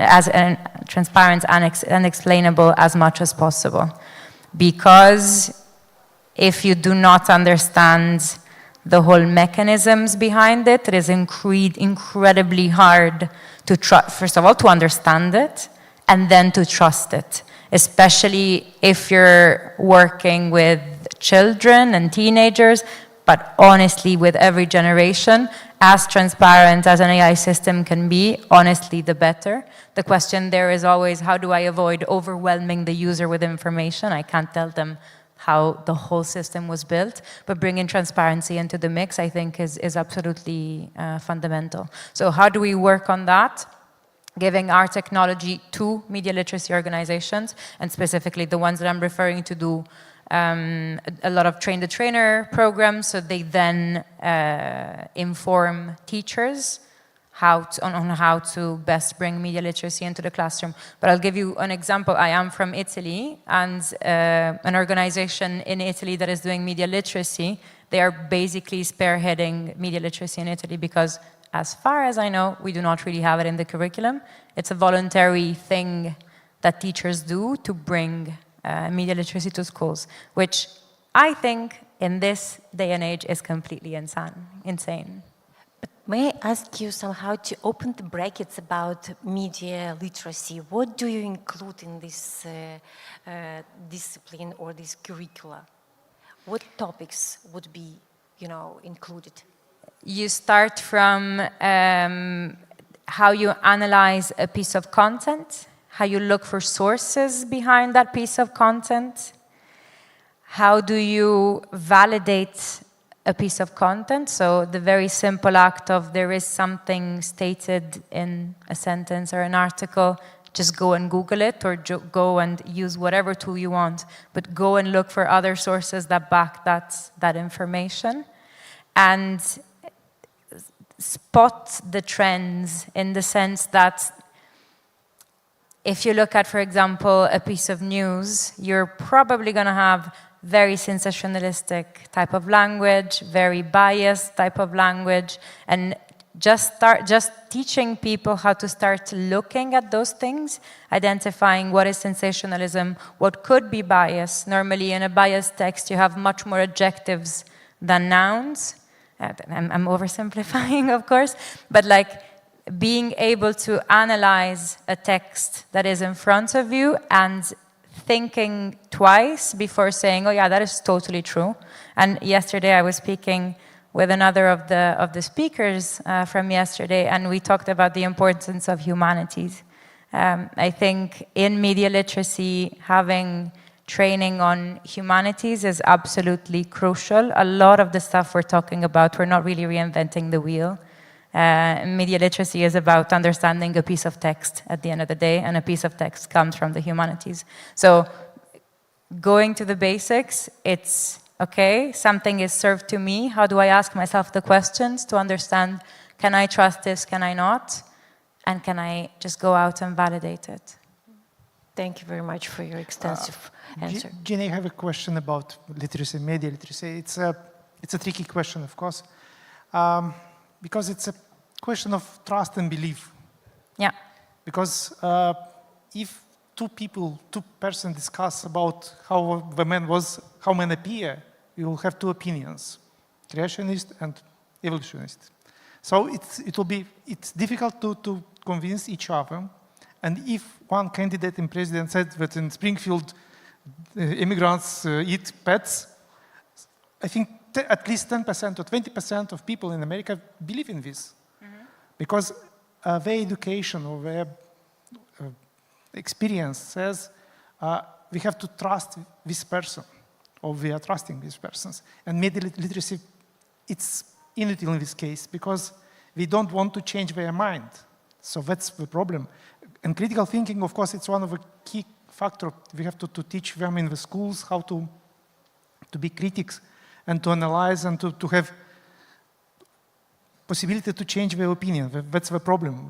Usual people don't want to change their opinion because we trust in something that is from the beginning, from their parents. And AI is just a mirror for the humanity. So if you don't like the reflection, that's not a problem of the mirror, so it's a problem of yourself. And of course, as I know, for the last year, 30% of the content in the internet was generated by AI. So, and it will grow, and it will be more and more fake news, more and more distortion, bias, and it's easy to say that it's media literacy and to check different opinions and different sources. It's a matter of trustness, so you are not checking 100 sources to be sure that it's true. And usually it's a problem of not science facts, it's a political facts usually, of perception. So if you want to check something, and usually people don't read 20 sources. We read only what we trust. That's the main problems, I think, the main challenge. So how you can see how artificial intelligence can influence, or how can moderate the content, and how generate the recommendation maybe for people, how... So that's where my company started, actually. Okay. So we started with the idea of showing people different perspectives around the news in a very non-judgmental way, but showing you, okay, this is an event, there are 50 sources talking about it, this is the common ground, so what they mostly agree on, and these are the perspectives that are coming up. And the idea with that was exactly that. So, okay, you don't have time to check 100 sources. Let me give you a bit of an overview of where the debate is going. There is an element of trust and almost an element of identity, in the sense that if I believe in something, I won't really question it. If my preferred candidate says something, I will tend to trust it, and that's it. So there is an element of trust and almost laziness, if you may, but I mean, we don't have time every day to just read the news and that's all. So I can't just call it laziness, honestly. It is, however, increasingly a pain point for people. So the reason why when we started, we had that idea and then we changed 1,000 things was that honestly, we started looking at the misinformation space at the end of 2020. And it was always a matter of, oh yeah, I know so many people who are misinformed. They should use this, but it was never I should use this. Now, it is becoming, like people are becoming much more aware of what misinformation can do, and more importantly, of filter bubbles. Of knowing that I can't really have a conversation with my neighbor because we don't agree on one thing, and so we ignore the other 99. And so I think there is a growing, still small, but growing willingness to be exposed to that other side. What AI can do is accelerate that process. However, it is a fundamentally human characteristic. We decide what to trust, what to read, etc., etc. I don't think AI can fix anything that is fundamentally human, especially if it is emotional.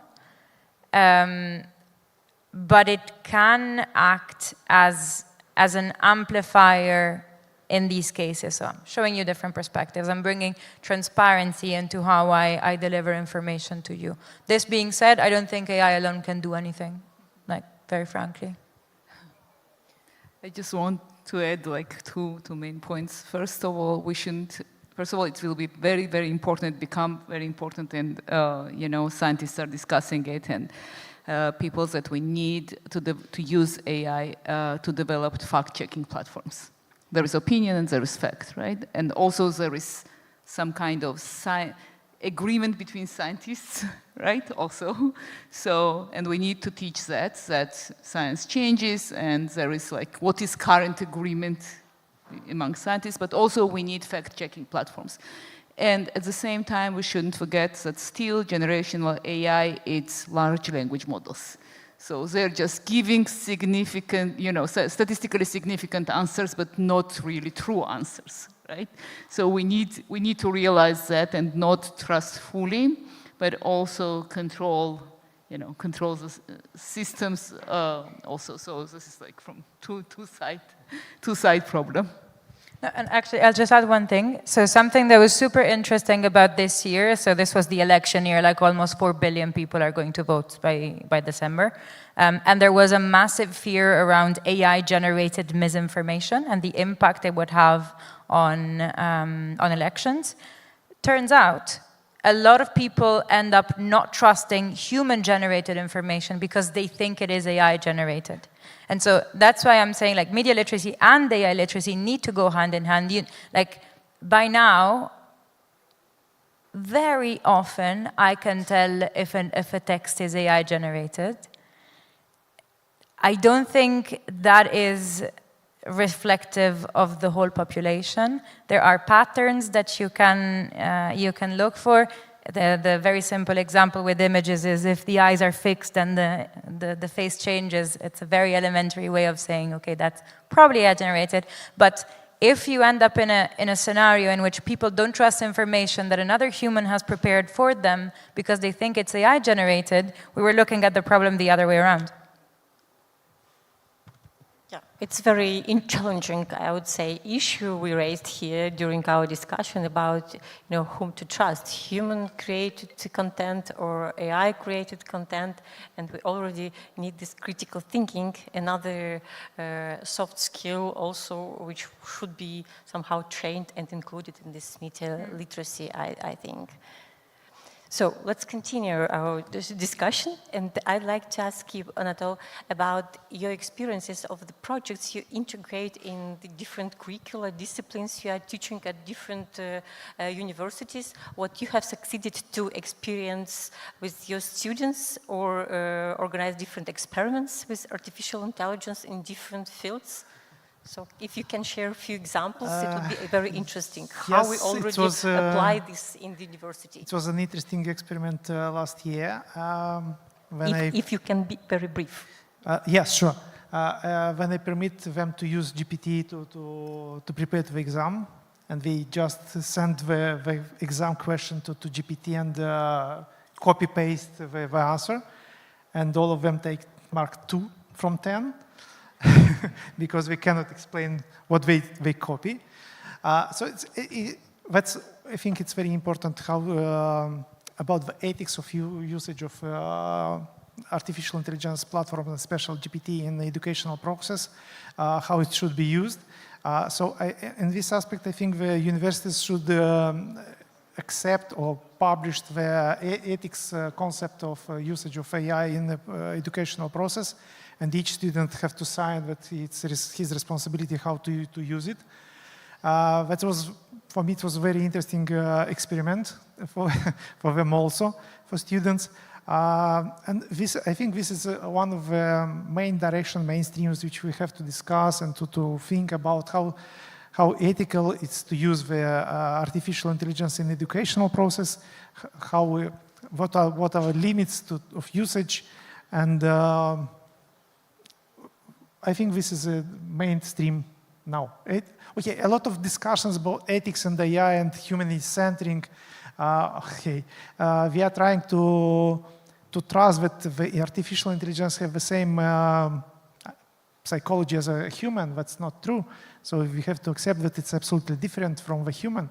And this will change the entire landscape. Thank you.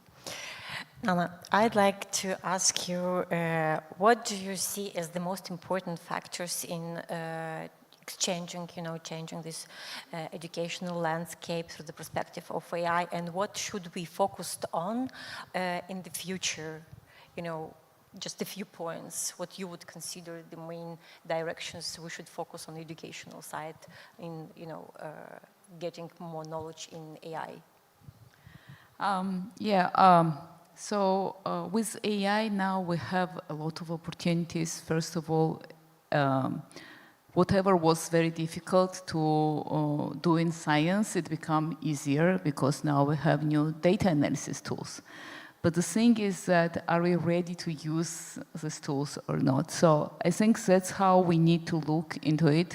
Now, all the schools and universities, especially where they have like homework, not the exams where they're writing, everyone is struggling, right? How to control that something, and there are platforms that check that is AI generated, but we know for sure that in 3-4 years it will be impossible. It will mix into each other so well that it will be impossible to differentiate, because now you can give, at least in English and in the main languages, right? You can give that what kind of tone to use, or you can run through different AI systems. So you can cheat the platform which checks. So it will be difficult. So that's the thing, probably long ago, maybe like when all the gaming and IT solutions developed in education, probably that was the time when we needed to switch education not to check, but self-check. If someone wants to learn, you don't need to check them, right? So maybe we need to switch education to problem solving, and if someone can build like smart system, good smart system using AI, good for them, right? If we are able to do it 10 years ago using Google, but spending more time, if we can do it now with AI, so maybe we need to teach like big frameworks, how to use different systems to get proper answers, how to integrate them together and check them and to integrate properly. Then maybe that's, now we have, we are not teaching anyone to use horse to drive a car, right? So, and also we can drive a car without knowing how car functions inside. So that's our, and not only AI, we need to use fully the potential of VR, and hopefully VR glasses are getting cheaper and developed very fast now. We need to use potential of augmented reality, and maybe we need to put as much money into educational games and platforms as whatever we are putting into gaming industry. And then we will have very interesting solutions for self-development of students, and probably that's the way, that's what I think. Thank you. Jenny, the question to you. What should we focus on while preparing future professionals in an AI-driven world? getting them to play with AI now. Because I think many industries are waiting for AI to get perfect or to figure everything out. And I think those are the industries or the people that are going to be left behind. There is a lot of demystification to be done, a lot. And I think people should start looking at AI from a curiosity perspective and not from a fear perspective. Right now, there has been a lot of fear. I doubt AI is not here to stay, quite the opposite. So I think embracing it is definitely the first step. But in order to embrace it, people need to be curious. They need to start playing with it. This is something that I see very much in the industry that I operate in. There's a lot of resistance. There was almost a little bit of, okay, let me not look at it now, focus on my core, and then one day I will look at it. And this is changing really, really fast. And I think it's for the better, because we do need to prepare for, I don't like saying an AI first world. I think it's still humanity first, but an AI augmented world. But we're not going to go anywhere if we don't have everyday people understanding how to use it and how it can augment them. And so the first step, from my perspective, is playing. Thank you very much. Thank you for coming to Moldova and sharing your experience, your ideas, your visions regarding development of AI in education, how we can reshape educational programs and somehow integrate into different curriculums, our extracurricular courses and so on, and enhance a larger audience to get to know use in the right way artificial intelligence. And I assume all those who are here can actually appreciate and evaluate what was shared during this panel discussion and give to our guests a round of applause. Thank you very much. Thank you.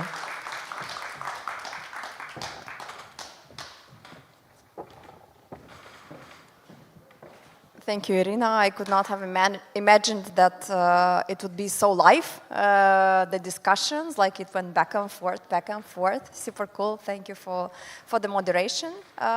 We are coming to an end of the 6th Eurasia StrategEast Forum happening in Chisinau. Anatoly, if you want to join to say a few words on this occasion, except that a coffee break is waiting and a Fahed's workshop is waiting.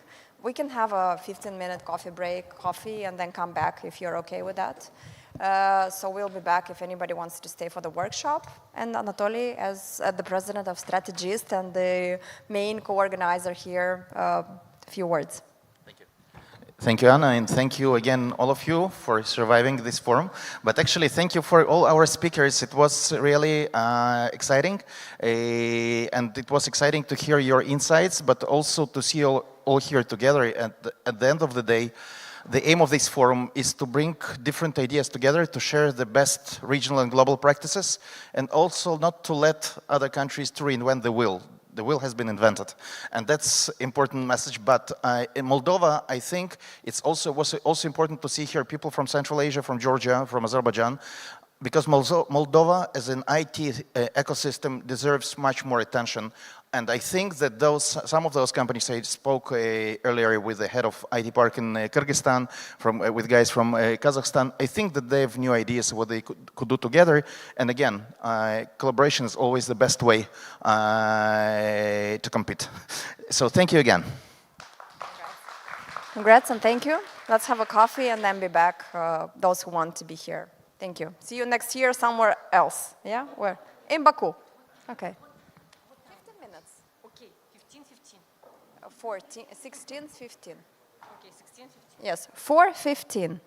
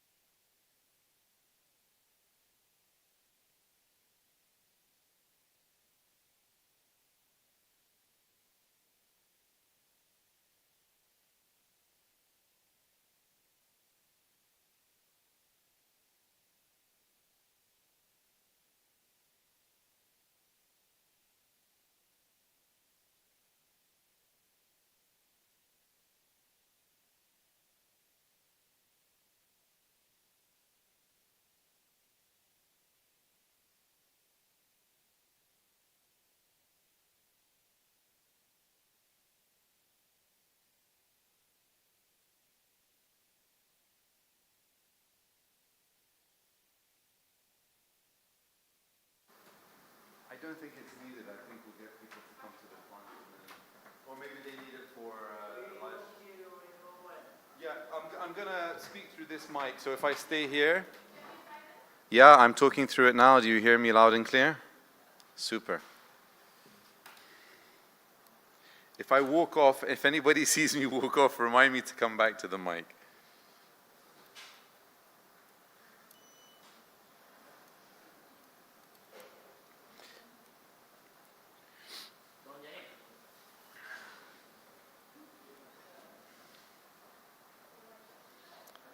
All right, fantastic. I think it's a handful of people. So, with the inspiring music in the background.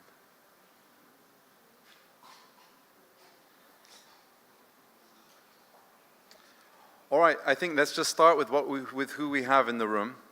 So the first question I have for all of you, with a show of hands, is how many of you have, or which or who of you have a business idea in your mind already?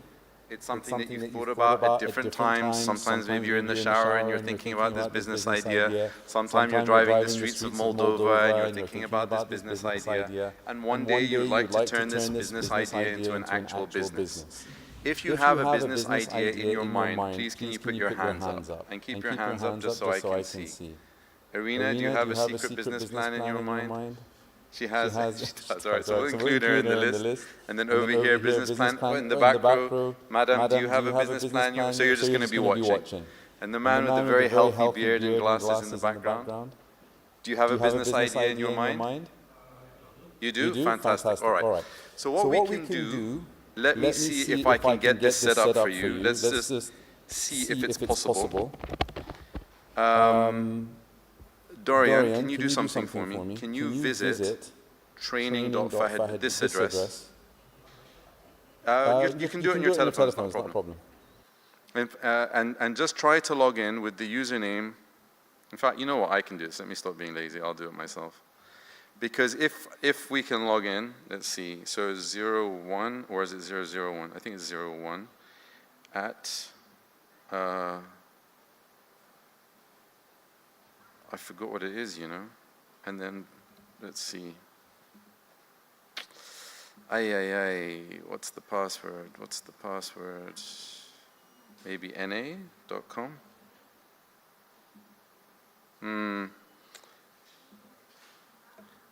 All right, let me just quickly shoot out a message to my team and see if we can get, because what I'd like to be able to do is give all of you access to this for today's session.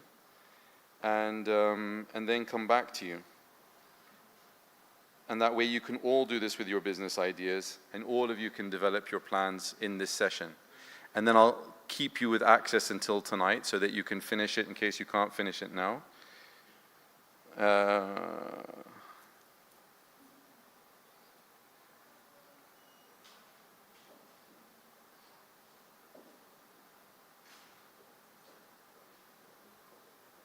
Okay, so 1@na.com. All right, perfect. Okay, Dorian, number 1. Irina, 2. The lady with the laptop, 3. Are you doing it? All right, so we've got 1, 2, 3. Igor, 4. Anatoly, 5. Madam, 6. 7. Yuri. What's your number? What was your number before? 8. And Mikhail? 9. All right, can any, Yulia? You're just watching? 10. All right, so those of you who have numbers, please log in, and I will get this prompt copied over. So this is the web address, training.fahadbizari.com. The password is Fahad, capital F, A, and then small letters A-H-E-D. Okay, so if that's the domain, then the password, the username is like this, 1@na.com, and the password is Fahad, like that.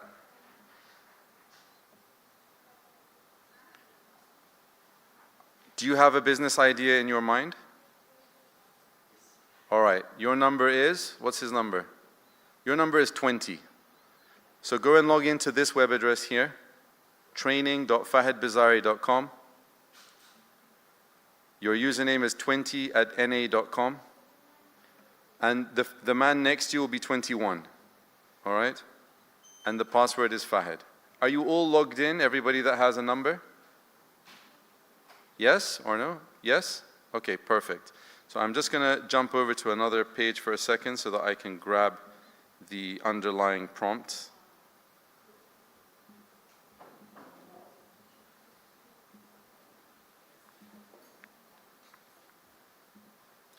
I need to get out of this, sign out, sign back in. Oh, for God's sake.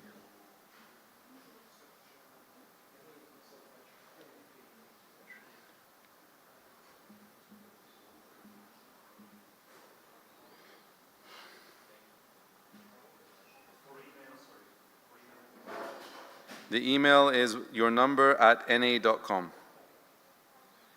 Now the problem is I can't log in myself. I shouldn't have logged out.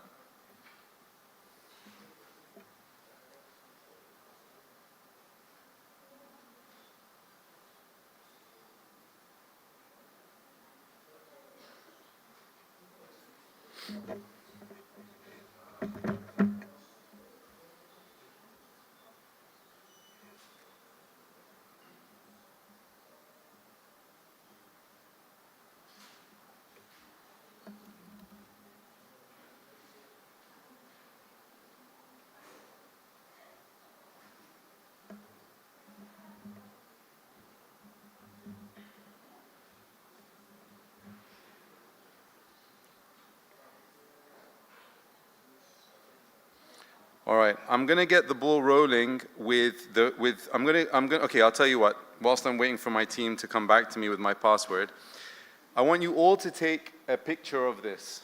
All right, everybody take a picture of this, and I'll explain it to you once you've taken your pictures.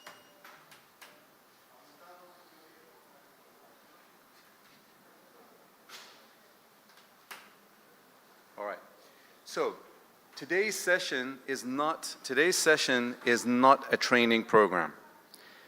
We're not spending 1 hour to train you up on a whole lot of things. However, you will be exposed and learn about a whole lot of things. So, we've got these 10 items.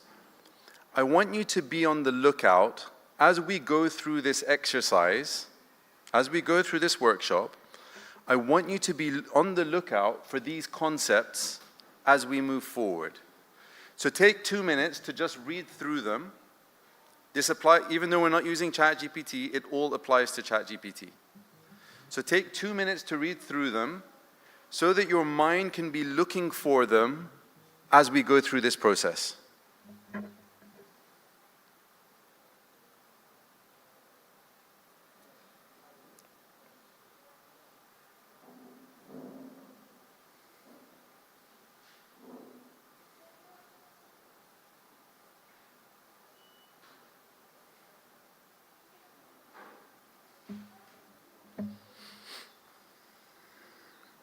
All right, everybody gone through it? And what I'd like you all to do now is I want you to take, oh, this is so annoying. I want you to take a moment and I want you to do a brain dump of your business idea into, I suppose this should actually be done straight into the app. Okay, I think apparently I can log in now. Give me a second. Okay, super, I'm in. Let me just update the prompt, add it in. No, it's a model. Create a model. Lean Planner, Octo. All right. Okay, so I want everybody to go and say new chat, and then select, the model to select is called Lean Planner. All right? Show of hands, has everybody done this? If you say new chat, and then over here at the model, if I say new chat, up here, select Lean Planner. Refresh your screen, perhaps? Even if you refresh your screen?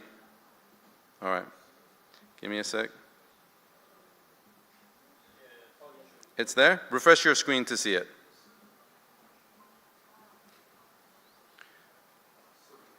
All right? And yeah, everybody try to help the person next to you so that I can keep on moving, okay? And if you can't keep up, it's not the end of the world. You'll still have access to this until nighttime. After nighttime, we'll close all of the accounts. You'll still have access to continue in case you were unable to keep up now, all right? This stage now, once you open up the model and you say Lean Planner, the first thing you want to do is just say go. And it will start the journey. And it's saying, give me a brain dump of all your thoughts about your idea. So, I will go first to give you an example of what I mean. And then all of you do it by yourself into your telephone. And I'll show you how to do it now. And we're going to bring, after this, we're going to bring Dorian up, and we're going to start working on his business plan, okay? So, when I say record voice, this is what I mean. All right, so, in a nutshell, you know, so many professionals are on LinkedIn.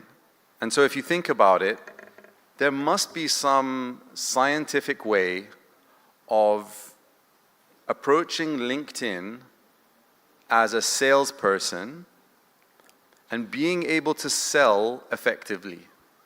There must be some way, like a methodology of reaching out to the right people, nurturing the relationship with them, starting conversations with them, connecting with them, eventually leading to a sale. And this methodology should be a methodology that can work across multiple industries. And it should be something that we can offer as a service to people who are trying to use LinkedIn for business. Because most people are not salespeople.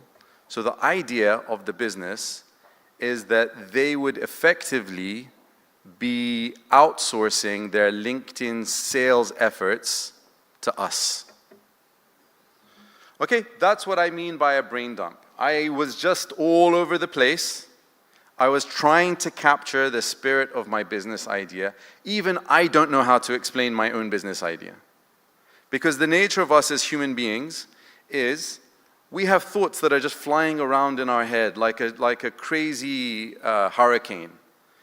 You know, that's why we'll go and have a shower and we'll get an idea. By the time we leave the shower, we forgot the idea. Right?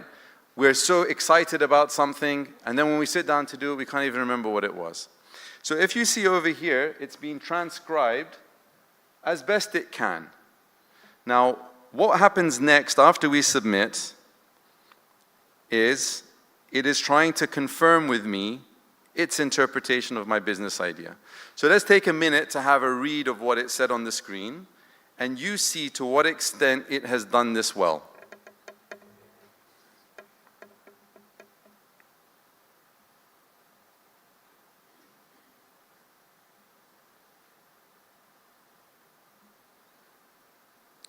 Okay, as the owner of the business idea, I think this has done a very good job. Would you also agree? All right. After this, we say confirm, and then the rest of the process will begin.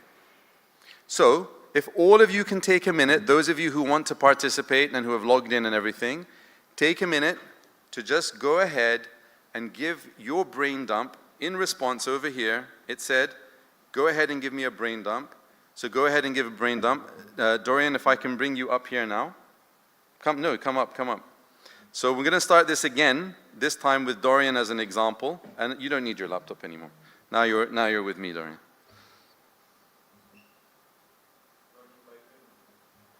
Learning by doing, all right?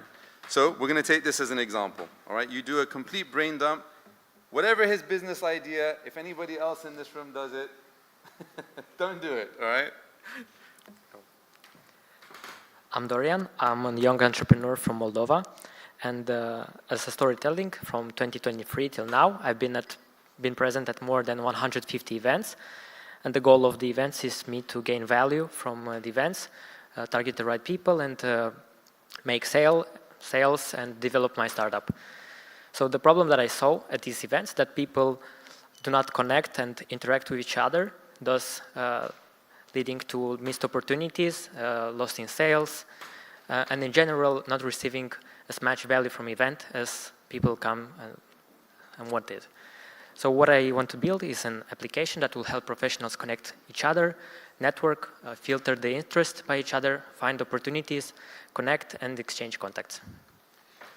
So in other words, what I'm trying to say is that my business idea is digital networking platform that allows professionals to connect at physical events.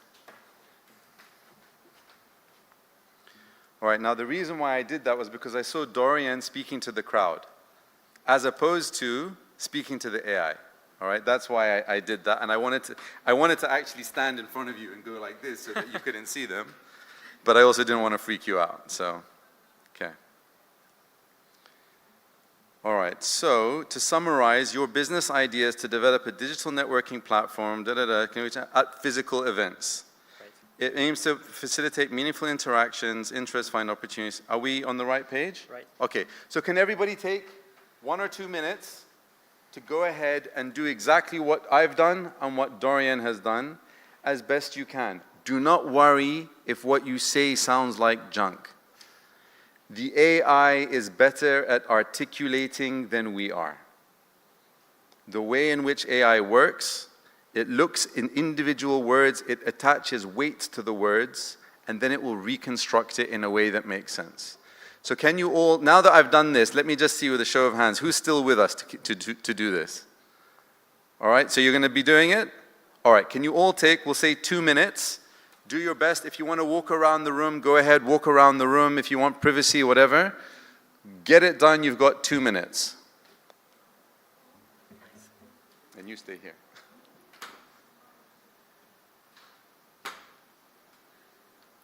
Is it transcribing for Whisper AI?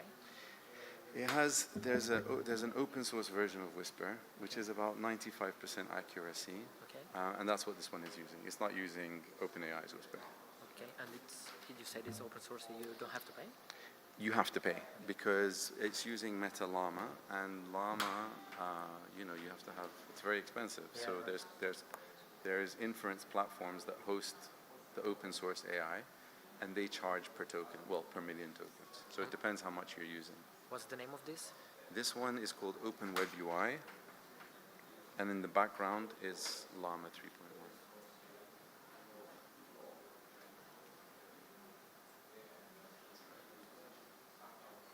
This one. Mm-hmm. And it has the voice recognition function. Mm-hmm. Nice. Because at the events, we also talk with people, but we don't remember the conversation, you know?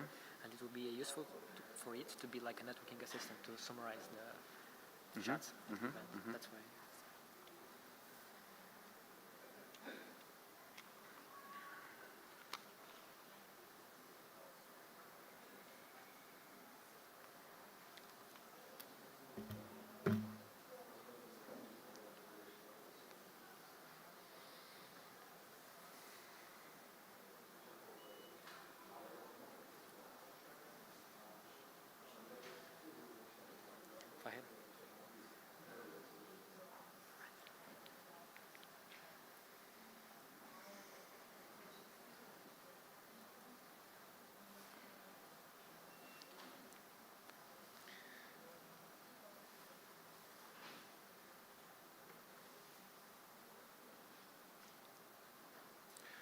All right, I don't hear anybody talking anymore, so I'm going to assume everybody is done and move on to the next thing. Now, before I move forward, I want to bring you back to this slide.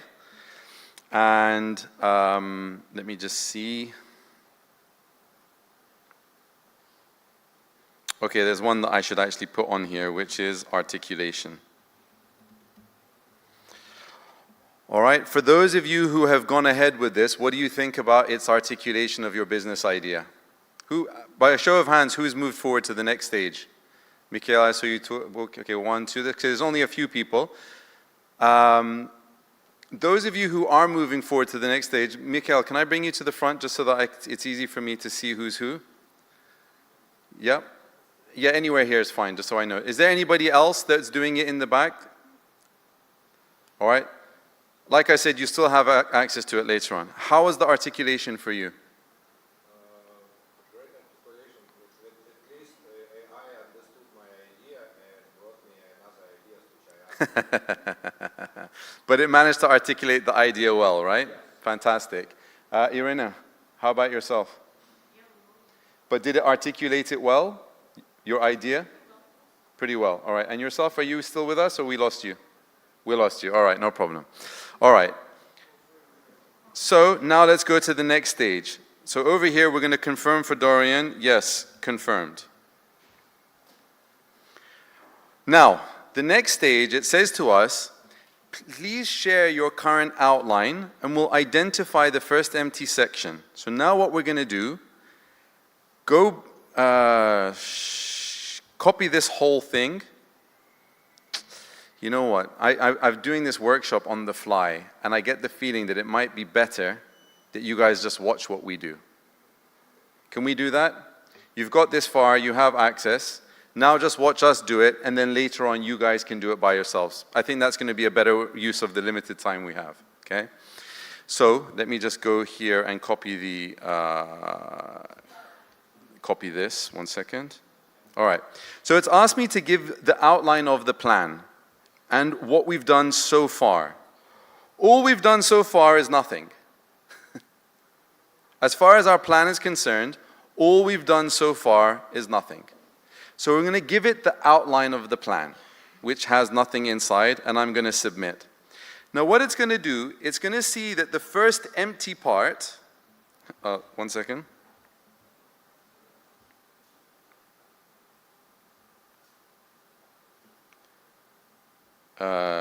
No. Part 1 is empty. Okay. The problem statement. Now this is where it's, in fact, you know what, Dorian? You could probably sit down from here, and I'll tell you why. Go ahead and sit down.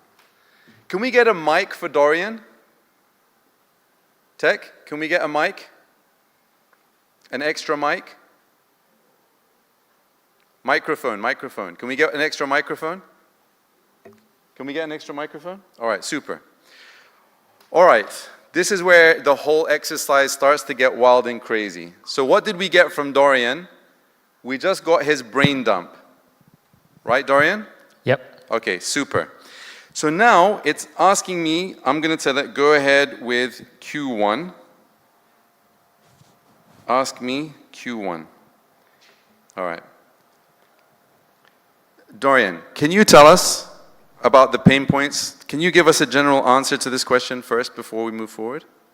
So the pain points. Yep. The pain points regarding to visiting networking events is first, people struggle with finding relevant persons to talk with and network. The second pain point is to find the target audience that we are looking for, and then network, exchange contacts, and maintain a healthy connection. All right. So I'm now going to say to it, I don't know. You tell me. Let's see what comes up. From what you said, how many of them are up here? Yeah, all the ones are really. They're all there. Any new ones? Maybe the contact exchange part when it gets to exchanging the contacts. All right. Now Dorian has been thinking about this business idea. This is not his first business, actually his second business. Is it your second, or are we talking third? Or evaluation on the top of the business. All right. So if you see that the AI, just based on his brain dump, has already started to figure out the problems that his general idea are going to be able to address. All right? So now, we'll just say to it, all of them do. Perfect. Now, the next question. Oh, wow. So it's, you know what? It's even gone ahead and just answered already. Because the way it's supposed to work, and I made some last-minute adjustments last night, because this was actually built for ChatGPT. It wasn't built for Llama. So it's gone ahead and said, what are the consequences of this problem? What do you think, Dorian? Right, all of them. All the pains are related to the... Right, so all the pain from all of those problems has now been done. Yeah. And this is killing the excitement of this exercise, because what we like to do is hear from the person first, and then bring up the answers from the AI, all right? So I'm going to say to it, all do, perfect. Move on to the next question, but don't give me answers, please. Answers, unless I ask for them. All right. Who are the people most affected by this problem? Business professionals, the people that visit a lot of events, salespeople, startup founders. Yeah, all right. The main. So, what's going to be our message? We've just heard salespeople, people who attend a lot of events. What are we going to tell the AI? I don't know. You tell me. All right? I don't know. You tell me. And let's see what comes up. You said sales? Yep. That's that one. People who attend conferences? That one. And then these two, entrepreneurs and small business owners, those two. And now we have here something else, which is professionals in industries with high need. All right? And maybe event organizers as well. Right. All right? So we'll say yes, all of them are spot on. All right. And now it's giving us a problem statement. Let's have a read of this problem statement. You can all read it without me needing to read it for you. Dorian, especially you.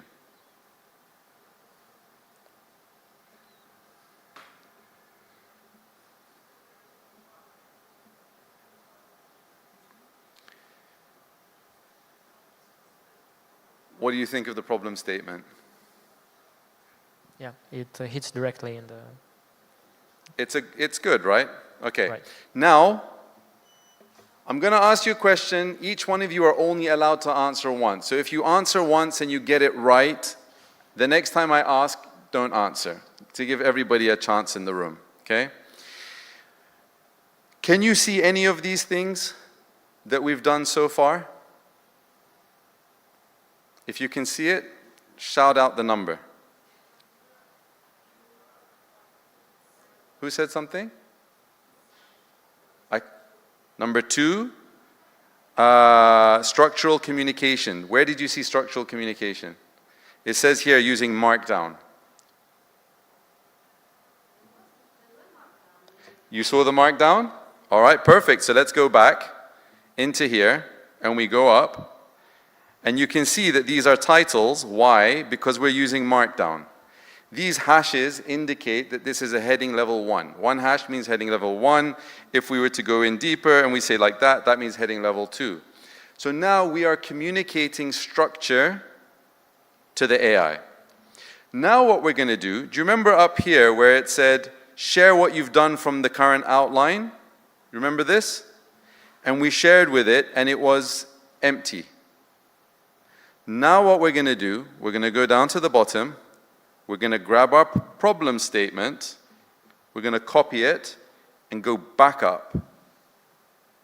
And we're going to paste it in here, and we're going to resubmit this. So, when we first submitted this, it was an empty outline.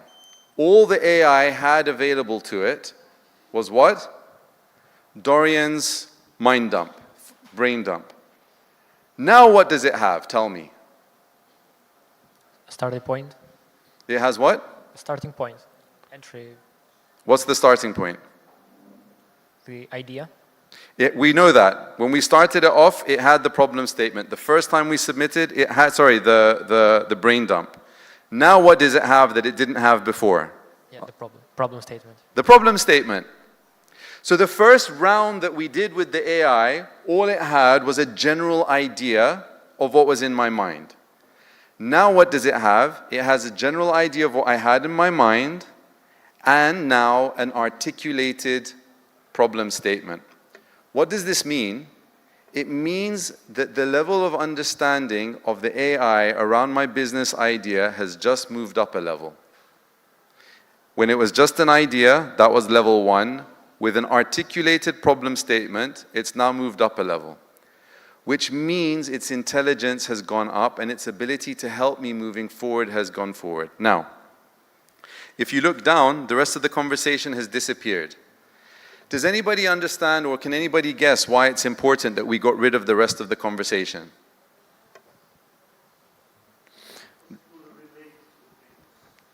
It will relate to the previous, but it's actually to do with this, context window management. If you have a conversation with the AI, and in that conversation you talk about 100 different things, every time you press submit, the AI has to process those 100 things, which means its ability to focus on your task gets weaker and weaker and weaker. Do you guys have drinks here in Moldova where you add like a liquid and then you add the water to it, or you add powder and then you add water to it? Do you have those type of drinks? So what happens is the more of that liquid or the more of that powder you pour into it, the stronger it becomes. Sometimes it becomes so strong that you can't drink it. Are you guys with me? All right. It's the same thing here. The more your context window is focused on the task at hand, the more powerful the AI will be at helping you solve your problem. The more you're talking about this and then talking about that and then having a conversation, the weaker and weaker it becomes. So right now, it's very strong because it has two things. It has the idea, it has the problem statement. This is what we call context window management. We've deleted everything that we no longer need. We no longer need that discussion because we reached a conclusion. Correct? All right. So now let us resubmit. Now it goes over here, okay? Ask me question 1. All right. At this point, Dorian, I kind of don't need you anymore. I know it's your business idea, but I kind of don't need you anymore because I feel very confident that the AI's answers to many of these questions are pretty much going to be very accurate. I will still ask you because it's your business, and sometimes it might give suggestions that fall out of what you have in mind, all right? So, what's the answer? I don't know. You tell me.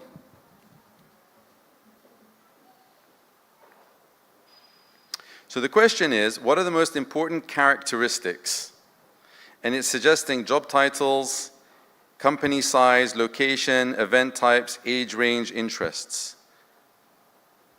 This is quite a huge thing actually. Let me just see.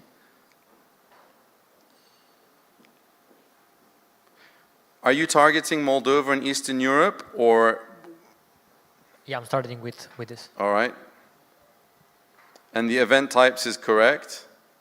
Age range? Yeah. Correct? Maybe a little younger. Say again? Maybe a little younger also. A little younger, okay.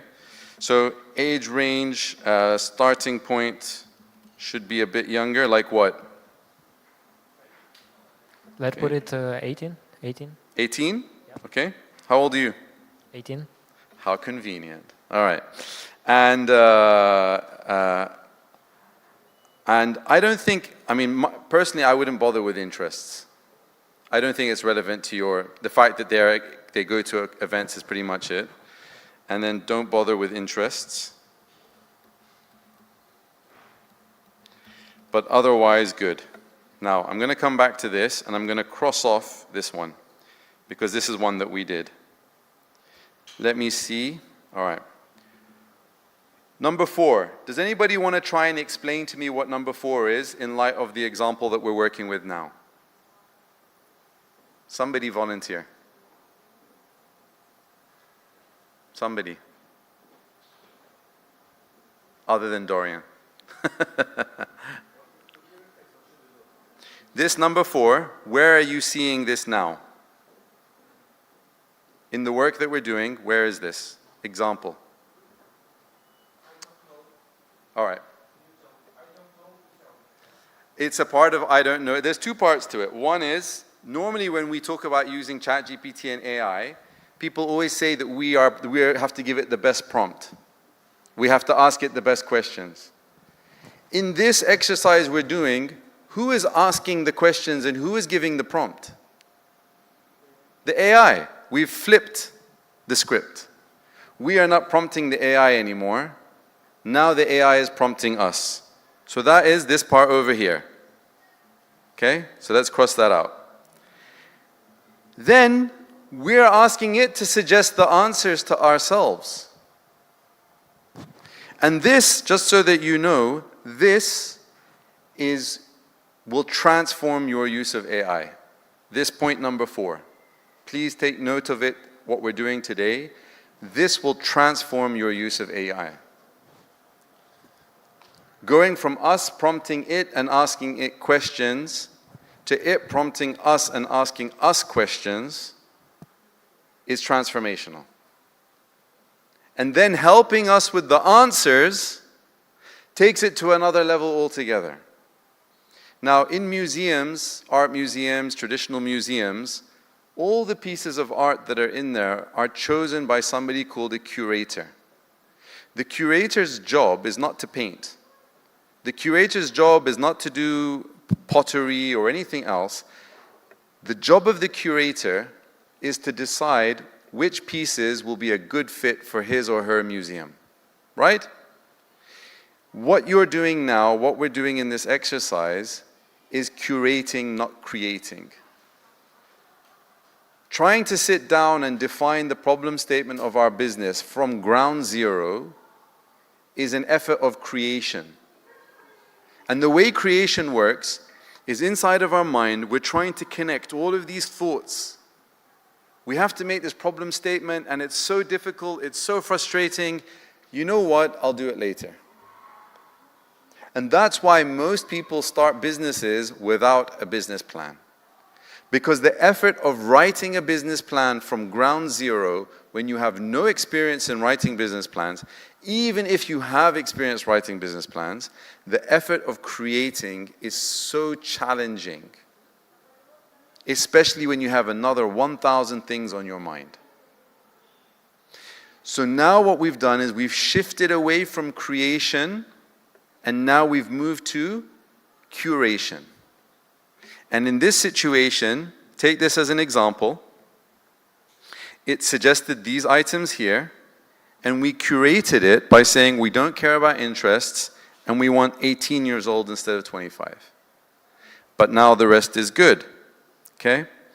So, I just want to say to it now, I think we covered their pain points earlier. Although I could have said I don't know. Yep, okay. Any specific groups? I don't know. You tell me. So it's suggesting here, entrepreneurs, startup founders, small business owners, they often have a high need for networking to find partners, investors, and customers. Additionally, as a young entrepreneur from Moldova, you might have a good understanding by focusing. So it's basically suggesting that because you are a startup founder, your best bet is to focus on yourself for now because it's what you know best. What do you think of that? That's right, because I have in-field experience. And okay, perfect. Okay, so agreed.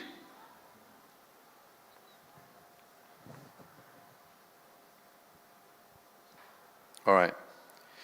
Now that we've established our target audience, what are we going to do next? Yuri? I'm going to put pressure on everybody, so everybody needs to make sure they're awake and focused. And if you don't understand, or if I've lost you and anything is confusing you, just put your hand up and say, I don't get it. Can you say that again? It's really, really important that all of us can be vulnerable in learning environments. Otherwise, we don't learn as much as we could otherwise learn. What's the next step? Now that we've established our target audience, we have this statement like this. What's our next step? Exactly. I'm going to copy it. I'm going to take it back to the top. And I'm going to update our outline to include the target audience. Now, when I press send, remember, the first time we did this, what did the AI have? It had our idea. The second time we did it, it had our idea and the problem statement. Now it has clarity around our target audience. Can you see how the intelligence that the AI is working now, it's like a snowball. I call this technique snowballing. And you will not hear about this anywhere in the world. It's called snowballing. Why? Because as the snowball rolls, it starts to get bigger and bigger and bigger and bigger. At least that's what they show in the films. I can't tell you in real life that's what really happens. So here what we're doing now is we are taking the intelligence that the AI has and we're building it up with each round. So let's press send. All right. Now it is proposing mission and vision, one of the most difficult things for people to come up with. Now, I just want to give a small caveat about this. In the last week, I have redefined how I approach mission and vision, and I feel that mission and vision should only be one line each. That's my newfound philosophy on this. There's a chap called Daniel Priestley, and Daniel Priestley has very good frameworks and methodology, and I'm subscribing to him for this, all right? But for the sake of this purpose, we'll just go with whatever is defined here, and we say, okay, I have no idea, you tell me.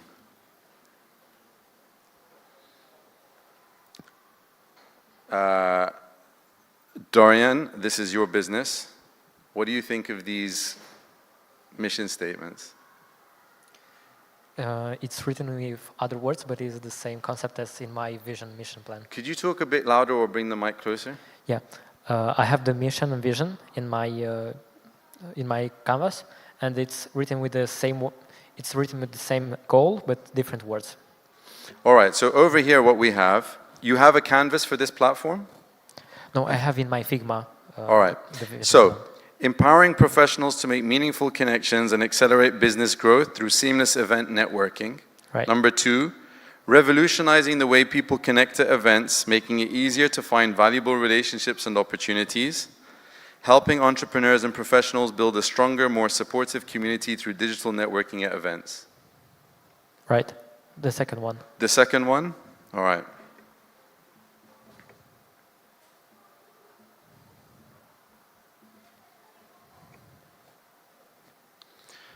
Okay. Crazy. Now, values, of course, is a very personal thing, but what do you think about the values that it's given so far? I have the values also in my Figma, and a couple of them are a couple of them are there. Yeah. So here, at this point, it's very important to note that we're not telling the AI to dictate for us. What we're asking the AI to do is to save us from starting at ground zero, because at this point, we can say, look, I like authenticity. In fact, let's just do it. I like authenticity and respect and innovation, but not the others.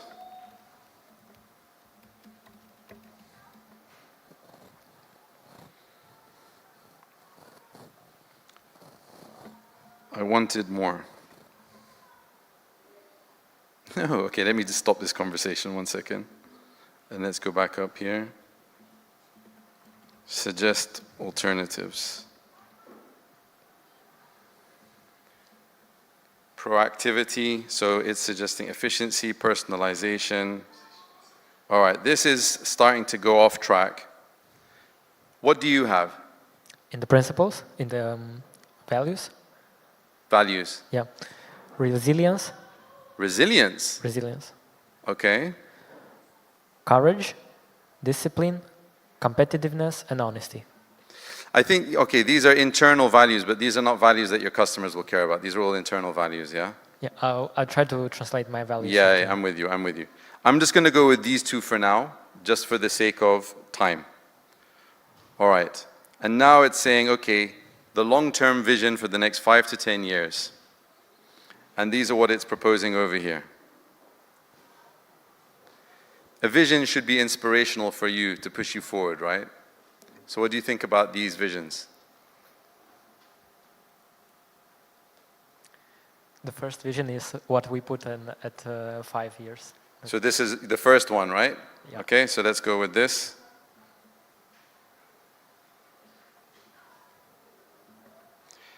Who is saying about the unicorn? I think we're going to have our first unicorn over here. Don't forget me, right, when you're doing your unicorn.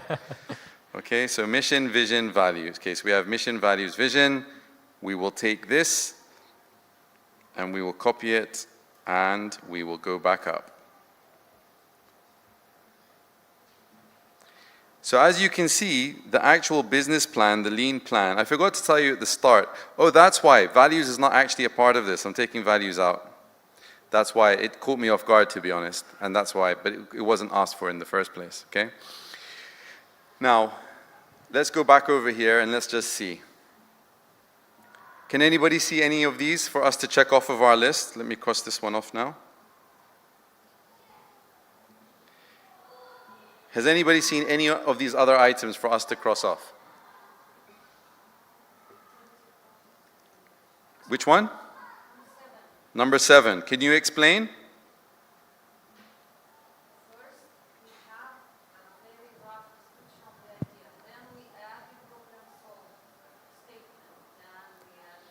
Exactly. So the context that the AI is... Perfect. So the context that the AI is working with is being accumulated as we go along. All right, perfect. Has anybody seen anything else in here that we can also cross off our list? Progressive elaboration, right? Same, similar thing. They're slightly different, but connected. Let's get that one off. Any others that we can take? We did the markdown one. We can cross that one off. All right. Let's pause there, and we'll come back to this after a second. Let's continue.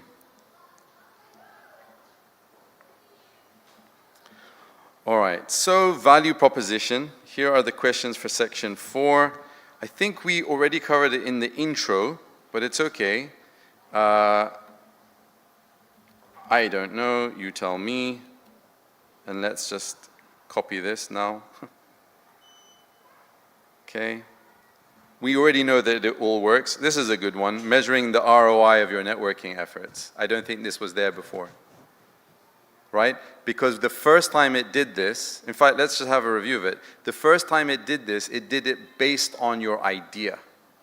Now it's doing it with the enhanced context of the problem statement and the target audience and the mission and the vision.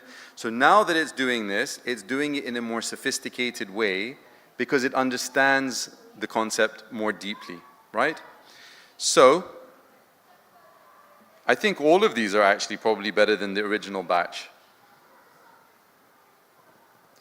And also, difficulty navigating crowded event spaces. So it's enhanced some of them and it's added more. Okay? So let's say I agree with all of them.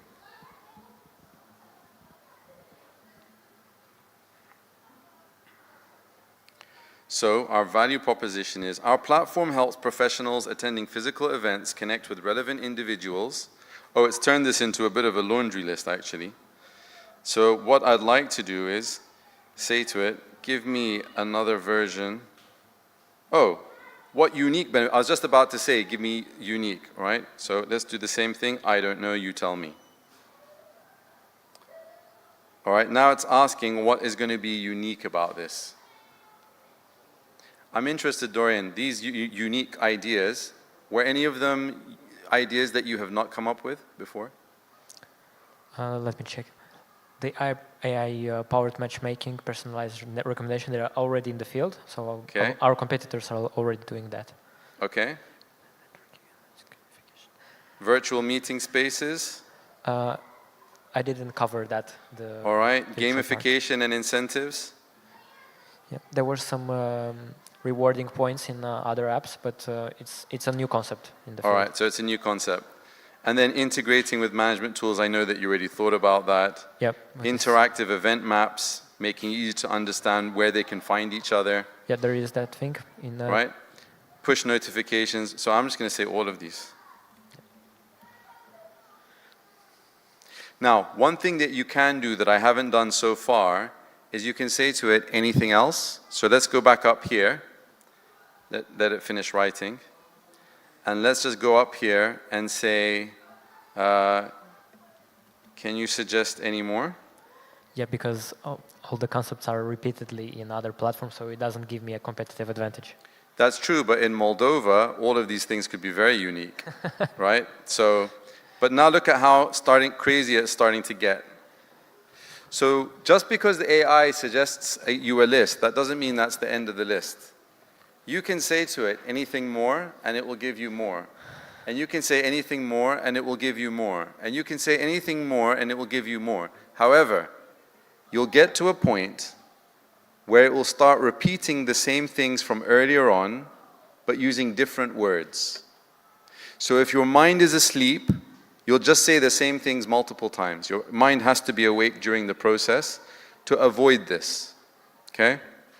So you could go to all of these things, a whole lot of new options and ideas for you to enhance your, and I'm gonna go back. I'll share this conversation with you later, Dorian. So you just get to this point and then press 2 of 2, okay. And then you'll be able to see all of those ideas in case you wanna add them to your, sure. What if we can add some more, conditions? You can, of course. You can do whatever you like at the end of the day. What we have here is a general framework that pushes you through. And so if at any point it's going in a direction you don't like, steer it back. If you have certain conditions that need to be respected, then make sure it knows what those conditions are. Okay? So let's grab this now. And now we take it up to our plan. But for this case, can we do some changes? Of course. So there's two things you can do. You can, I mean, if you see me, at the end of the day, it's not the boss, you're the boss, right? You're the boss. So if you don't like, let me just delete this. If you don't like, hold on. Okay.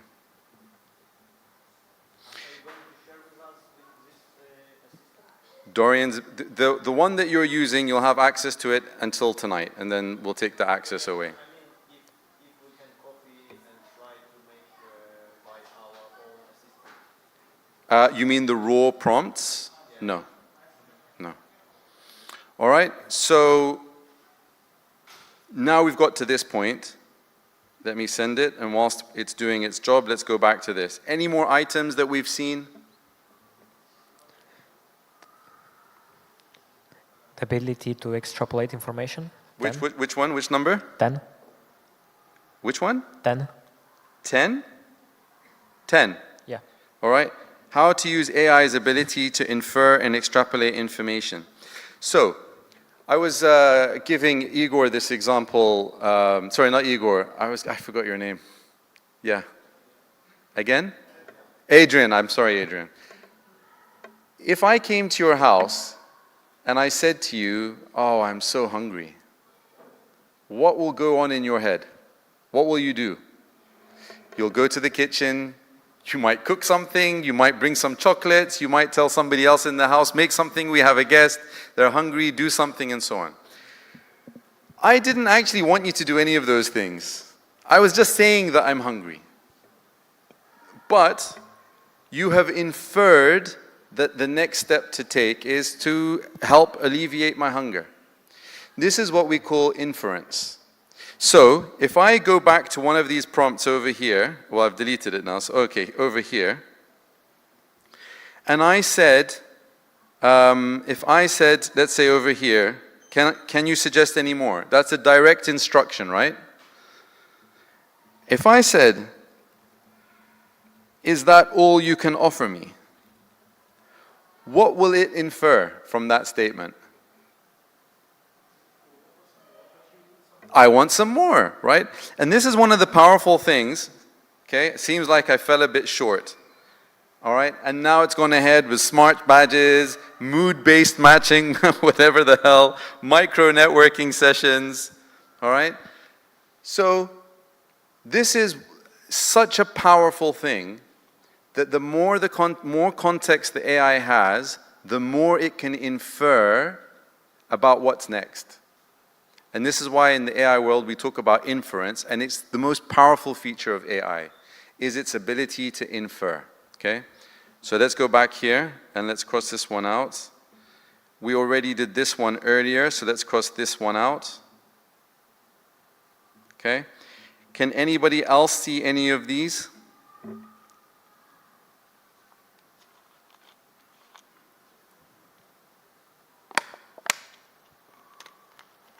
All of them we've gone through, so you'll be able to see all of them. The only one you may not see is this one called cold cognition. Cold cognition basically means, if you look at the style of the writing, it's just straight to the point, factual. There's no emotional chit-chat or any of that stuff. It's just straight to the point. And that's what you need in a plan. You're not trying to inspire other people, you're trying to get clarity. And that's what cold cognition is all about. And just to give you an idea, to give you an example of what cold cognition would look like, if I come back, value proposition, let me go to the next one. All right. If I said to it now, hold on, please rewrite the value proposition using hot cognition. Look at how, this is the original one here, value proposition, offers a unique combination of features and benefits, blah, blah, blah. Now look at this. Imagine attending a conference or industry event and actually connecting with the people who matter most to your business. No more wasted time, no more awkward small talk, and no more missed opportunities. Right? But this is for the public. Because the public, people, they buy with their emotions and then they justify with their intelligence and their rationality. But internally for yourself, it's the reverse. Because you're building a business, you need to focus on rationale and intelligence. So this was an example just to show you the difference. And this is very powerful. You guys should have written by now these two words, hot cognition, cold cognition. Because when you're selling, you go into hot cognition mode. And when you're explaining and so on, you stay in cold cognition mode. All right, so let's go back up here. And let's delete this from our conversation. Okay. Key assumptions. What's the magic words? I don't know. You tell me. So some assumptions are that they will be willing to use it, that they're tech savvy enough and comfortable using a mobile app to do it, that they're willing to invest time and effort into doing it, that there is demand for it, that the market is not saturated with similar solutions, that event management platforms are not already doing this, and that your unique features will differentiate you from others. Now, the nature of assumptions is some of them you can know straight away whether they're accurate or not. But when you're building a business, you need to make sure that you're not living in your head, that you're living in reality. And so now what you can do is you can say, okay, I mean later on, not now, but later on you can say, okay, give me ways to test all of these assumptions. Give me exercises I can do. And it will suggest do a survey or do this or do that, all right? So yes, let's just say yes, I agree. And we're going to bring this exercise to an end in a minute, even with an incomplete plan.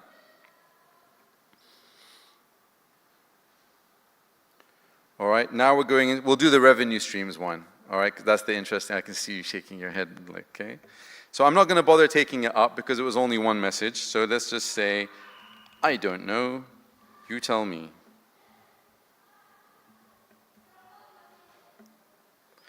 Subscription-based model, freemium model, commission-based model, advertising, sponsored events, selling data, integration fees.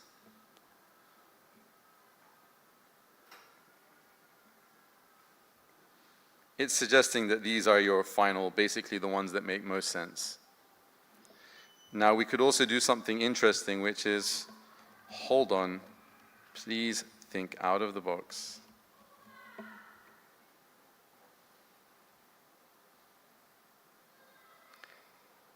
I mean, if you think about it, you know, the land and expand business model is that these people are people who are doing all of this. So let's train them on how to network, and we can sell them some networking things. That's what it's suggesting here. Or some matchmaking service. And so on. It's thinking out of the box. All right. So this is now done. From a demonstration point of view, all of you guys have seen me do this. You all have access to it. So when we finish now, you have access to go and continue this process until you flesh out your entire business plan. You can be done by the end of today maximum. All right? Now let's go back here and look at this one. This one was contextual intelligence. Now you guys understand that the more context you give the AI, the more it has to work with. The nature of general AI is that by default, it's a generalist. But the more context you give it, the more it becomes a specialist. So if you remember in my keynote yesterday morning, we started off with that conversation that said, Michael says, my arm hurts, and Hannah says, oh no. When we turned her into Dr. Hannah, what happened? She said, oh, Michael, how did it happen? Does the pain go up or down, or when does it hurt? It started talking like a doctor. Why? Because it had that one extra bit of context, which was doctor. If we gave it more context to say that Michael was 5 years old, now the doctor would have changed the way that he speaks because it has more context. So let's cross this one off. All right. Cognitive load transfer. Cognitive load is the burden that we deal with in our heads in the effort to do our work. So if I say to you now, what's the problem statement of your business? In fact, let's do an exercise for everybody. All right? We're all going to do an exercise together. I'm going to give you 1 minute, and I want you to think of that place in the world that would bring you the most joy and you would rather be. Think about that one place in the world where you would love to be. Go. You've got 60 seconds to think about it.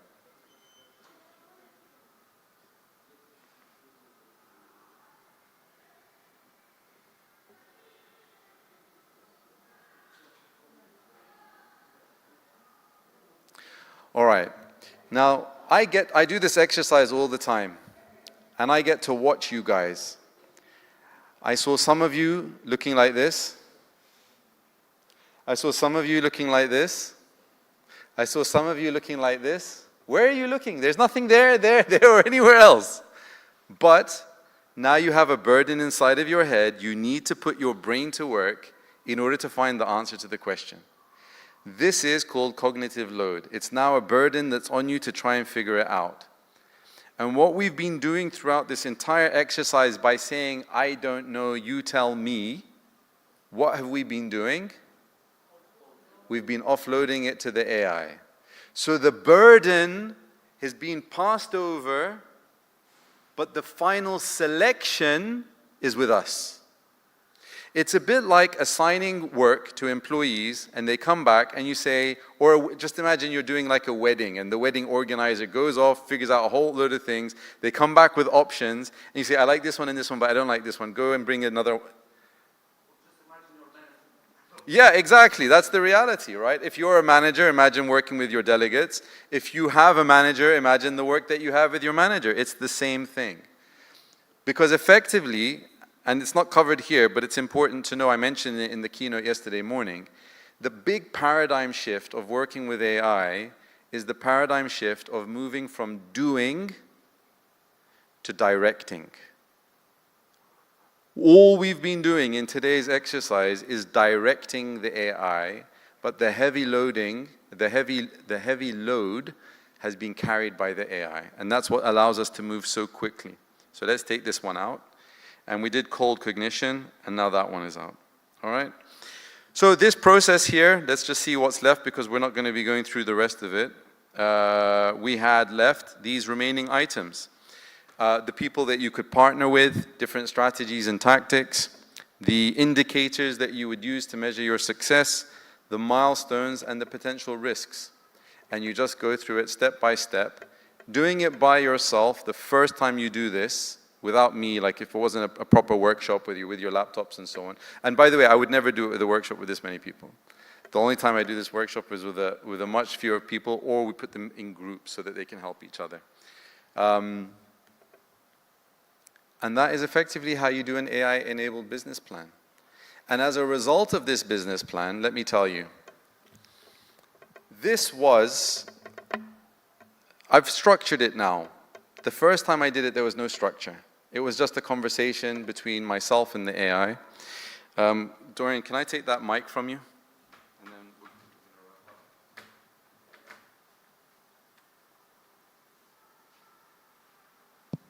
Okay, so doing my first ever business plan was the turning point between my relationship and the AI. I mentioned this, I think, in the keynote yesterday. Maybe I did, maybe I didn't.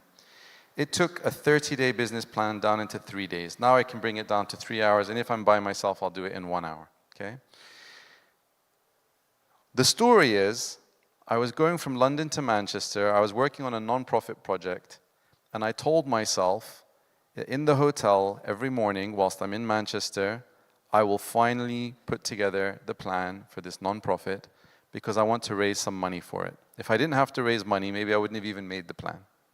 I was so emotionally attached to this idea that I was ready to go forward with it even without. But because I had to raise money, I had to make the business plan. When I got to Manchester, I discovered, this was in December 2022, I discovered that I had left my laptop charger in London. So my plans for the weekend got messed up. So in the morning, I opened my telephone. In those days, there was no voice, we were typing. So I said to ChatGPT, the first version was done with ChatGPT, I said, listen, you and I are going to have a long conversation. I'm going to ask you questions, and you're going to give me answers. You're going to ask me questions, and I'm going to give you answers. And at the end of this, we're going to make a business plan. That was the first time I experienced this. Now you're seeing the refined version. That was the raw version, happened over multiple days, lots of copying into Google Docs, pasting back, blah, blah, blah. At the end of that entire exercise, I decided not to move forward with my project. At the end of that exercise, I decided not to move forward with my project. I decided that I would just take this plan, put it on the side. I thought that all I needed at the time was just £50,000. Non-profit, I bring the brains, you bring the money, right? I realized that to realize my goals for that project, I needed closer to about £1 million. And I needed 1 to 2 years. I was thinking in my mind, I only need 3 months, 2 to 3 months, and £50,000. And as a result of the plan, I decided to delay it to a future year when I have the free time, and even I'll pay for it, it's not a problem. I've done this exercise with many people, and many of them also reached the same conclusion, that that business idea that they were so passionate about, now that they have actually got it out of their head and on paper in front of them, either they're going to delay it to an unknown point in the future, or they are going to abandon the plan altogether. Or if they decide to go ahead with the plan, at least now they know what's really involved to make this plan happen. And that is the real value of a business plan before anybody else, before an investor or anybody else, is that you have complete clarity as to what it is that you're pursuing. All right, did you guys find this helpful? All right. Any questions? Yeah. Say again? This one? Okay.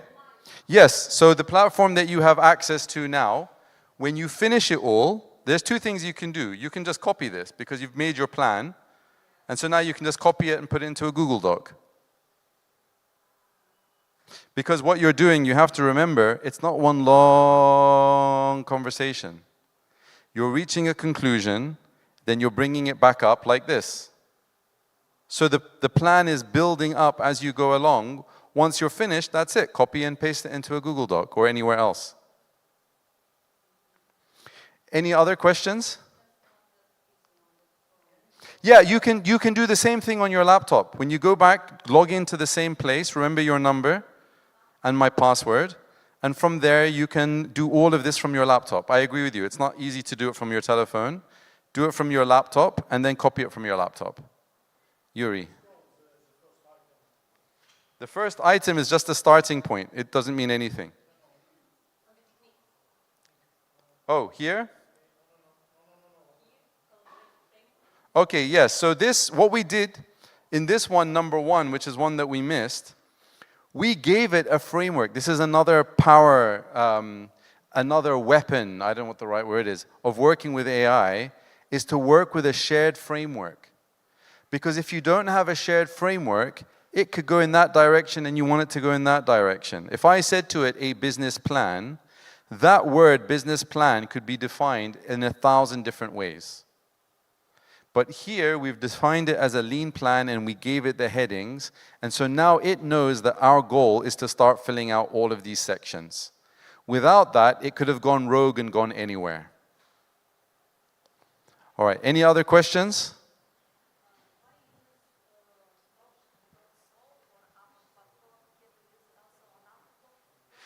You can use any platform as you like. I use Notion. After decades of working and trying everything out, basically. So we even tried to build our own wiki about 15 years ago. So after experience, eventually you come to reach conclusions about what's the best tool for the job.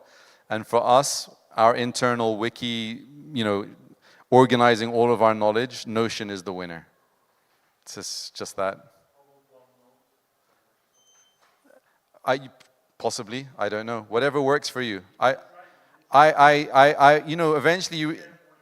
Sure, so it depends on your business more, right? So if your business is already integrated in the world of Microsoft, and that's what works for you, I had one person that used Asana. Not Asana. One of these project management tools. She was using that for her prompts. She was creating them as to-do items, and she was saving her prompts as to-do items. Okay, whatever floats your boat. I would recommend Notion because it's the most, personally, I'm not integrated into any ecosystems other than the Google one. I would recommend Notion, but whatever works for you, that's not the main thing to learn from me. The main thing to learn from me is the AI side of things. Any more questions? Feel free to be vulnerable. Any questions that are in your mind, this will be the last chance. Yes, Dorian.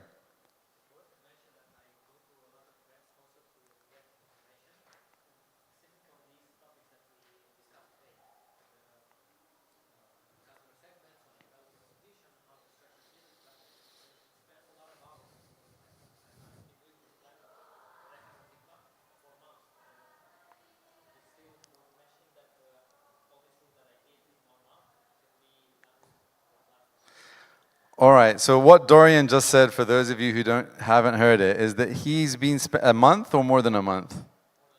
He's been spending more than a month to conclude what we concluded in this 1 hour. So when I said to you, taking a business plan from 30 days down to 3 days, down to 1 hour, those of you who thought that I was exaggerating, you now have, and we don't know each other, right? Okay, so you now have a live example of somebody that had spent 30 days to reach the same conclusions that were reached in 1 hour, which is very, very, very significant and powerful.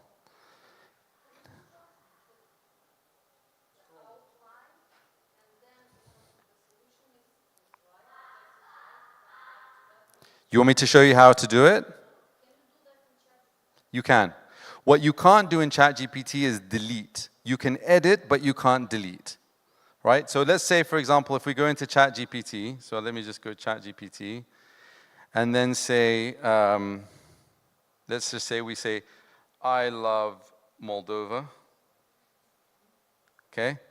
So now what you can do is, okay, well, we can do it anyhow, is you can click on this pencil icon here, and then say, okay, all right, fantastic, and then say, I love Dubai. And you'll notice here, 2 of 2. So now what that means is that you can jump from 1 of 2, 2 of 2. My platform I can delete. So sometimes I prefer, like, the conversation is finished, I don't want to see it again, I don't want to see 2 of 2, 3 of 3, I just want to delete it. But that's okay, it still works in the same way just by editing, and just ignore the 1 of 2.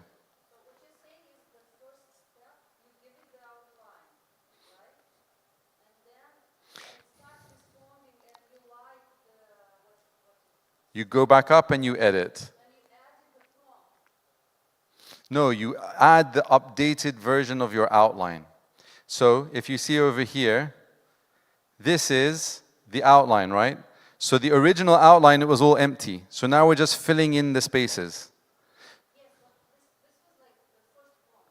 The first prompt you can't see. The first prompt is hidden inside the model. So it just says to here, give me a brain dump. After you give it the brain dump, it says over here, confirm. And then it says, share your current outline.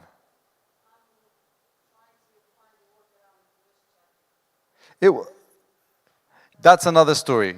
Working with ChatGPT is another story.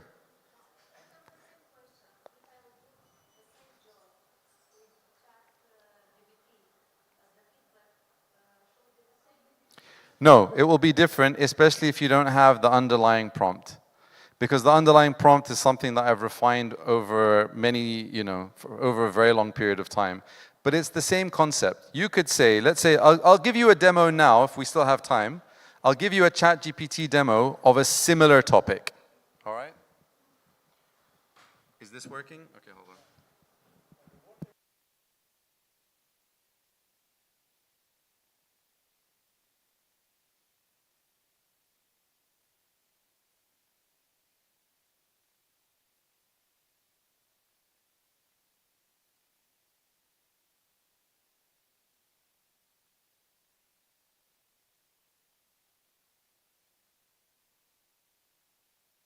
Business plan framework.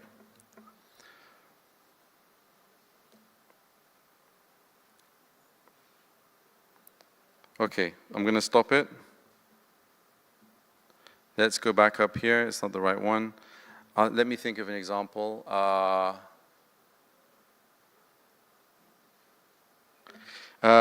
want to plan. It's difficult to put it on the spot. But basically what you're doing is you want to give it a framework. And that framework is the lean canvas. If you search online, look in Google, search for the lean canvas, that is effectively your framework. And you give each of the headings a heading. This concept works for everything, for writing articles, for writing a book, for anything you want to do. Figure out the outline first, and then give it the outline, and then say, help me with section 1, help me with section 2, help me with section 3. It's too much. Like I told you at the start, this is not a training workshop. All I would be doing is exposing you to these high-level concepts. For training workshop, tell your boss to get in touch with me. I will come back to Moldova to train your whole team, all right? This was just about exposing you, and you have until the end of tonight inside of our platform to make progress with your business plan so that you don't think I only did this just to win business. I didn't. I did it to help you with your business idea and to show you what's possible with AI. Igor.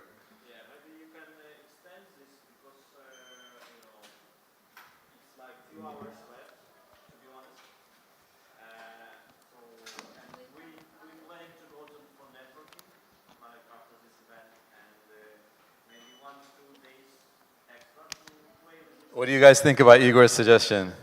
You think it's a good suggestion? Tomorrow noon? All right, I'll tell you what, tomorrow midnight. Tomorrow midnight, Dubai time. I think that'll be about 11 p.m. Moldova time. Good deal? All right, super. So you got a question?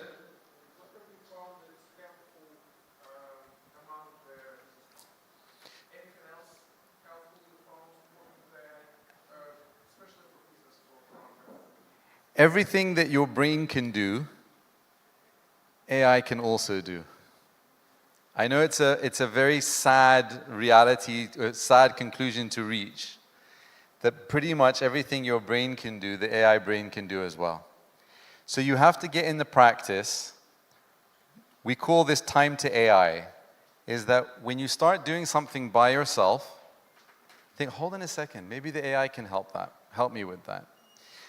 The challenge is how to get it to help you with that. And I was speaking to Igor and Dorian earlier, and I shared some tips with them. And I think it's only fair that I share the same tips with everybody else, right? All right. So, a huge, huge, huge super weapon for working with AI is to be vulnerable with it. What do I mean by being vulnerable? It means tell it everything that's going on. I have a business meeting, I'm unprepared, I don't understand the topic, this is a big deal for me, if I win this, it's going to be great for my career. Really like you have a trusted advisor that you can share it all with.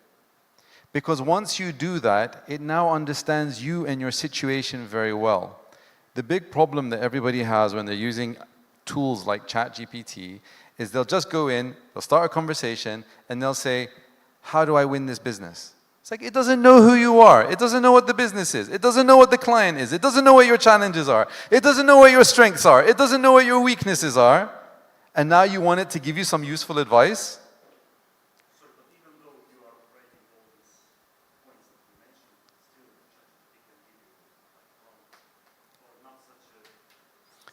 No, the more specific you get, yes.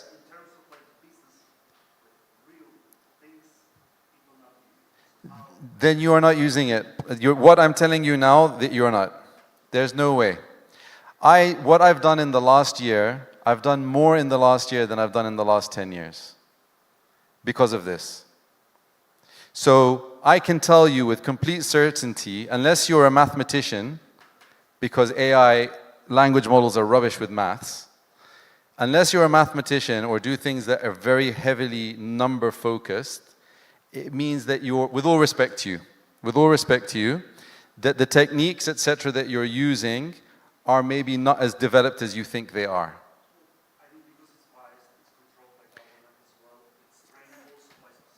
Even the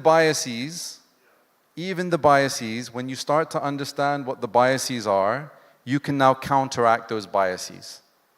Where the only place that we really, really, really struggled in all of the use cases is in getting it to write in a particular writing style. Because it's not an article writer. It's a conversational bot. So it will always default to its weird style. Even if you get success with one item, it will still go back to its stupid ChatGPT style. So if you want to use it for writing, you should use Claude. Don't use ChatGPT. Claude is the only one that sounds 99% like a human. Not 100%, but 99%. All right. Any more questions before we wrap up? Yes, Dorian.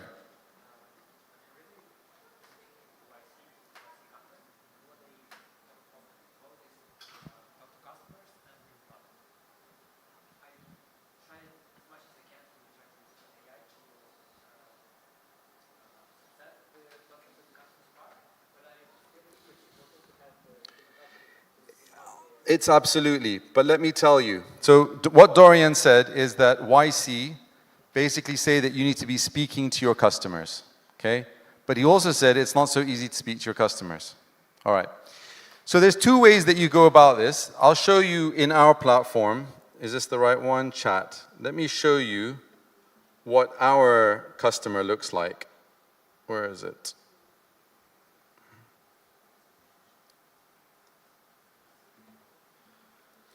So if I show you up here, this is our buyer persona here. Her name is Lena Kim. Her background, her responsibilities, her key strengths, accomplishments, soft skills, goals and objectives, challenge. So now if I want to have a conversation with my buyer persona, the quality of it is massively high. And the first time I did this, I then spoke to Lena. Lena is based on a real person. I took it to her, and she said, no, this is wrong, this is wrong, this is wrong, this is right, this is right, this is wrong. And I realized it was based on the ICP model, the traditional ICP model that we're all taught. This model is based on her position title. She is the head of digital transformation in a 10,000 person company. And so I created a job description and a position profile for her, and that's who we talk to. We talk to the position profile. So you should still, as with all AI, you should still speak to human beings. But now what you can do is you can do the 90% by yourself, and then you can take that to her and say, what do you think? How accurate is this for you? Rather than trying to start from level 0. But otherwise, you should absolutely be speaking to people. All right, guys, Arena, I think that's it. All right, thank you very much, everyone.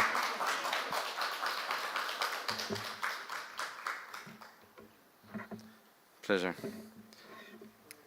And you know, because this was Moldova Business Week, and I'm here until tomorrow morning, I thought it would be a shame, you know, whilst you have eager learners, not to like teach things further. So I'm happy I could do this. Thanks, guys.